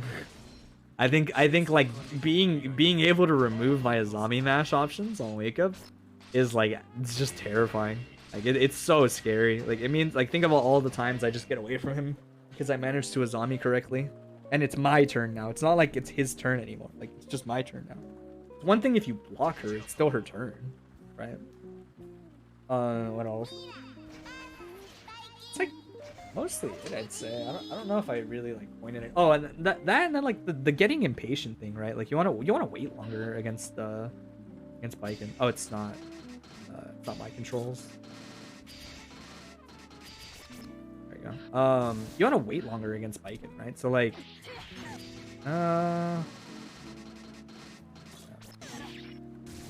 you don't really want to like, you don't want to act on stuff like 2H very often. You can sometimes, like when I said that you can backdash it when it's like really far out like that, Tatami doesn't hit anymore. The backdash is a lot more potent and pretty much only loses to them committing to running slash, which is bad on block, so it's like, it's not terrible. But otherwise it's like, just wait, you know, like wait for the special cancel. If they commit to running slash and you IB it, it's a true punish. You know, their turn's over unless they want to commit 50 bar. 50 bar is very expensive. Otherwise it's like, you know, like if they do this and they claw, like you can IB it and it's still not that bad. If they do 2H into this, you're just too far in general, you know.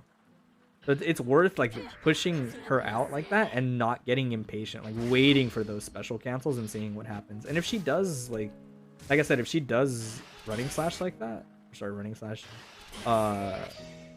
off of that, like you can see if your character has a punish. Some characters do, some characters don't. Because like, here, it just depends. I guess it's tough because Millia won't get a knockdown like other characters, but I don't know. Let me see.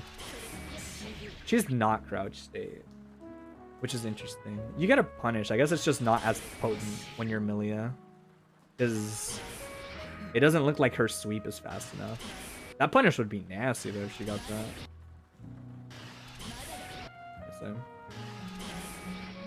And I don't think, I guess you could throw like just because I'm minus, right? Like that. Like it'd be hard to deal with that situation in general. But you can just opt for like a true punish on something simple like this. Whoops. Yeah, you get the point.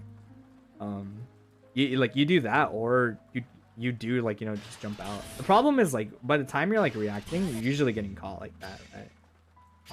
But you want to punish her. You want to make sure that she doesn't just get that for free every time. You want to IB and like know your punish kind of thing. 'Cause I do that a lot and I get away with it all the time.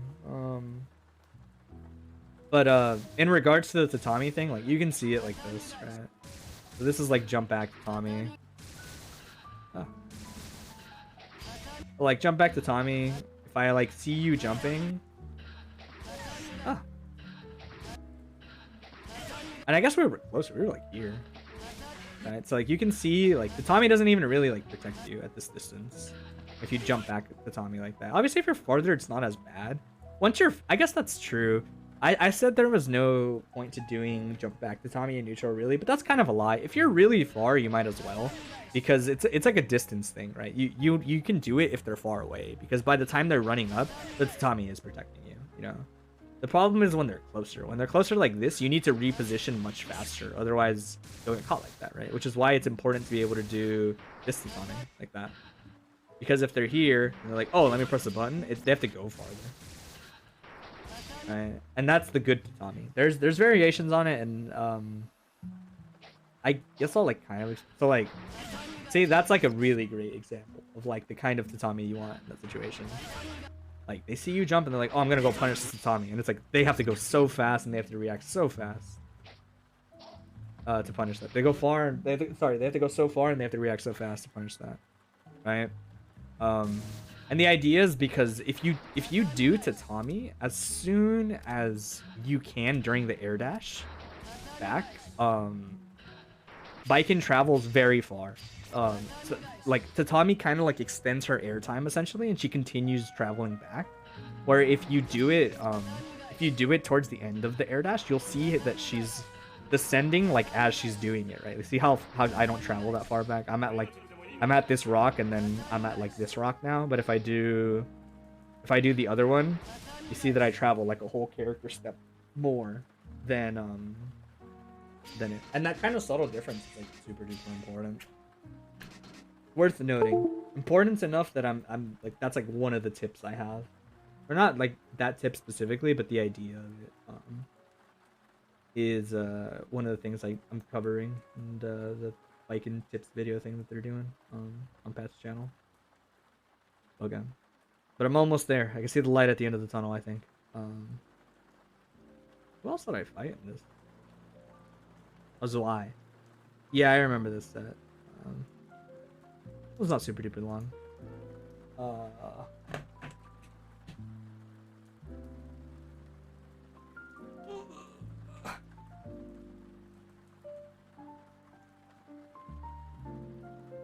and then I've kind of like given my thoughts on this matchup.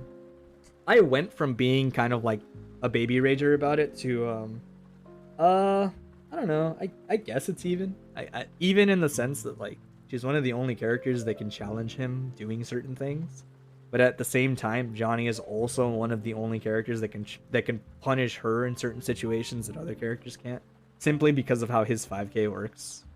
More than anything else, like off of IBs and stuff, and got a really strong backdash, and he does like a ton of damage. His throw reward is pretty good. And his Okizeme is like pretty safe against Azami if he's willing to commit meter, right? So I think it's fine. If anyone was gonna argue like who wins, who loses, Johnny probably wins just because he's a better character. And because I think pretty much any character is capable of handling Baiken's offense for the most part. I guess the one exception would be kind of like charge characters might have a harder time because charge characters can't just rely on IB all the time because they have to sacrifice charges to do that. But I think like every character is like perfectly capable of like blocking. Everyone can just IB her, you know, and like IB is like the thing that kind of makes her offense awkward. I won't say bad, it makes it awkward because you remove her frame advantage and you sort of start forcing her into making decisions about, do I want to continue my offense? Do I want to commit resources to continue my offense? Do I want to just give up my offense and return to neutral, like with the safe Tatami? Do I want to just commit to this Azami? Etc, etc. Do I want to throw you early because, you know, you're good at IBing these special moves, so I might as well just commit to tick throw mixes. The tick throw mixes are interactive, your opponent can mash on you or jump, etc.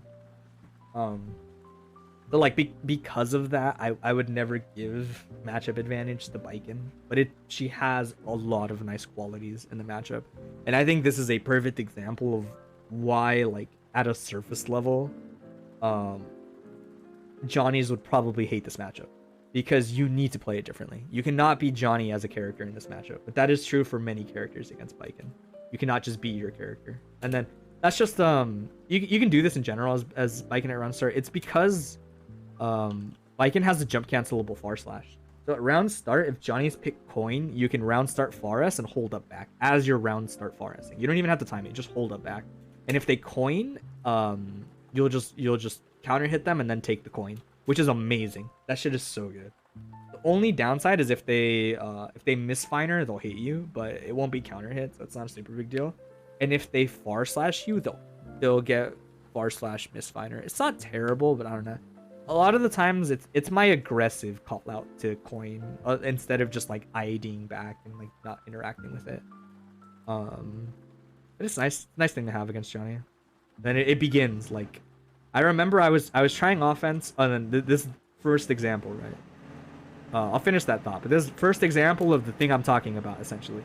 Johnny hits. It's kind of like a scramble hit. We are perfectly returned to neutral. Johnny as a character can pretty much press a button here against most characters, like just in general. Like it's Johnny. He's very confident in his button presses. So as soon as we return to neutral, I just Azami. Like no, I'm just gonna do it. Bad burst. Can't burst that. You gotta wait. Because he bursts, I get a better combo, etc. I think yeah. So this was on me. The way that the knockdown works is I should have. This is the same thing as before I talked about. Where the Kita Tatame is a little too shallow. And he can backdash it because it's only hitting with that later end. What I should have done was I should have done a deeper one like I did earlier and just let him blitz. But if he backdashes, it'll probably catch the backdash and I'll get a full punish.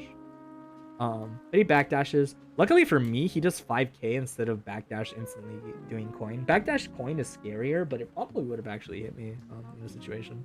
But he misses the sweep, which is amazing because it means he doesn't get a coin off of it. That was rude. There's no reason to do that.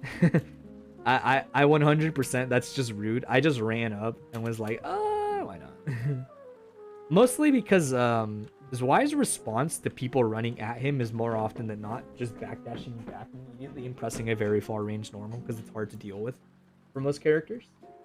I was like, it's fine. You do backdash far slash, it hits. Press a button instantly, this hits. Like in my brain, I was like, okay, against this specific player, this probably works. But in general, this is rude. Like, you just play neutral. You don't have to do something silly like that. Mess up my combo. Thank God he teched. I was so happy he teched. So I know it, like I see the OTG hit, right, as I input. And I inputted this regardless because I had so much meter. But if he hadn't teched instantly, he techs instantly. If he hadn't teched instantly, it would have costed me 50 meter to get out of the situation. Because the game, as long as they haven't teched, even if it's not a true combo anymore, if they haven't teched, the game doesn't give it to you as a YRC. It counts as a PRC, I want to say. I'm not sure why. Or sorry, not a PRC, an RRC. Because the game kind of like still considers them in like a hit stun state, I guess. I don't know what you'd call it. But basically, it would have been 50 meter to cancel out of that instead of 25. But luckily, he instantly teched. And then I'm against Johnny. I'm pretty cool with this situation. I guess he could 6k this maybe on a reaction, but I think I'm too far actually. I think I spaced this perfectly. So I think he's just actually out of 6k range. If he jumps, it hits him. If he does nothing, that's fine. I'm legit just gonna jump forward, air dash back to Tommy. Why? Because it smokes Johnny's autopilot. Where it's like another reason why I grew to not complain about the matchup as much, because it's really tedious, but Baiken at least has a tool to minimize Johnny's ability to just throw coins at his problems and sort of like play around that. Right, so that claw misses. I had zero intention of actually approaching here. It's just 100% like, if you're not paying attention, I'm taking this coin for free, right? Because normally the way this works is against any other character, Johnny can, or not any other character, but we'll say most characters, Johnny can toss a coin and dash behind it, and there's not much that anyone can really do about it. Because even if you block it, that's not a very big deal to Johnny. The whole point of the coin was that it's supposed to catch like 10 different things and give him his turn, right? But against Baiken, as long as I feint forward movement, air dash back to Tommy, this coin is now useless. Because the coin is at best going to clash with my projectile, and at worst, even if you dash, like, you don't reach me. This Tatami goes so far back that even if you dash and do something crazy, like, even if Johnny dashes, I am too far, right? So if Johnny dashes, dash is gonna get him about this far. I am now this far, right? Which means that at best, Johnny can do dash 6k, right? And dash 6k will hit me. The problem is, like, you're not really consistently reacting. At least I don't expect people to. You're probably not consistently reacting to me doing IAD back the Tommy or IAD back jump S. If I do that jump S comes out really late. It comes out like really late and it hits like right around here. And it more often than not stuffs that 6k out of Johnny, which feels shitty for him because now it's like, dude, like she just feels like this wall. And if I'm not guessing right, I'm just getting whittled away like little by little, right? Which is why like I focus. I mean, this is true for everybody, right? It's not just Johnny. Sorry, it's not just Baiken.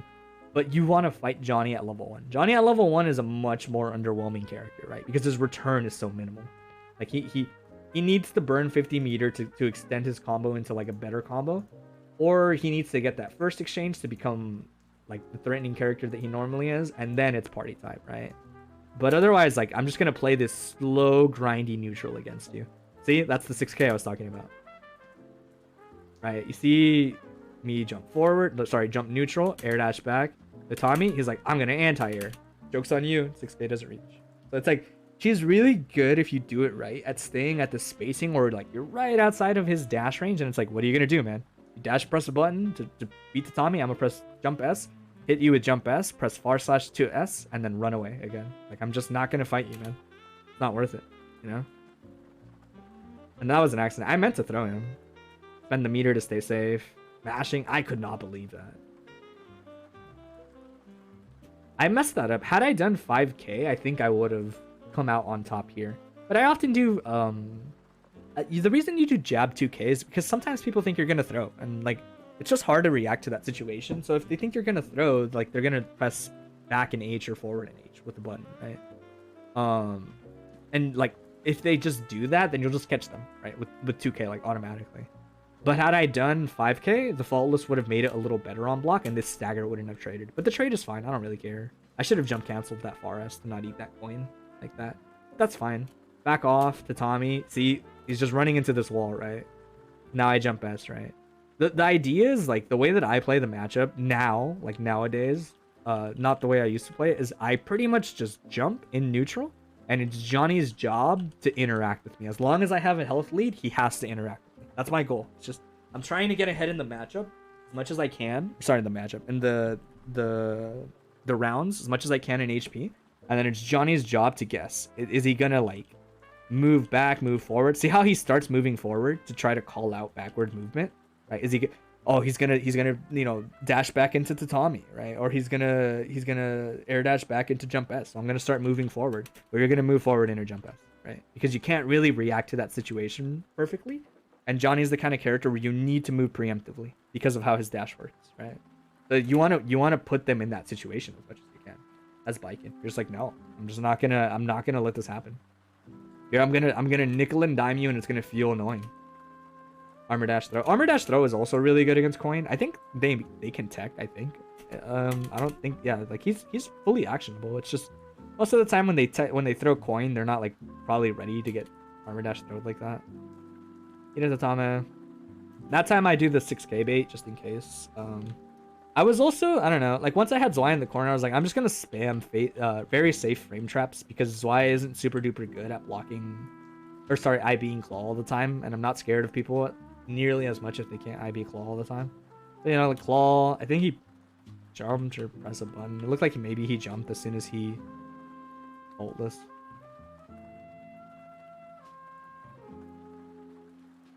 I mean, yeah, I can't really tell. He didn't get counter hit, so. But that's like another thing. A lot of Johnnies are just used to the idea of let me faultless you into a really far distance, and then let me super jump into the sky, and then I have like 3 different options that I can rotate on the way down, and now you have to deal with it, right? Like they're very used to just faultlessing you, super jumping to like infinity, and then you have to deal with them on the way down, right? That's like their go-to. So a lot of my block string is just like, no, dude, I'm gonna just keep you in the corner. You can't jump out on that 6k faultless. I should have done far slash, but the reason I do claws because I'm scared of backdash, by the way. Because I know I talked about in an earlier set, I was like, hey, you know, off 6k, you can usually faultless and it catches people jumping. But the difference is I would rather he super jump out and the claw miss for any reason if he does it right, than him do backdash as I do far slash and he does like 5k or coin or sweep and he gets his turn back instantly. Like I was just mostly gauging risk reward on like, I cannot let him get coin. Like, I need to play in a way that just does not let him get coin. It's okay if he returns to neutral. I'm more comfortable in neutral with him, especially if he's at this level 1. Fuzzy, good on him. I actually messed that up. That's not what you're supposed to do. I talked about it earlier, where if she does this fuzzy like this fuzzy attempt, you're not supposed to stay crouching the whole time and then like throw her, because if she does it right before I land, so like right here, I can do another JP and it won't punish you for trying to throw because you're not going to throw until I'm on the floor, but you're gonna stay blocking, which is bad, and you don't want that. You want to, I think Johnny is 4 frame jump squat. Yeah, he's like 4 frame jump squat, but I think even 4 frame jump squat can jump out of this gap where the first jump he misses. If not, you just press a button, like a really fast button, like his 2P would probably work. But I mess it up and he gets a throw. Knockdown. I didn't expect him to. I guess I didn't even pick an option, but I mostly didn't expect him to commit to this. I think I usually feel like a lot of the times he just backdashes if he thinks people are gonna take buttons, but he hard reads a 6P, but I think he messes up the combo. No, he doesn't. And at this point, it's like, I don't care. I'll just block. Or try my best to block, you know. I didn't expect him to 2k. I thought he would dash, so I was just holding up. That time I do Tekazami. At this point, I'm just RPSing. Probably not smart, but I don't know. Sometimes you just RPSing, you know. Messes up his combo. He wanted to be burst safe, but it's like, dude, I'm not bursting. I am not bursting at this point. Also, this combo's tricky. Against lightweights, Johnny has to wait quite a bit to do this burst safe starter. Otherwise, the JD knocks them too high like that. But yeah, I'm no shot I was bursting anyway. And then yeah, That's safe either way. Like this is as long as I know that your goal is to give me space off this exchange, which Johnny generally does because he's very comfortable when you give him space. I should have YRC'd is what I should have done. Double jump after tech like this. If you know they're gonna give you space, like they're not gonna try to throw you, like or sorry, air throw you. They're not gonna try to like stay literally right underneath you. As long as you know that's not gonna happen, if they're comfortable holding space, as biking more often than not, picking tech into double jump like this is pretty good. Like coming down with tatami, like you'll see me like tech, jump, and then tatami on the way down. I could have done the tatami maybe a little earlier. And if you YRC it, it's not really punishable. Because as soon as you YRC, you just jump S. And the way it works is like jump S covers for you while tatami startup is finishing, right? So like if you do it from this situation, it's like Tommy flops out like can't draw. Tommy flops out like wee, it's like over here, and it takes a while to come out. While that's coming out, you jump S and it covers this range. By the time jump S is finished, Tommy is fully flattened and it's like bam, like right there. And the time that they're in blocks them from jump S, and jump S hits like so far that them holding space. So like I'll go like frame by frame, and you'll see like the spacing. You'll see what the spacing looks like, pretty much. Ah, I went too far. So like, you can see, it's like right before, because normally most people like don't get to really backdash, or they're not reacting in time to backdash when you YRC. That by this point you usually have YRC'd and the jump S is like poking at him. Jump S, I'm pretty sure still hit after he backdashed. Did it? No, it didn't. But either way, that's fine because he gives so much space that line, you can see that line is tatami once it's flattened, and tatami gives you that extra space so that you can land safely, which is pretty much your only goal here. See, like tatami's splatting, go a few frames, and tatami, once you do it early in the air, is pretty safe. Like it's pretty hard to punish, so tatami just splats out and I get a block like that. It's pretty good. It's one of like Biken's good attributes in the corner. Not having like the super jump, you need to do stuff like that. Or sorry, like not having like amazing like air options after teching, right? She's a normal character in that she only has an air dash, like one air dash or one double jump. And people are very often expecting you to, if you double jump, to just fall like a rock and not have options. But she has that option at her disposal. It's Zwei, so I know he's gonna do a button off 6k YRC. Why? Because this is very cheap against like anybody else, basically. The way this essentially works is he's 6k YRCs, and because of the slowdown, no matter what normal you press, you basically lose because of the startup on the normal. Your only real option is like, you could blitz if you're a normal character, but the problem with blitz is he can just go for a mid or a low and it's a mix-up, right? But I'm biking, and I know you're not gonna remember that I'm biking. Biking has a frame one. I know you're gonna press a button, kind of thing. Like, so I call him out for it. It's like, I don't know. It was one of those things where it just felt obvious in the moment. Good on him not to block. You also see what I was talking about, right? Like, he usually faultlesses quite a bit, and then he tries to jump out. You can even see, I think, the dust cloud that indicates it was a super jump. Pretty sure. But yeah. Keeps trying to jump out, because that's like what most Johnnies do when they panic. And then I just know, like, this is one of those things where it was like, more specifically, I was just like, you're not going to stand still here. And I wasn't sure if 5k hit, but it might have. But I usually try to do this out of the range of 5k. I don't think 5k hits me here, especially because she pulls back a tiny bit on the claw. So I was ready, like, I was like, if you backdash, smoked. If you, or not smoked, but, you know, you have to block again. And then I'm going to commit the 50 bar so that you don't get to hold up, or you don't get to, like, because I know that he's far, right, off this claw, off this next one. I know that you're really far, and it's either you're going to jump or you're going to, like, press a button or etc. Like, I know he's going to act after it, so I'm just going to frame trap.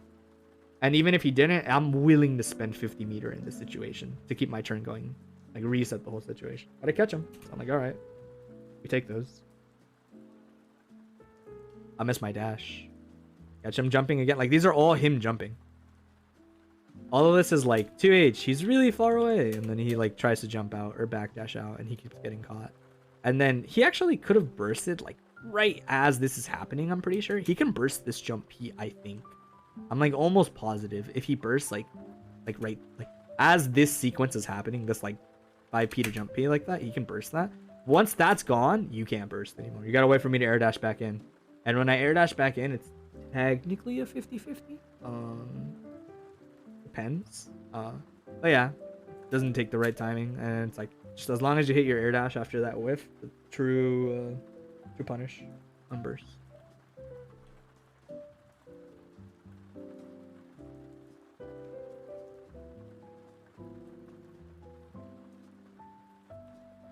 Yeah, jump back to Tommy. Jump back to Tommy's pretty sick. It tosses coin. If he tosses coin, it negates coin. That's what's really important about that to Tommy. That's because think about it. Normally, part of the value of Johnny's coin is that it comes out and he just gets to run behind it for free. But I know that Tatami negates the coin. So when he's running behind it, I just mash on normals. It's level 1 Johnny. I'm not scared of him, right? But like, I'm going to land right here.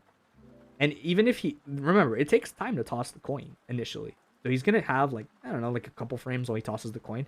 And as he's running behind the coin, I'm mashing on Fares. Like right in this range. It's going to hit like right here when he's dashing. I'm just mashing on it. The goal of me fighting him in this matchup is I want to take all your coins before you can get started. Like really.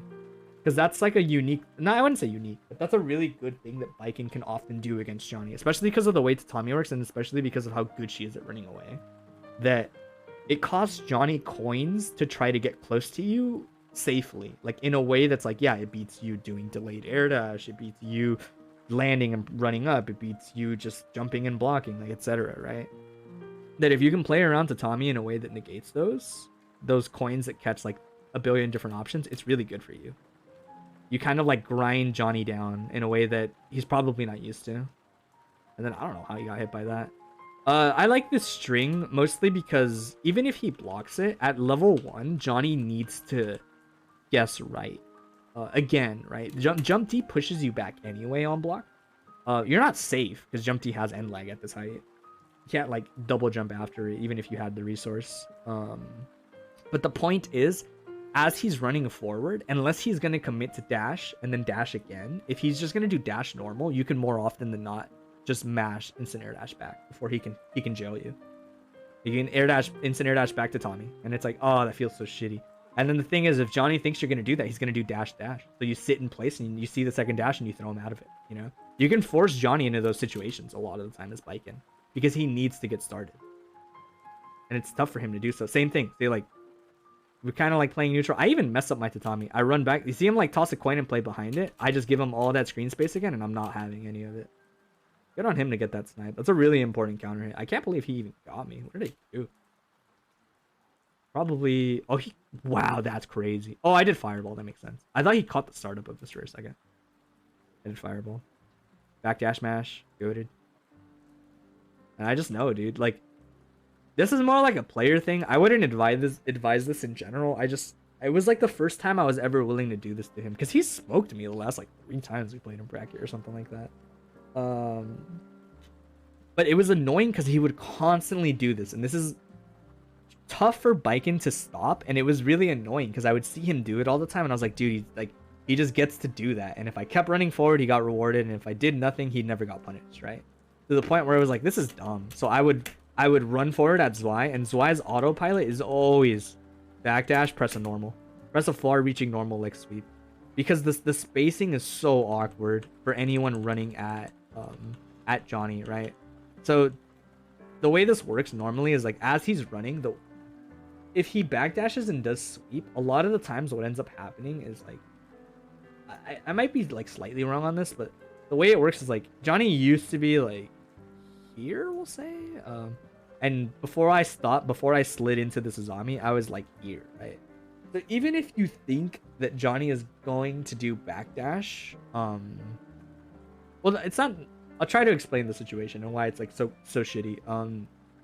If he does this normal, depending on the character, you can like commit to this IAD kind of early, and you might punish him. Some characters like kind of like overshoot, I think. But I think most characters can like land around here, and depending on the normal that you have, you can punish them. Like Biken would probably at the distance I'm doing it, she might cross him up just barely, and I'd press like jump K, and it would work. I think. The problem is, this is all dependent on him just backdashing and you calling it out instantly, right?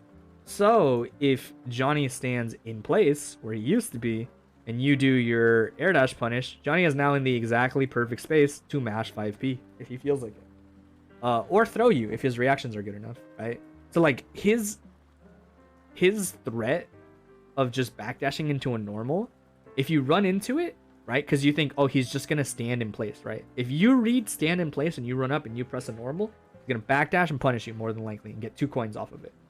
So you're like, all right, I'm gonna punish that option, right? If he does not backdash, you will probably get punished for trying to punish that option. So that sort of like cycle of options feels so crummy to do against Johnny. And quite a lot of characters have to do that if you don't have cheap approach options. You have to like grind out that idea against Johnny all the time, and it's incredibly boring to like interact with and really frustrating because a lot of the times the safest thing to do is to assume that he's gonna backdash, but like not really interact with it. Just like stay like in this distance where she is right now, but like press something pretty safe, or like it's hard to explain. Like you would stop earlier than you would think just in case he backdashes. Oh, it's why I was like, nah, I'm just mash.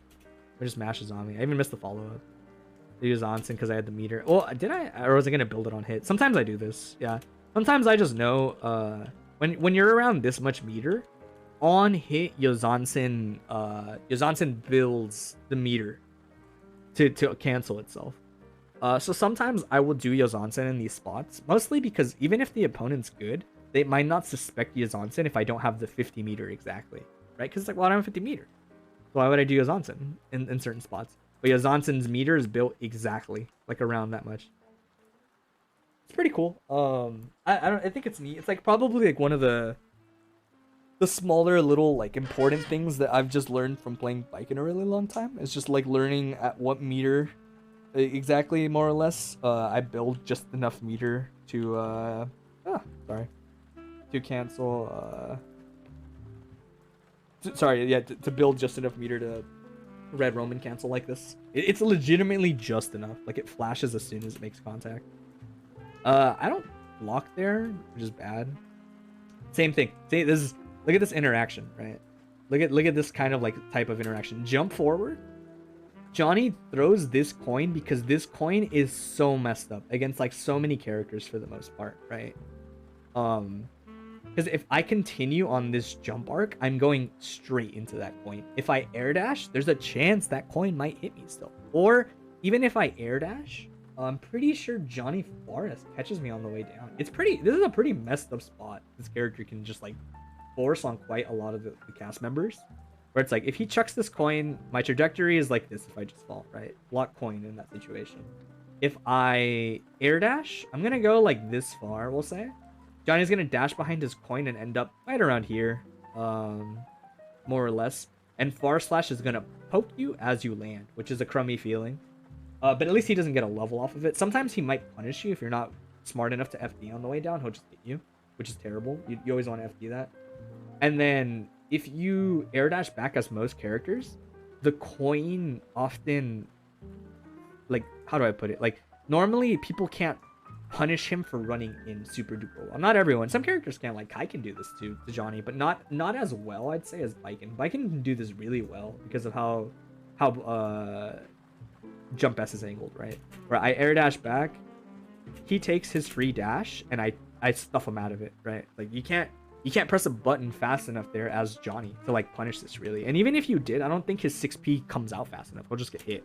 And then I told you, just gonna on hit, I'm just gonna micro dash, punish you for mashing, because Johnny is always mash like in situations like this because they expect you to overcommit, and then if you overcommit, they get that sweep, right? Get the counter hit on far S, play some neutral, bait in Azami being slightly minus. Oh, projectiles cancel. He can press a button faster than me. Azami. Like, you know that I mean, like, this was one of those things where it's like, it's not like this was amazing. Like, he could, especially at this distance, he could have easily just run up and thrown me.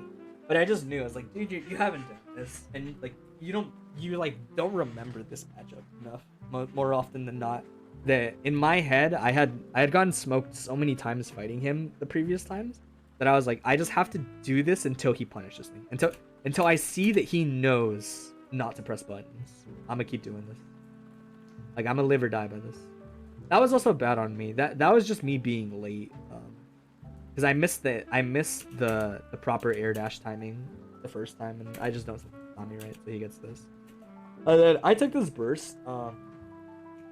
Also partially because even if he baited this burst, I didn't care too much because even level 2 Johnny is still pretty okay to fight as Viking.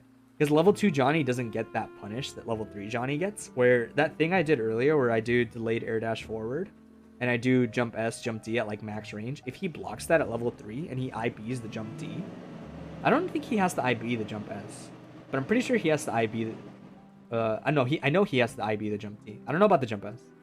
But if he's assuming he does it right, he just does K misfinder at level 3 and it just hits her out of the end lag of jump D and he'll get a punish. Obviously mid screen he would need 50 meter, but it's Johnny, he probably has 50 meter most of the time. But yeah, like that's like that little thing is like a very big reason why I don't want him at level 3, because that punish is so intimidating. And it's like, and it's fine. I'll keep you on that level 1. I can't believe I didn't get punished for that. And then this is exactly what I was talking about earlier. It's not like this is good. It's just I know the spacing and you don't kind of thing. Where I saw him IB. Like, I saw it. I knew he IB'd. But I saw the spacing we were at too. And I was like, oh, nice. If he presses 5k, she pulls back. If I pressed any button, like if I had pressed a button to try to frame trap, I lost 100% because of the hurt box extending. But I know that Claw retracts her just a little bit. So I was like, okay, 5k should not hit me here. Even though it looks like it, right? Like, even though it looks like at this distance, 5k should hit from Johnny. I just know, like, in the startup frames of Claw, she pulls back a little bit, like that. And I just know, I was like, if he had pressed Forest, he got this punish, by the way. Because only, I'm not even plus, actually. I was going to say I'm only +2. I'm -2. This move's like 21 frames startup. Like, he could have smoked me. Could have gotten Forest into misfinder. Shit, he could have pressed sweep and it probably would have worked. But I just know the spacing, and I know that I was like, all right, if you press 5k, like autopilot 5k, even though he did IB, I just know this isn't the right spacing to press 5k. But if you do, double claw is gonna catch you. And if you IB with the extra frame advantage, claw's gonna pull you back in anyway. I don't really care. ID back to Tommy. Same thing. See this like mind game that he needs to play. And honestly, this is kind of risky because at this distance, it could go either way. I could either try to back away from Johnny and he can take the space, which is bad for me, right? If he throws a coin, it's a little better because he'll waste the coin. But if he just dashes behind, like just regularly dashes to call me out, he'll slowly start pushing me into the corner, right? But at this distance, he can also just throw a coin, and coin perfectly just beats air dash forward. Like if he throws the coin right now and I air dash forward, I just get hit by it, right? But if he tries to take space on me running away, jump S smokes him. I missed my key at the time, but I don't really care. Air dash forward. I think if he had miss canceled, maybe this wouldn't have jailed him. He might have fell faster or something. I don't know. But he gets jailed, and I'm like, tight. I'm gonna just do a block stream. I hit too far to combo, but I didn't recognize it. Mash counter. I just know anytime it looks like you can press a button or backdash and press a button, I'm gonna just hold counter. I'm just not gonna like interact with it at all. Oh, also reset. He often texts and presses a button. So I was like, yeah, I'll just test this too. Early burst.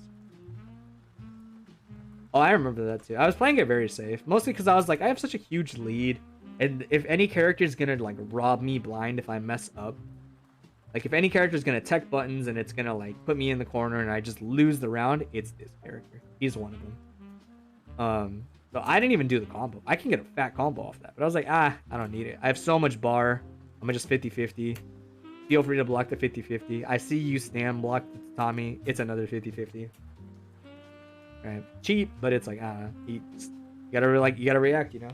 One of those things. It has counterplay, is what I will say. Does not mean it's not cheap. It has counterplay. Whole thing.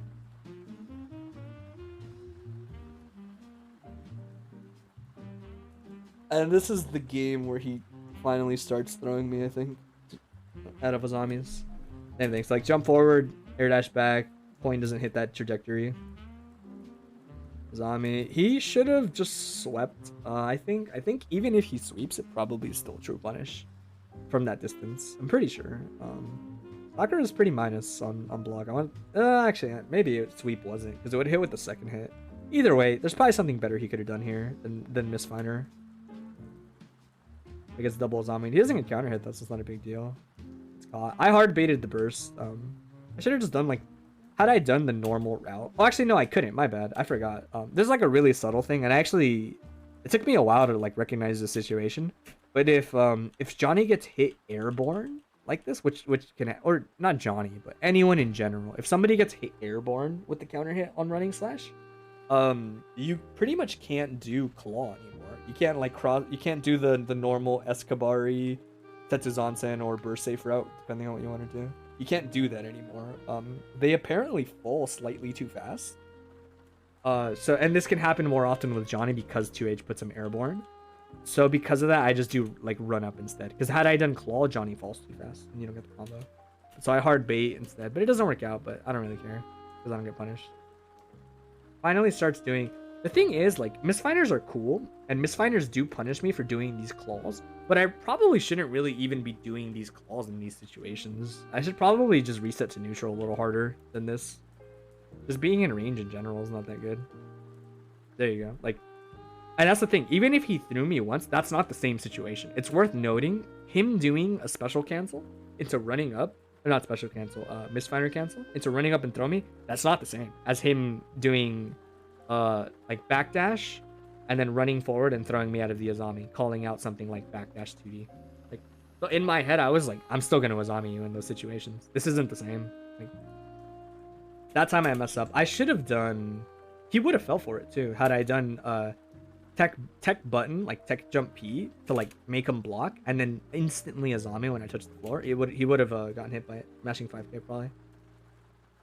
That time I was like, okay, now he's probably conscious of it because this is a really obvious spot where he saw it. So I pressed 5H, but I missed the counter hit confirm on claw.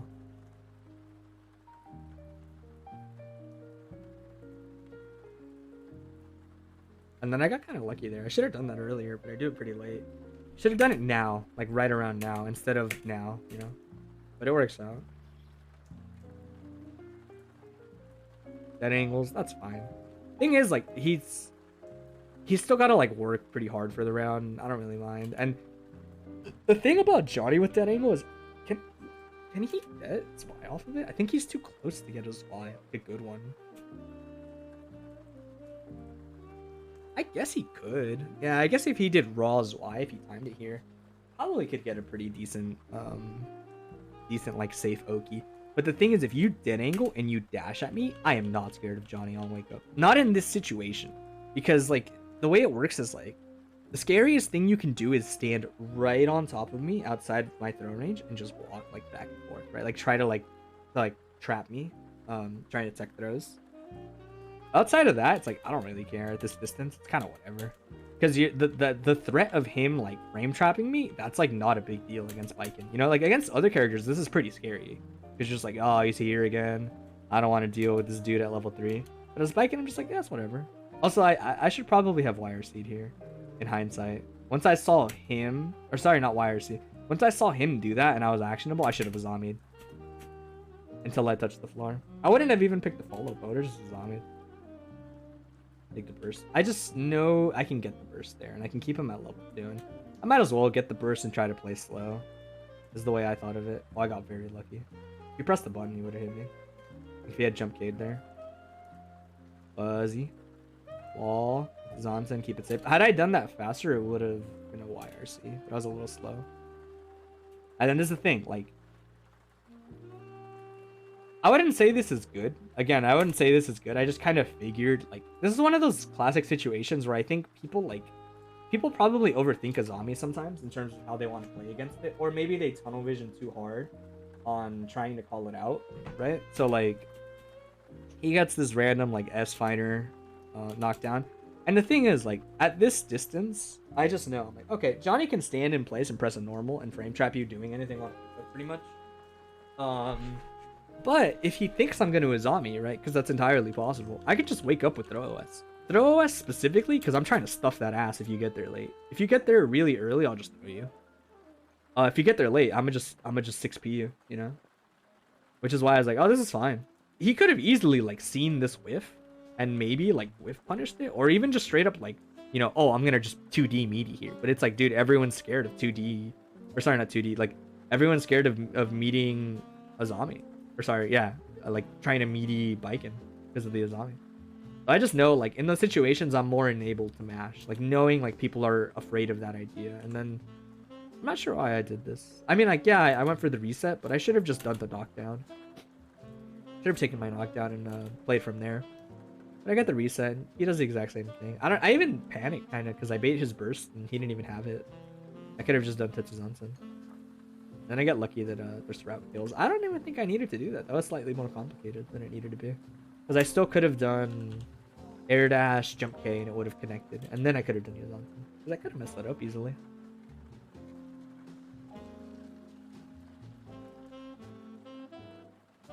Round start, jump forward, air dash back. Tommy.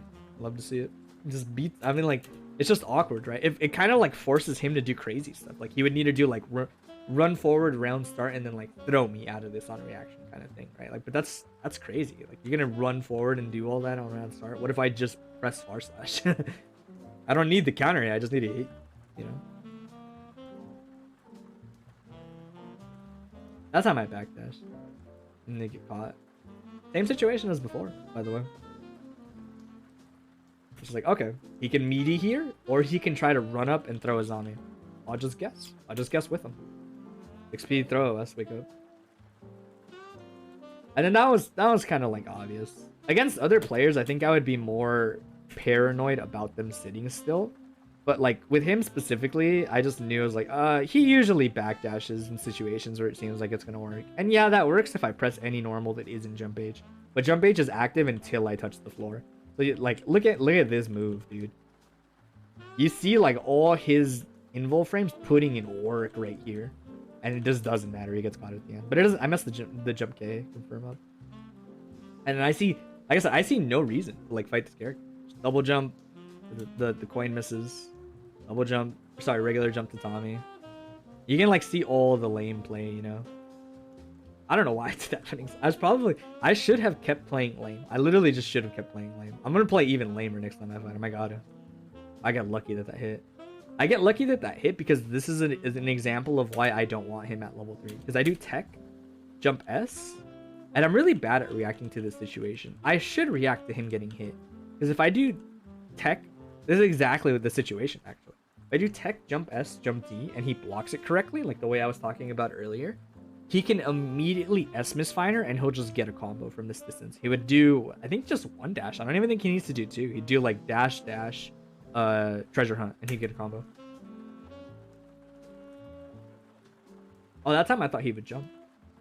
I knew this tatami was fake, like in general. I just knew it was fake. And I tried to input S-Claw, but I didn't get it. But either way, he backdashed, he didn't regular jump. And I kept holding it. I learned like from my, well, kind of from my past mistake. Where I was like, no, man, I'm gonna just keep holding it. Because there's a strong chance that you just don't like throw me. I need you to throw me. I have games to work with, I have rounds to work with. But this mind game like needs to be established. Also, that's just unlucky. I accidentally reacted to him moving forward and thought he would throw me. Whiffed, instantly mashes on me. I was like, oh, I might as well. He's either gonna punish me or I'm just get this on me. And then I should probably stop doing that. I think the easier route in this situation is you do delayed air dash into 6P, not 6H. 6H can work, I think, but you have to do it fast. And 6P is just easier by like 2 frames or something like that. He messes us up, doesn't he? And at that time I thought he maybe would trigger the red Azami again. Oh no, this is exactly what I was talking about earlier. The exact same situation. He messes up the exact same confirmed. Oh no. You hate to see it. That's pretty funny. This is literally the exact same situation as earlier. Except this time I do the thing I talked about. You do the double jump, but you YRC the tatami. That way, you jail them like this. See how that tatami like jails them? And the great part is, what I should have done is I should have air dashed, because that's a fuzzy. That's actually just straight up a fuzzy. If you air dash there and you do it right, I'm almost positive. Yeah, I'm like actionable already. This is 100% a fuzzy if I do air dash jumpy. That's so cheap. But I do 2H specifically because I imagined that he would just be holding stand blocks. So I was like, oh, he's probably trying to like mash IB after this situation because he IB'd the or IB trying to mash backdash because he IB'd the jump S. But I missed the hit confirm. I was like, all right, this is fine. And then this Yozansen is so cheap. This Yozansen is mad cheap for like multiple reasons, right? So as I'm chasing, or sorry, I did 2H again because I thought maybe I'd catch him like doing something. But the YRC lets me react to the situation, so I do dash. And from here, this is just like a really good Yozansen spacing in general, right? Because if he misfiner stalls, Yozansen's gonna hit him out of it. If he air dashes back, Yozansen I can YRC as soon as it whiffs. Like YRC specifically, it won't be a PRC, which is really cheap. And then I can air dash forward and jail him a little bit. And if he just lands, Yozansen hits at max range. This Yozansen's so cheap. Look at this Yozansen, dude. This Yozansen hits, oh, so cheap. Look at that. It hits like the frame he touches the floor. Oh my god. Yo, it hit the frame he touched the floor. Oh, that's so... Dude, this was a frame 1 overhead. That's so funny. Oh, I almost did it too early. He almost didn't touch the floor. That's so funny. Oh my god. Yo, the frame 1 overhead. Anyway, and even still, not doing the hard combo. I should have just done a 2D, like jump P, jump S kind of sequence so that I'd get a little more damage. But I was like, it's fine. I'll just do a normal block string. I also should not have jumped forward there. Off of this spacing, you just neutral jump. You neutral jump to Tommy and it's the perfect spacing. I was like, whatever. 2 hits, you're gonna dead angle. You always do your options kind of early. And I guess right. Yeah, that's it. I think against him specifically, I just knew his habits. And I was not going to stop abusing them until he stopped his habits. And he did at the end, like the very end. But that's the problem, right? He took too long to adapt. And I was like, from now on, I'll just try to my best to keep this in mind. And it's scary, because if he doesn't do those habits, a lot of those Azamis can get thrown. But I don't know. I think I just play the neutral a lot better now, in general. Like, I would say the best counterplay is to try to hold on to your coins against me, if you're fighting me or Bikins that play like me.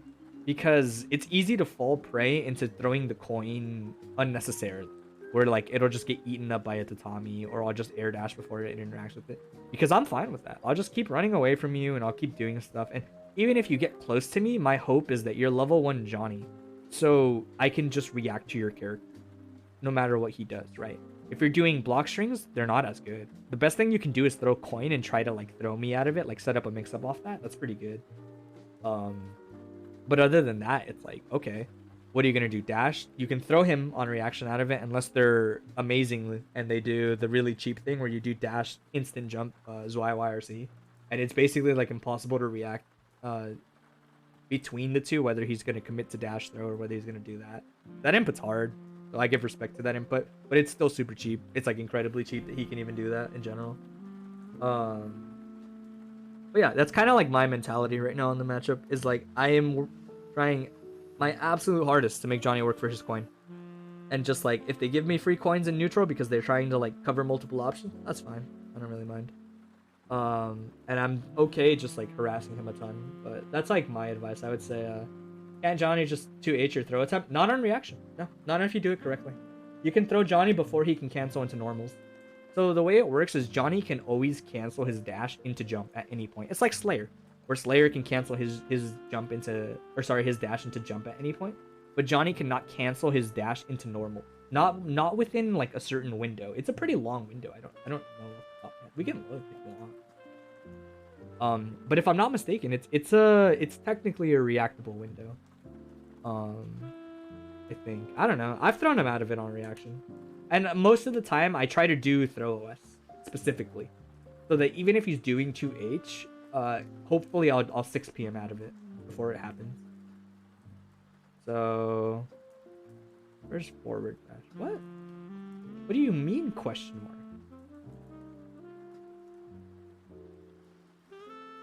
Oh my god. Yasagi, please tell me you're here. Please. Is anyone here who plays Johnny? What do you mean, question mark?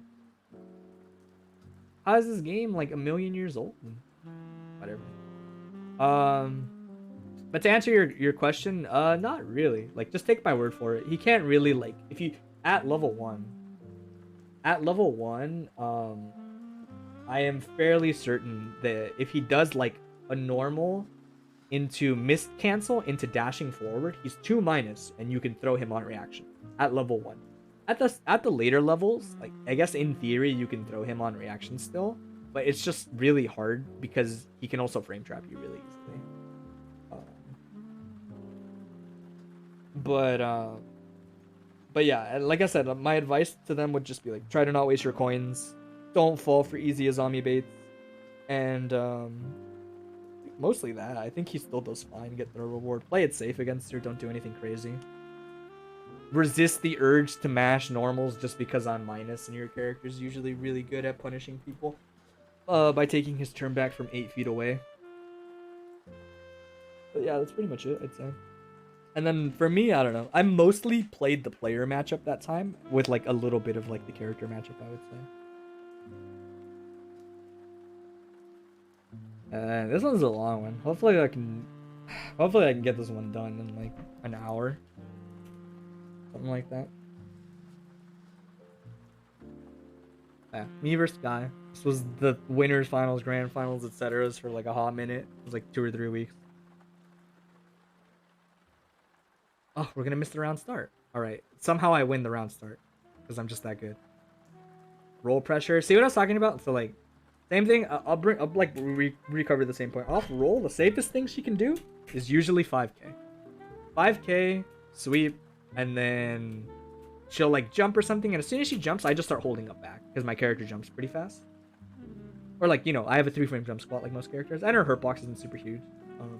I just jump back, and then what I should have done was nothing. I should have done jump back into nothing, and jump back into nothing probably would have let me jump S there, right? So like, right here, had I not done jump back, jump P, I probably could have jumped S them on the way in and gotten a counter hit. But I kind of like, I have a habit of doing jump P on the way back, just, you know, like, because it's normally pretty good with her. And if he had done like IAD jump A or something, it might have caught him. But I should probably not do that there. Oh wow, that was gonna combo? Jesus. Oh, that was a bad tatami. That was an example of like one that I mess up. I missed the air dash. I could have done air dash into keto tatami and I would have spaced it. But I don't do the full tatami distance here, so you can see that it hits very shallow. You could have backdashed it. Armor dash, throw, the 6k comes out, but he did backdash into throw and he gets caught for it. Kind of like a weird exchange. Oh, that's like a little bit better of an example of what could have happened. So like jump back, and if he air dashed, that was kind of like throwing that jump S out. You can see similar exchange to earlier, but that time I got the jump S out. Oof. I don't know why I'm in the air so much. Oh, I get lucky tech buttons. I don't like that. I don't like that at all. This is just like a chump check. This is me thinking, all right, you're not gonna hit your wake up throw, but he could have easily wake up throw. Like, even though I 6k'd here, it's still fast enough on wake up that it just it's this. I guess maybe this would work because let me see. Actually, no, this wouldn't work because he would throw me before the tatami's out. Yeah, this is silly. This was me being lame and kind of like execution testing him. Oh, he crossed me up before. I didn't expect that. He crossed me up and he like made me do command grab. Let's actually give me like 1 minute. I'm gonna use the restroom really quick. Super duper.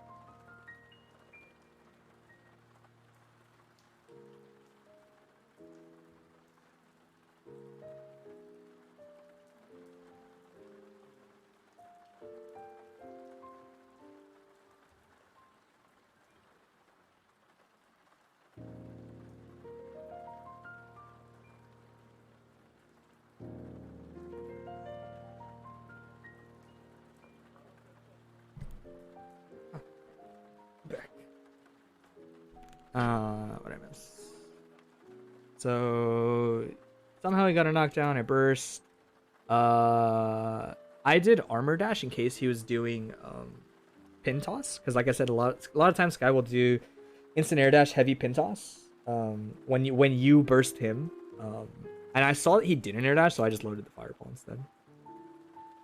Play some kind of lame neutral. I get kind of lucky actually that I got him trying to pick up the pin like that at the end. I caught him at the end to roll. But it doesn't confirm anything, so it's not a super big deal.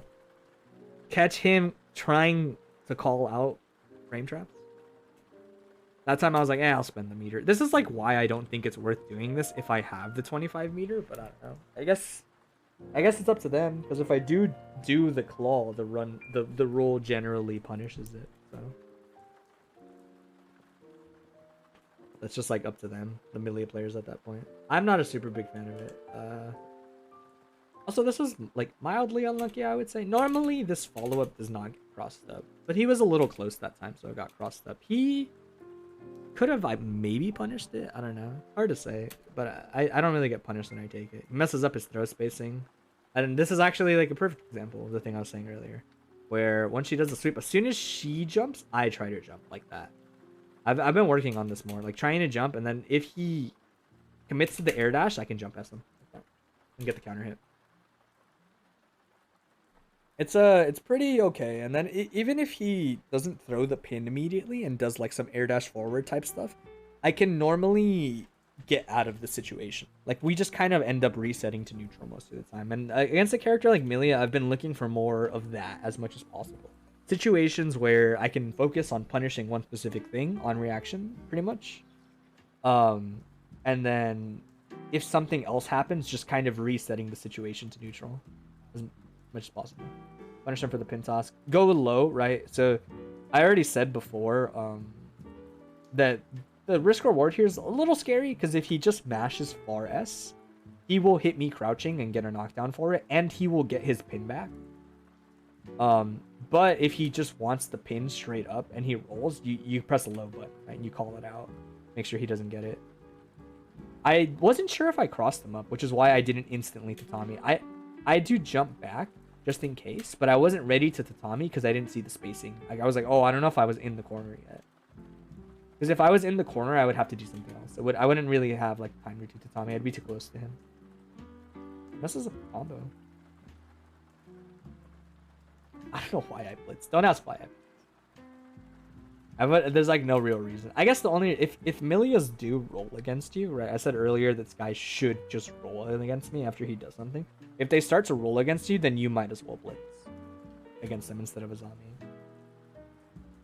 But he never does. So I'm not sure what that blitz is about.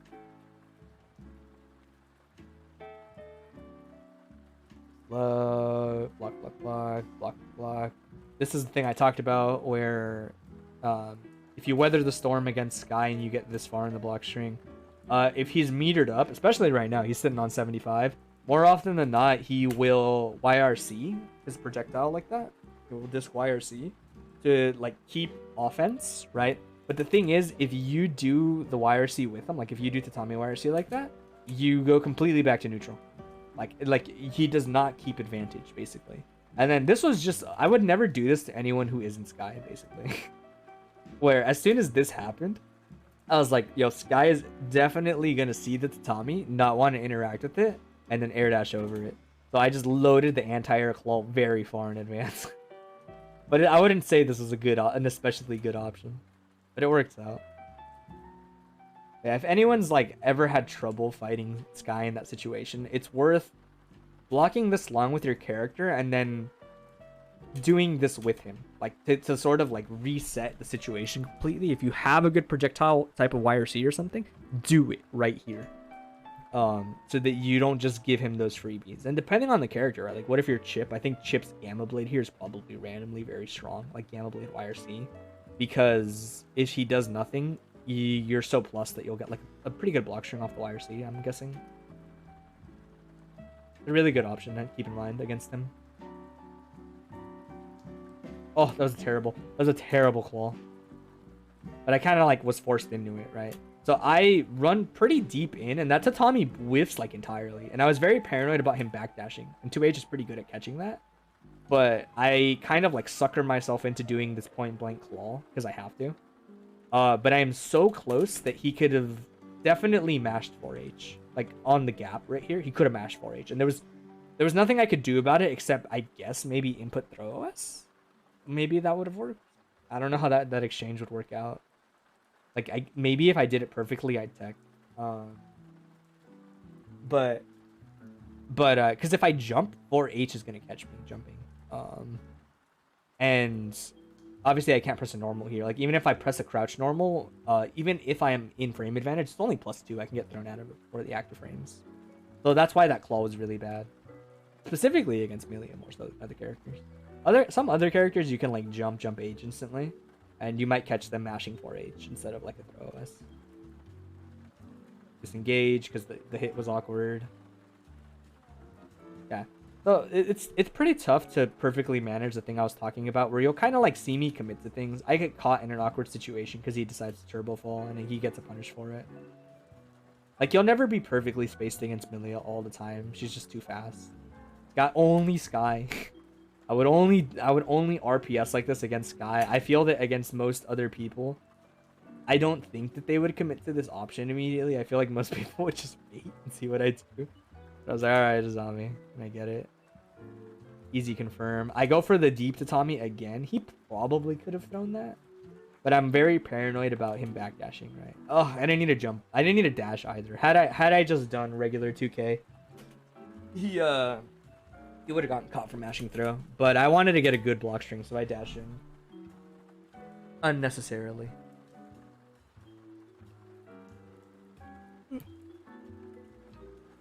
Ugh. I don't get my tatami, so that interaction becomes pretty awkward. Had I gotten my tatami, it maybe would have canceled the projectile, but either way, I should not have backdash. I should have just blocked. Roll again. At that point, I was just committed. I was like, this is fine. Either I'm gonna do this and give up my turn, or I'm gonna catch him being greedy. Catch the up bag. I think even if he had gotten what he wanted, I don't think it would have worked. Sometimes off of claw resets, I will claw again. And I'll like kind of try to like explain why. Specifically because like, yeah, you tech. But the way it works is like, I just basically don't think that you're gonna tech forward. Because if you look at this first claw, I think the first claw is like a better example, right? Oh, it isn't. I'll just like show it on whiteboard. So if you tech this first claw, right? Teching in place puts you like around, whoops, too big.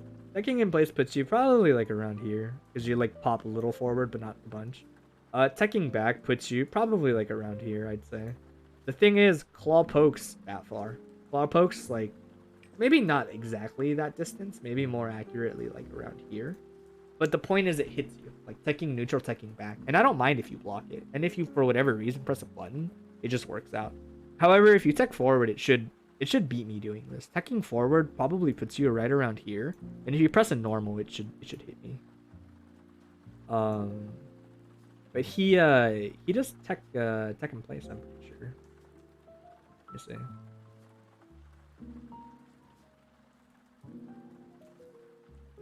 Yeah, he does tech in place. He messes up.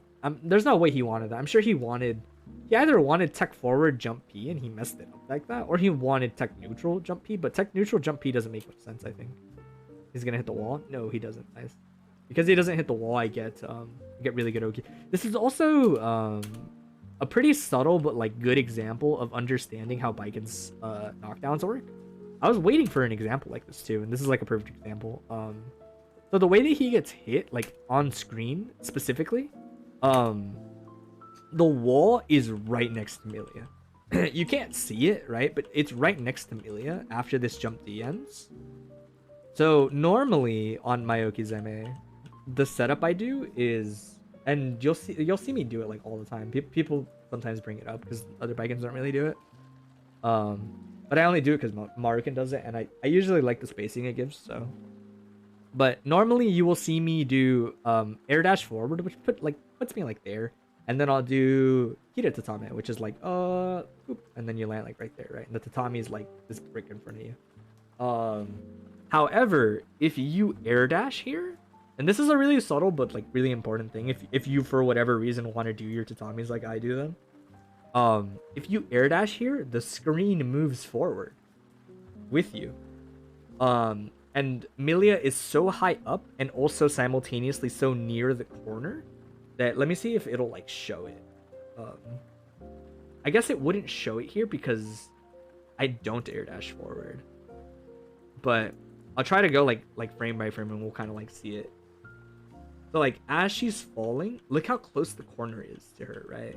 If I do the air dash, because I'm air dashing, remember I'm air dashing like around here. Yeah, like around here. So she, look at how much hang time she still has, right? And they always travel forward as long as they're not at the screen. Like Biken's JD will always just casually send them at that angle. That trajectory is always such that like they always fall like this. They're always just slanted like constantly forever like that. They always have that kind of momentum. So if you air dash there, the wall shifts and they wall bounce right before they touch the floor. But they won't get knocked down because of that. They'll wall bounce right above the floor and you lose your combo because of that. Or sorry, not your combo, you're knocked down because of that. So there's like a really subtle thing, but an example of like understanding when to do different types of setups, right? So because of that, I just do a normal setup because he's already in the corner. I do the full length Kita Tatami, or sorry, full length Kita Tatami. The full length Tatami, and I don't really like these all the time because they're pretty hard to space around blitz. This one might have been spaced, but he looks pretty close, so I'm not very confident on that. I think if you move forward here as soon as they wake up and they blitz, it would probably cause a reject state. But there's a chance where if you stood in place, like if you don't choose to move forward, you might be far enough that it won't reject as long as you don't move immediately. But he doesn't have the 25, so I'm not scared of it. So obviously I'm gonna run it like that. It's 50-50. I pick a terrible combo route. He could have just died. I'm pretty sure off that. I don't know why I was tempting fate.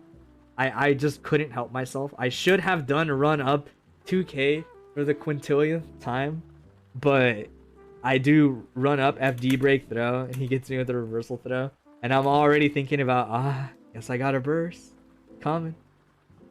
Guess I got a burst. Terrible burst, but it works out. Terrifying situation, but it works out.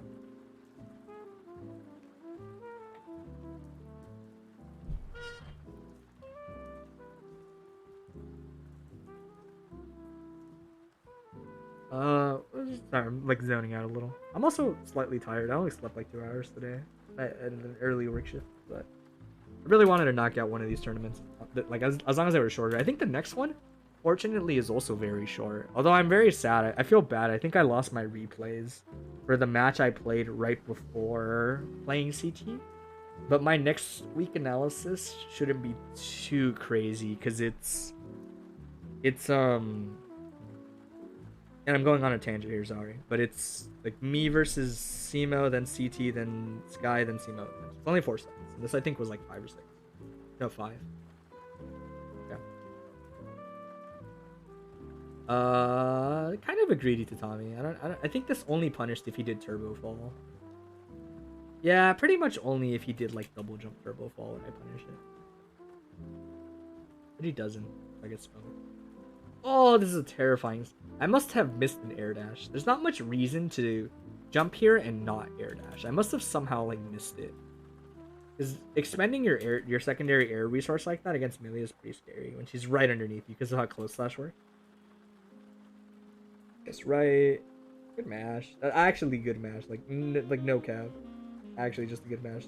There's the thing I was talking about. If you IB this thing on wake up, you should just press the button. And this is a good example of like I even try to kind of bait it when I see the IB. I'm like, oh, he's doing an IB on it. I'll Kabari just in case he presses like 2P or something. Had he pressed 2P, this would have gotten caught by the claw. But he pressed the 5K, so I get kind of hit out of it. The only thing I could do is 6K instantly to Tommy. And Tatami would probably frame trap, or even if it doesn't, the counter hit trade leads to a combo. But the thing is, Tatami is very scary to do at that point blank distance, especially if they IP. If they IP it, then you're in a very awkward spot.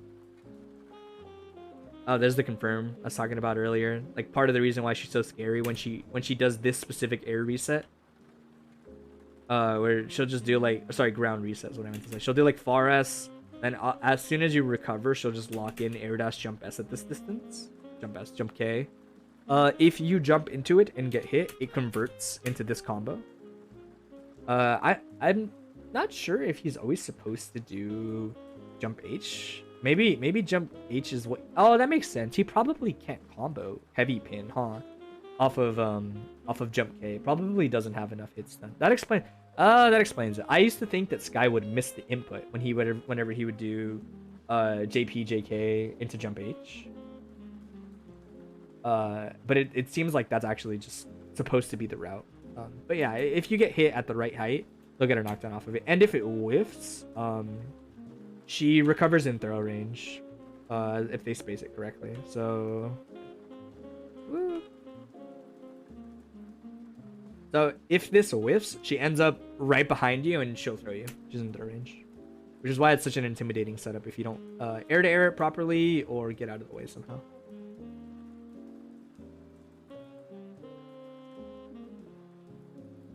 This is fine. I'm surprised he didn't spend the meter. That's kind of weird, actually. He definitely could have done Faris into super. I'm not sure why he didn't. Or if he wanted to make it easy, Faris into Roman cancel. I'm a little confused why he just hard resets me. But oh, that was unlucky. I thought I could backdash because I was so far. I thought I could backdash out of probably Digitalis because he had 50 bar. So I thought maybe he'd go for the frame trap. So I probably tried to backdash out of Digitalis, which honestly wouldn't have been that great because he would have just gotten like a YRC or PRC off of it. But he does double roll, and then I mashed the button on reaction to him doing double roll. But he counter hit trades, and if you counter hit trade with her 5H with a light normal, she gets a sweep, confirm on trade. It's a pretty crummy situation. And I guess wrong. Gonna hit this combo? Yeah, he did a slightly easier route, I think. Yeah, see, so this is kind of like, this is the probably the scariest part about her pressure rate. The thing I talked about, she does 5k, 6h, then you block the high, kind of wait. Her roll is weaker at this distance. The only thing that's weird is, I should probably test this. I would probably test this. I'll try to test this afterwards, really quickly. Where if she does this, if she does double roll, I don't think she's in throw distance anymore. So you're not supposed to throw her on reaction. You're supposed to mash on reaction, I think. And I think you, as long as you mash on a quick normal, you'll catch her. I fall prey to this every now and then, where I try to throw them on reaction, but they're not close enough, I'm pretty sure. But yeah, if she rolls, 5k will whiff. If she does single roll 5k at this point because of the extra pushback. So more often than not, and I think Less Shaker will also whiff. So more often than not, they're gonna Digitalis. So you just need a block. I mean, I guess you could blitz it or something. I'm not a very big fan of the RPS. I guess in a situation like this, it might be worth going for the RPS or something like blitz. I don't know if Viking can. I think she can Roken Sogi this before they can Roman cancel. And honestly, in this context, it might have been worth going for, just because he had so much meter that I would have been very surprised if he did double roll into throw attempt, but he might have, honestly. But yeah, I block anticipating Digitalis into RC, and he tick throws me because Millia cheap, and he kills me, right? Yeah. I'm always so confused with why they would even do 2366H instead of just doing like slash into like a long block string. Or not block string, into like a normal air combo. Oh, can't believe that worked.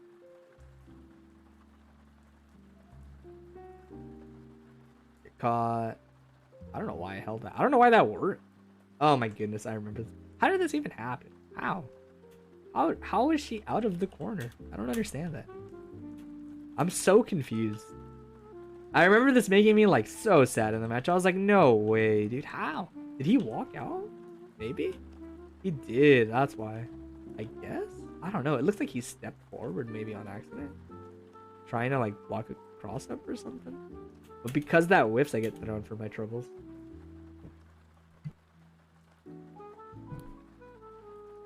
I messed it up. Also, isn't that the really good? Isn't that the pretty good knockdown? Can't he just?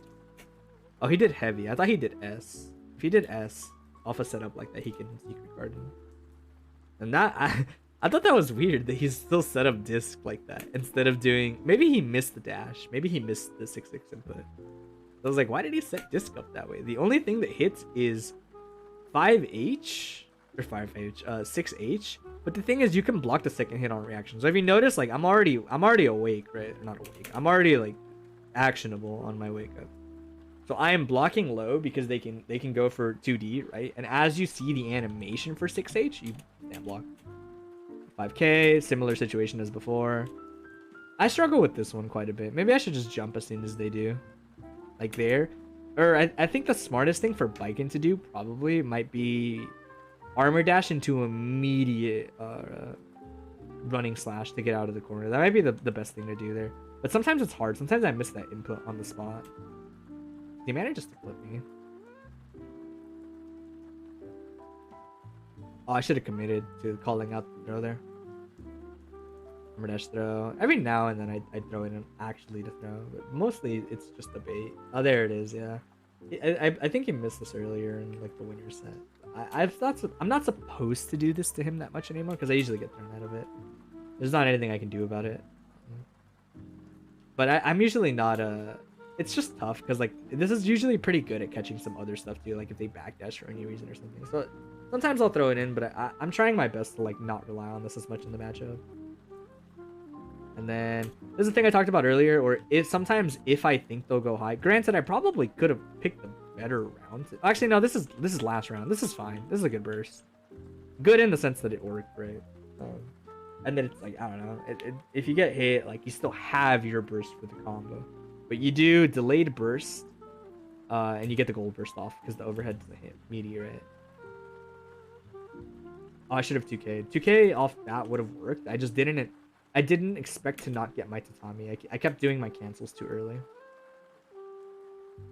And then I figured he would bait this. I think he wanted to turbo fall. I can never tell. Half the time I see them do jump K, or like jump instant jump K.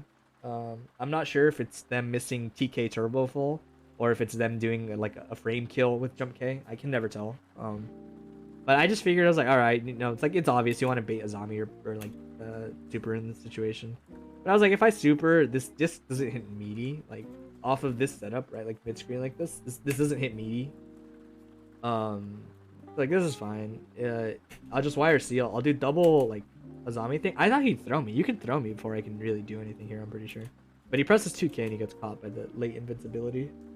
Caught holding up. Oh, I got greedy. I should have confirmed into the knockdown off of close slash, but I like confirming off of the knockdown off of 5H because the knockdown is a little better.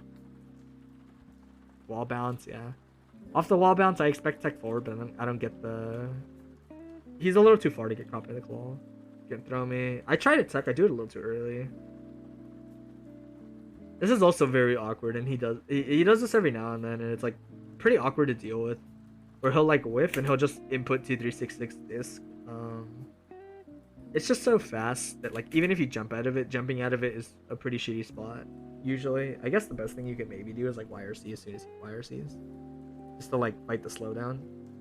But like obviously if you just continue blocking, he gets like pressure reset. But yeah, I tech too early. He actually would have hit me too if he had done the weird like air car instant overhead thing off YRC. In my head, I thought he'd land faster, so I pressed the button. I think, but I don't know what he was doing. I messed up.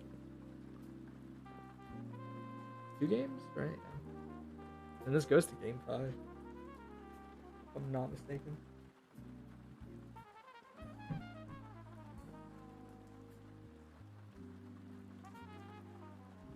Look at me fighting for my life. Jump back, jump Essen. Oh, lucky moment. Every now and then you just get graced. Graced by God. Tech into a neutral situation, just hold a zombie. I always do the throw bait the burst bait too early on him. Yeah, I think he missed the confirm, right? Yeah, he could have comboed that. He just wasn't ready for it. The combo. Oh, that's unlucky. I didn't think he'd do double roll. Thought sometimes he does roll digitalis to punish people pressing normals too. Low profile and then he'll get the counter hit. I expected it even more so because we were in the corner. So if he got the counter hit, he'd get a full confirm. He does double roll. I don't know why I did that throw that late, but I guess it works out. Oh, I messed that up. I meant to dash earlier. I meant to do that, like that like pause into. Sorry, not that pause. Like that. I meant to end on close slash just to like redash because I didn't expect him to do anything.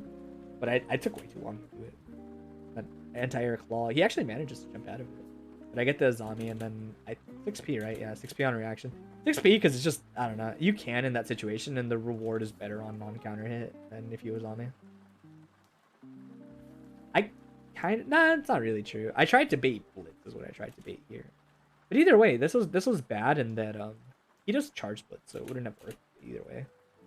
I keep forgetting I should have done sweep, but he did angle, so it doesn't really matter.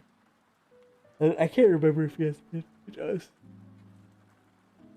That's an awkward situation to block pin. If you block air pin at that specific height and you're not that close to her, you kind of just have to keep blocking. You can't really do anything. I mean, I guess Viking could red on you, but like, are you going to? And then at this point, I did double jump, and I wanted to try to land behind jump H safely, but he IBs it, and I don't react to it. As soon as he IB'd me, I should have used Onsen, and it would have counter hit him, probably. I mean, like, I'm gonna get punished either way, so. Lose a 50-50.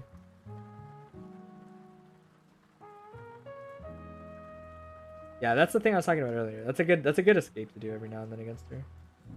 And there's the red Azami not getting crossed up. Sometimes it happens. It happened earlier in one of the sets. Burst on block. Lucky for me, he burst there. And then his Onsen's just really cheap. Cheap for like the same reasons as before, basically. It's just one of those things where like you have very little time to react to this situation happening. But you're so high. It's always off of like whiff 2H too. You can't see it, but this is whiff 2H, I think, or whiff 2H or 6H, but it looks like 2H's animation. Instantly YRC because it has a huge window, and then like the smallest dash forward to make sure you're in range, and then just use Onsen. Boom, you hit a max range. Max range of Onsen is beyond cheap. It is like so cheap. I would say the best indicator for reacting to the situation is the fact that I do a slowdown, like in general, and you're just like, oh, I should stand block. But it's pretty hard to react to that Yazansen. That's the whole point. Is that I've got good at doing the Yazansen. It's pretty hard to react.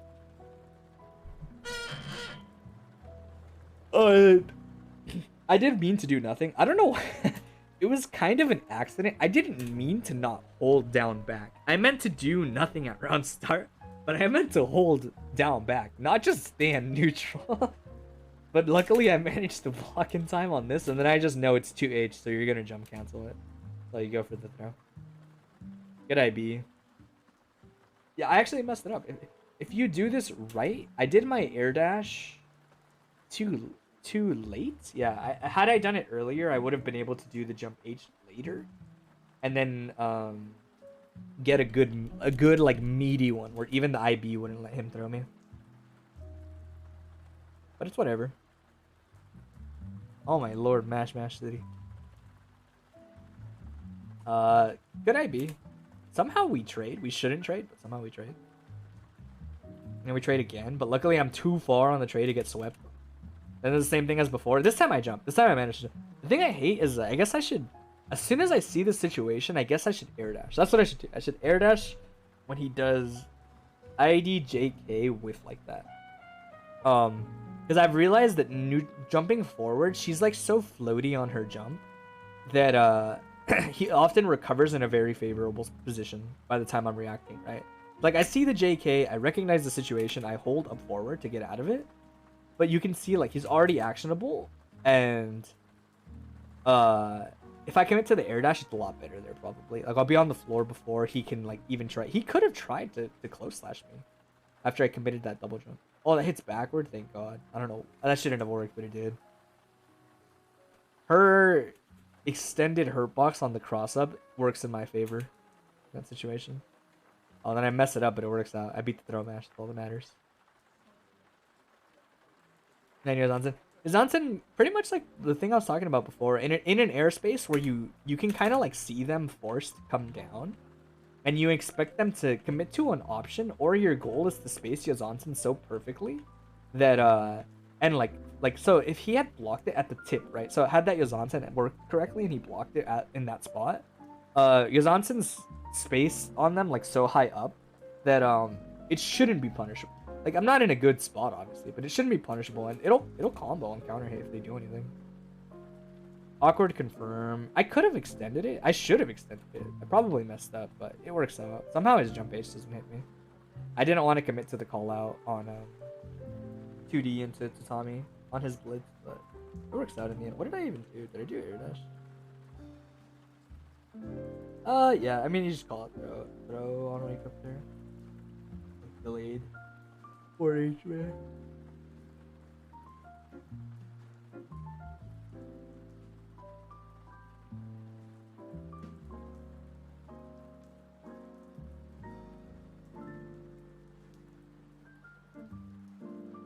It's caught trying to anti-air. This is a really good air to air against, or sorry, this is a really good situation against not lightweights. This is tough. I'm never quite sure what you're supposed to do against lightweights. I guess maybe in my casual matches from now on, I'll try to practice this, but essentially the way this works is it's really hard to react to people getting hit on wake up trying to do anything, like hold up, backdash, etc., blitz. That normally the easiest confirm is jump P, so that you just make sure you do like your fastest option and then you confirm until some damage. The problem is on lightweights that one jump P adds too much height for them to get knocked down. You need to do raw jump S against lightweights as the hit confirm to get a proper knockdown. Otherwise it turns into a situation like that. I even do it so early that he doesn't even get hit by the second rep or the air dash extension, I mean. Oh yeah, see. This is also like the awkward thing that can sometimes happen.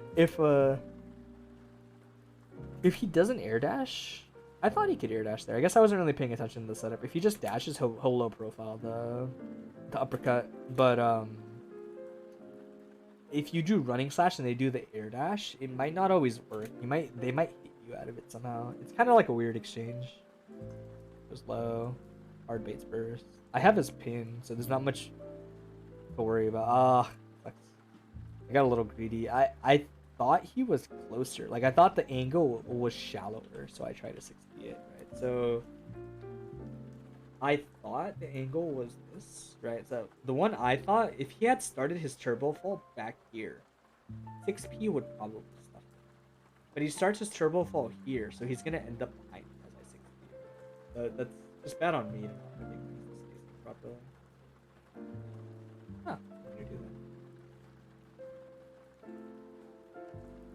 So he gets a punish. Luckily, he wanted pin, so he doesn't get like a good knockdown. But he resets me anyway. And then he blocks my burst.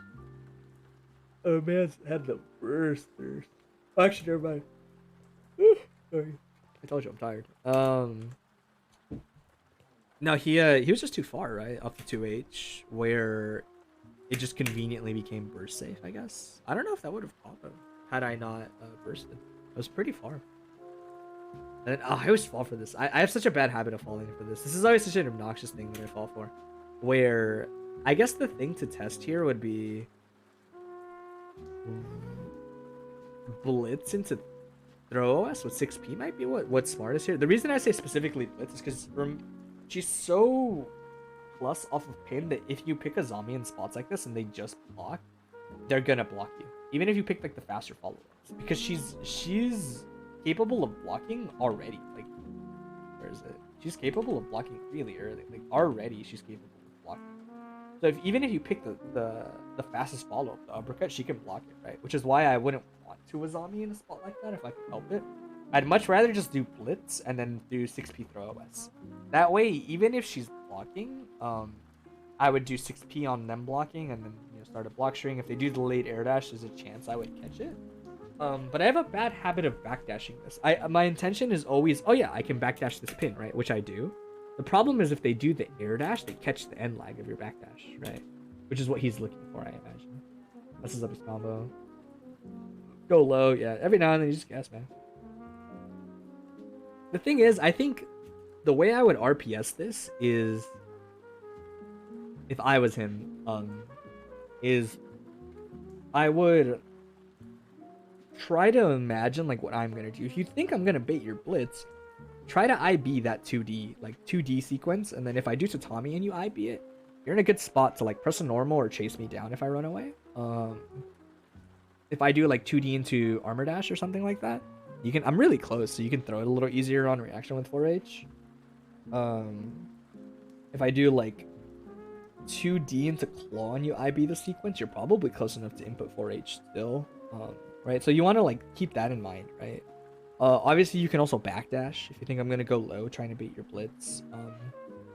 But I think the idea is like, it's weird because like I'm pretty sure the delayed air dash beats tap blitz anyway.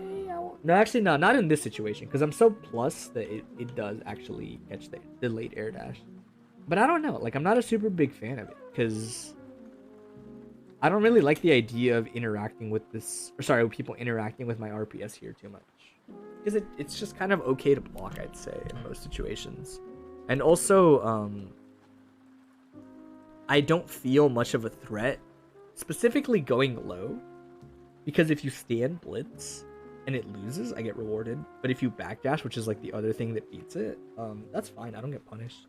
Yeah, like, yeah, I give up my turn and that hurts, especially against a character like Millia. But most of the time, I'm not super scared going low as long as I know I'm out of throw range, like this. I don't know why I did that. I guess I thought he would air dash. I know that this setup is late, right? So against Millia, it's good to know like when setups are late, right? Like she's doing this disc very late. And what that means is that Millia is not going to be capable of hitting you with the meaty, much less one that is safe against you waking up with throw, right? And they know that, right? So chances are they will jump. They won't stay on the floor. Or they'll do like Iron Saber, or they'll do like maybe Bad Moon, but probably not. So I most likely thought he would air dash. I think maybe this would have thrown him if he air dashed, or definitely if he did Bad Moon for any reason. But he does that like JK thing and it whiffs and I get caught by the later end of the disc. But I have a bad habit of getting overly greedy against late setups from Millia instead of trying my best to wait, because it's a late setup, so the mix-up isn't as potent usually. Especially because they're very scared of you throwing them or doing something crazy, that they almost always jump. So it gives you a good bit of leeway that I should probably just be willing to block for in this situation. I'm not sure why I did that. I guess I just wanted to play it safe. You can do running Kita Tatame there, and it'll give you the spacing you want. But I guess I just commit to run up Claw. Not even 6k because I was paranoid about missing the meaty. I'll just do Claw, it's fine. Oh, and then this is why it's good to do 5k 5h a lot of the times as the button that you do after Claw, right? So at this distance I can't jab, right? I don't think I can, at least. Did I have? Maybe. It could have hit, but it was kind of iffy, right? So I choose 5k instead because it's the next fastest normal that connects. However, if you do 5k into 2h specifically, this can happen if they're jumping, and you don't want this to happen. It's okay if you do 5k to S in this situation, you'll recover much faster. But if you do 5k 5h, you can usually hit confirm this, and you won't get a knockdown on lightweights. I'm pretty sure if you do the 5h into Guchinashi, they'll get to tech, but it's still good. Like the knockdown isn't bad for you off the tech. Sorry, not the knockdown. The tech situation isn't that bad for you because you recover first. The problem is if you do 2h expecting them to continue blocking or hold up at a later time, and they tech, they are way in advantage. Like they almost always do tech forward and punish you. Almost always. He picked a weird option. I think had he done like, actually, well, I guess he crossed me up, so he kind of had to. If he had done like a neutral tech, if he had done tech forward with not this button, it would have been fast enough to punish me. But also, this was the only button to hit apparently because he crossed me up. But in general, that's usually the reason why it's scary to Gatling into 2H if you're hitting people airborne because of that tech situation and how minus you are on the whiff. Blitz. I messed up.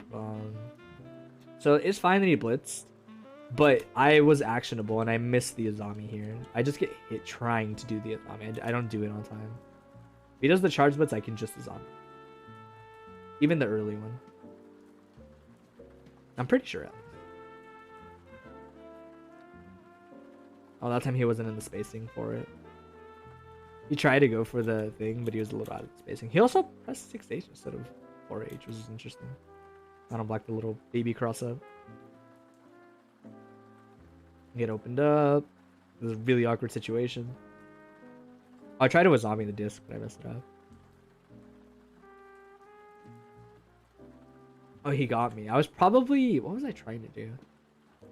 Maybe I did dead angle, honestly. Normally, I try not to dead angle in spots like that against Skyy because he usually does this.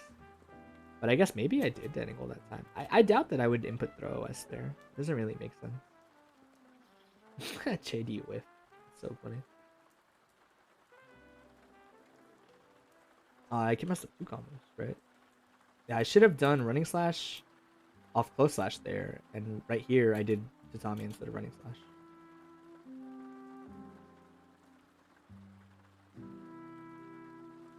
Oh, he could have pressed the button because I didn't get my IADs, right? Situations like this are kind of what I'm talking about. Oh, I did get my IAD. I just didn't get my tatami. I guess he was just running forward that early, yeah. Situations like this are what's scary, right? When people end up right beneath you, but he doesn't actually do anything. I remember this dumb round, I think, yeah. I just figured, I mean, you have to figure that he's going to jump to where the roses are, but the roses are still active, so you can zombie them. Okay. I would 2D here. Okay. 2K is fine too. It's just not as good at beating blitz. But specifically charge blitz.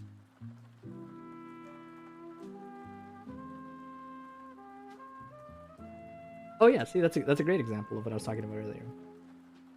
So a bit earlier, I think I said it in this set or maybe the last time I fought in the set prior to this when I was fighting Skyy that I was analyzing. I mentioned that a lot of the times you want to IB things like this so that when people do press a normal, it's a purple Azami, right? That way, even if they delayed their normal or they do it instantly or whatever, it's not a red Azami. It's not dependent on that little bit of timing. The IB releases you from block stun early enough that it'll become a purple one like that. And it's less committal in general. Or not, committal's not the word, it's just, it's better. It catches more button presses. Is the way I put it. Hit the 4H. Could I have killed off of that? I guess I just wasn't ready. I was not ready for this counter hit in the moment. Because I definitely could have killed by pressing 5H or 5K 5H into the knockdown instead. Bait the 4H again, because why not? I think Azanza. It's a pretty lazy Azanza. I should have done low into high. Should have done 2D into the Azanza, but gets caught by the instant Azanza, so why not?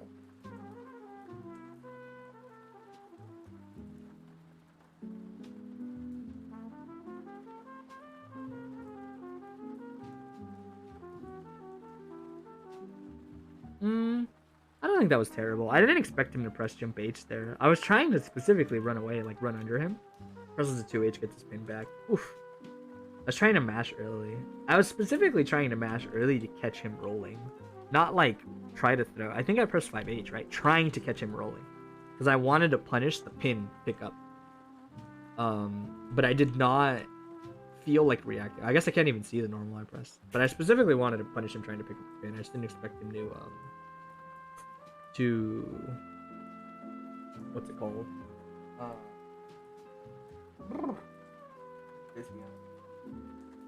I did not expect him to frame trap there. Tries to throw a deck, I guess, instantly.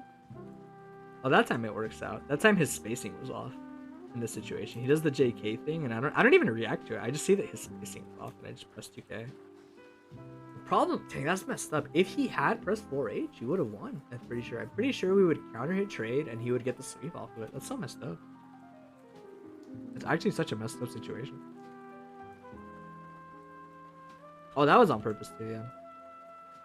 Well, I say on purpose, but it's, I don't know. It's just, either I'm gonna press 2S here or 2H, but 2H also just happens to catch that angle, right?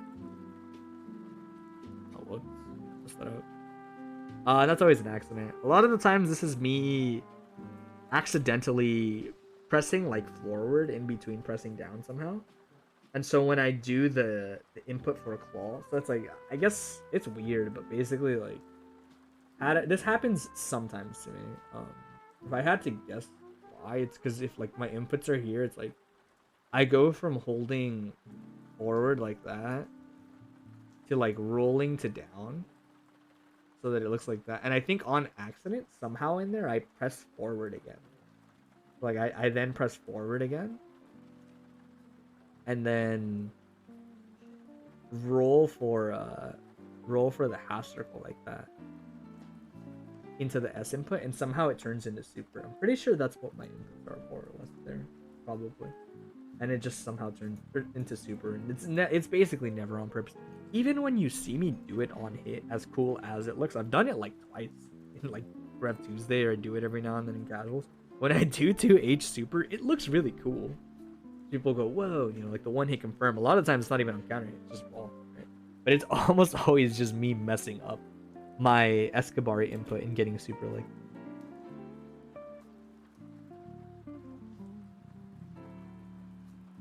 Ah, bad combo. Oh, terrible. You would have died. Oh. I think I was paranoid because, like I said, when you hit people airborne, it is not the same combo. You can no longer do like the heavy claw, etc. Or sorry, the heavy claw, the slash claw anymore. So I was probably paranoid about that, and I picked an easy route. And, oh, I remember this. Why did I do this? Oh, I shouldn't have done that. I should have just So here's the thing. Me baiting burst, I think is debatable. Like it goes either way. Like there's reasons for why you would want to bait burst here, and there are reasons for not wanting to bait burst here instantly. The thing is, though, I should not have done it with Suzuran. I should not have. I even pressed the wrong thing. I meant to throw him. It wouldn't have mattered. He would have bursted my throw OS even if I got it. Wait, I didn't even. Oh, I probably only inputted it with H if I got to 2H. But either way, the idea is I should have just baited it with like a block, like a regular block, or committed to like a block string. But I don't remember. I remember like shenanigans ensue. But he didn't do it there. What? Why didn't he just throw me there? Oh, I wasn't in range yet. I didn't even notice. After this hit. Yeah. Now I'm in range. Yeah. Ugh, I hate it. It did did I have done that? It sucks. Ah, it sucks. Maybe I should have. I probably should have committed to Suzuran into running slash. The best thing he could have done is, had he not thrown the pin, he could have probably turbo fall and chased me on the way down. But I don't think he would get super duper close to me. But because I do the YRC here, like seeing the situation, he just casually lands into throw and throws me out of my 5K before it's active.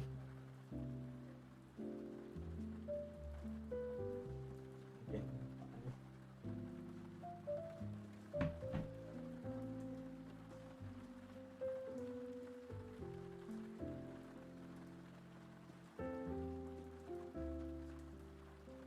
That's like pretty safe. Air dash back. Not. I guess he expected to get close slash there, and he got far slash trying to anti-air. He gets unlucky. Not. I guess this just kind of beats a lot. Doing that as Zombie in that situation quite a lot. Because if he had pin, that's fine too. I would do Subaki, and it would maybe finish. Not sure. Yeah, get a knockdown. I could have baited the burst. Skyy oftentimes bursts that exact same spot quite a bit, but it's just not worth going for the bait all the time. Here's the thing, even if he doesn't throw Susan on throw, like, I don't know, I just don't really like the idea of constantly relying on stuff like that. Like, I know that the set I analyzed before where I beat him in 2 sets, I did it like a million times. I did it all the time because he just wasn't teching it, and I was like, yeah, sure. But after that, I don't know. I'm not a very big fan of it. I think it just kind of like enforces bad habits, and I'd much rather learn to play like without it. Just in general. Because other people will be capable of throwing you out of running Or not running slash armor dash. I'm surprised that the Tommy didn't hit him. Good throw. I dislike Millia so much sometimes. The fact that if he had whiffed this throw, he would have just chased me down anyway. It's so something. It's just it's something. I can't believe that worked. That worked. Oh, because it's the exact same situation, right? It's really late, Oki, because he got it off air throw and he didn't space it exactly right. So the throw mash on makeup works, and I throw him back. The audacity instead of doing OS. Yeah. Like every now and then, it's against him. It's one of those things where it's kind of funny because I almost never take this guy. I take this guy in all the situations where I'm possibly good.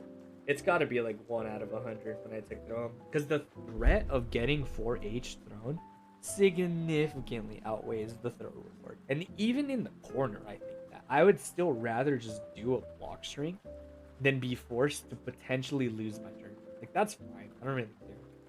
As like depressing as that is to say, I'd rather just like not go for it most of the time and try to play around it, as painful as that sounds. Because him getting his turn back and him running Oki off of it is just too scary. Most of the time, I'm pretty much never going for it. He gets caught by the delay air dash. But I missed my knockdown. Oh, I remember this. I mean, this kind of just made sense. To me, this made sense in the moment to do. Like, I don't. To me, this made a ton of sense to do. I missed my turn. He does a block string, and I see like, okay, 5H. I'm pretty sure this worked no matter what. Like in the context of this situation, I think the only thing he could do is like block, and it doesn't work. Because 2H whiffs at this distance, or not 2H, 2D whiffs at this distance, right? And if you special cancel, I don't think you can block fast enough. Maybe I'm wrong. I'm not sure. But I don't think you can block fast enough. And I also know, like, it's just very likely that you're gonna roll. This seemed like a really potent mash spot. Just like, yeah, screw it. Maybe I'm wrong. Let me see. It looked like he rolled. Like, finished the roll.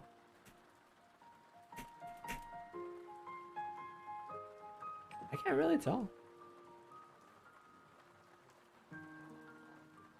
Because he gets countered it, so... And it looks like he's still in the roll animation. I can't entirely tell, but it looks like maybe that was a true punish to them rolling. To him rolling, I mean. Oh, no, the agony. The agony, dude. Why did I do it to myself? I could have walked up into max range 2k and just pressed it. But I messed up my meaty. Good block. This is the thing I was talking about, though. Like, most of the time... Oh, I missed the red zombie. That would have been such a good red zombie. This is the thing I was talking about, where it's still not a 50-50. If you eat this, and he could have committed the resources. I would have committed the resources if I was him. Because I see a lot of value in just continuing like your offensive game plan. Worst case scenario, you get my burst and lose the round off that kind of thing. But like the situation that you get off something like this never to me feels like super valuable. Because it's not a mix-up. It's just really safe. But her block strings themselves aren't super good. I don't think I really know.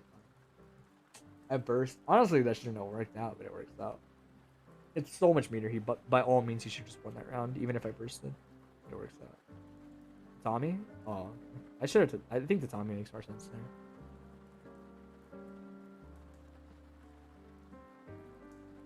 Fuck. Thing I talked about. That time I do horizontal claw, just why not? That same situation as before. I think it was even this set, wasn't it? Like the very first big match. I just know if he baits off the roll with 5D like that, almost always, especially if he has a meter to spare, he does the disc YRC. And I'm down to do. The thing is that's annoying is like the Tommy YRC doesn't even hit him if he does nothing. It's just that I need an optional YRC, like a projectile YRC, and this is all I really got. He could easily just do nothing and get 25 meter out of me. And I probably wouldn't really be able to do much. But he bites, so it works out. Oh, I did a shallow. That shouldn't work. Yeah, see, same situation. Skyy often just bursts there. After like a meaty to Tommy, if he gets hit crouching, it's like 1, 2 bursts. He does it quite a bit. Not to say that's bad. It's just kind of risky. But she doesn't have like a super good burst bait. there anyway. Like, not like a safe route or anything. So good in the sense that I'd have to hard beat it. Bad in the sense that he does it in the same spot every time.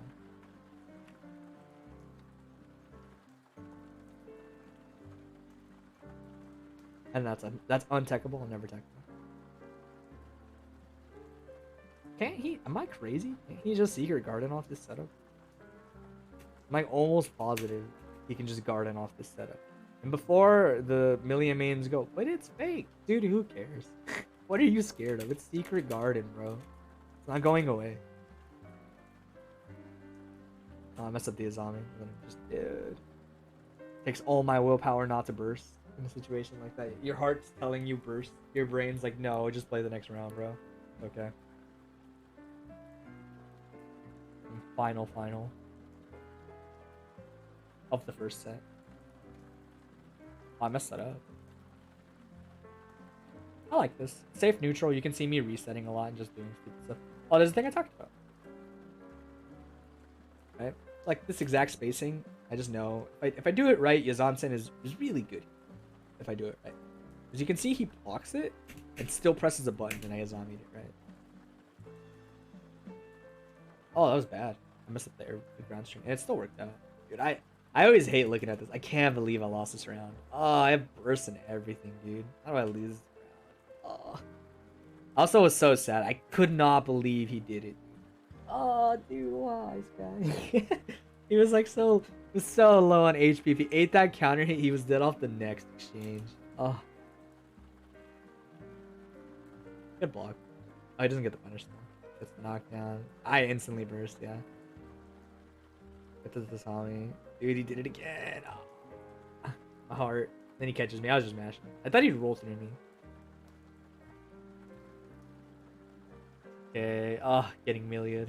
Hate. Oh, wait, what? Dude, I lose this game. I'm a chump. I can't believe I lose this. I could also. Why did I JK? If I do JK there, I get a combo. Oh yeah, I remember that. That was just dumb on me. Dude, that's crazy. I could have done Tatami on any of these. God damn it. I could have done Tatami on any of them. It would have beat every time he was in that spot. Had I done Tatami, it would have won on any of these exchanges. Even this blitz, it would have outspaced it. And this was dumb on me. I'm not sure why I charged or why I did tap blitz. There wasn't really much reason not to just wait. But yeah, just lose. Oh, okay. But that was my set versus him. I don't think I really. I think the thing is like I'll keep analyzing my sets with him obviously, but I think with that matchup I don't have too many things that I like am surprised by when I'm playing him or Simo at least. Obviously if I play other Millias, other stuff might come.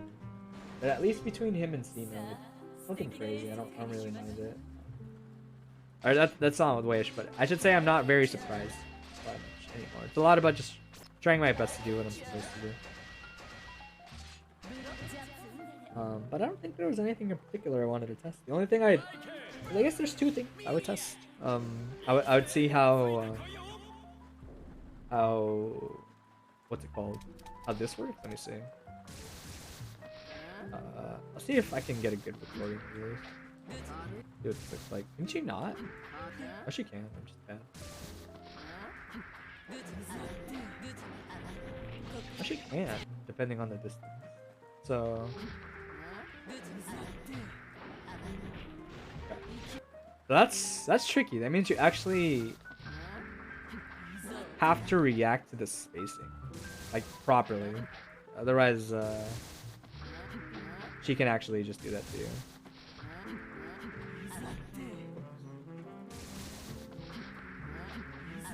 Ah, why don't I keep messing that up?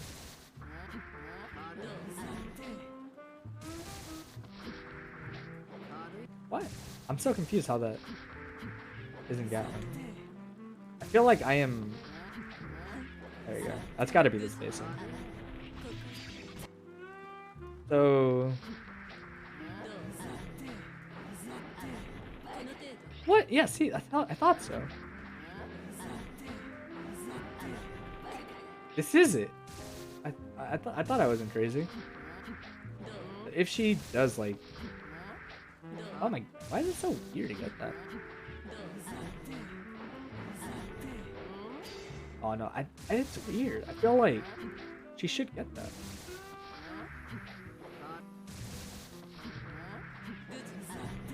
Oh, I did too fast.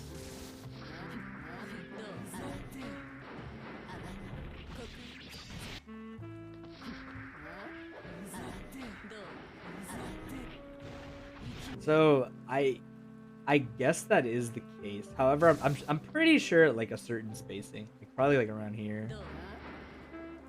So. Oh, it's even further. It might be when she only hits like the second hit, like at its max range, like this.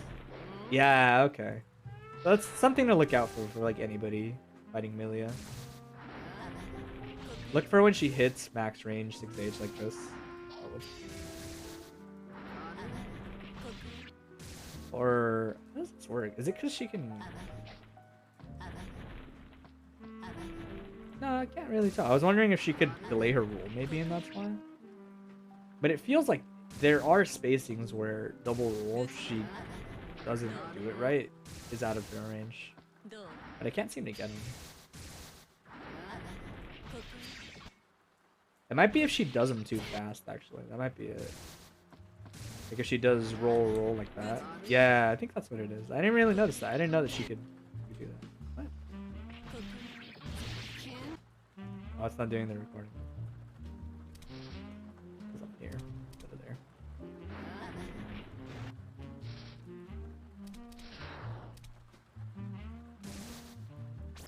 What?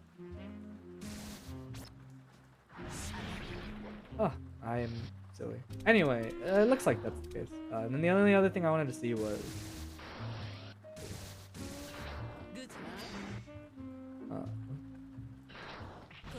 so here...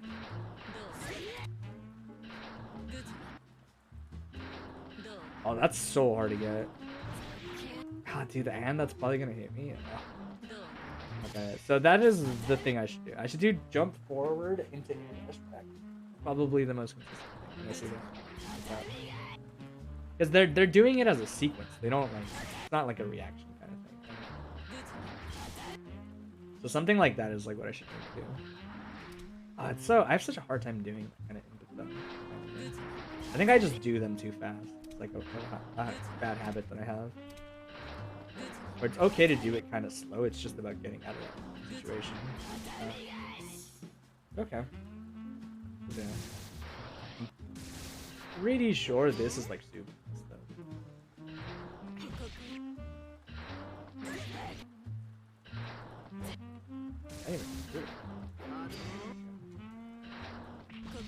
Dude, look at that. That's oh, I hate it.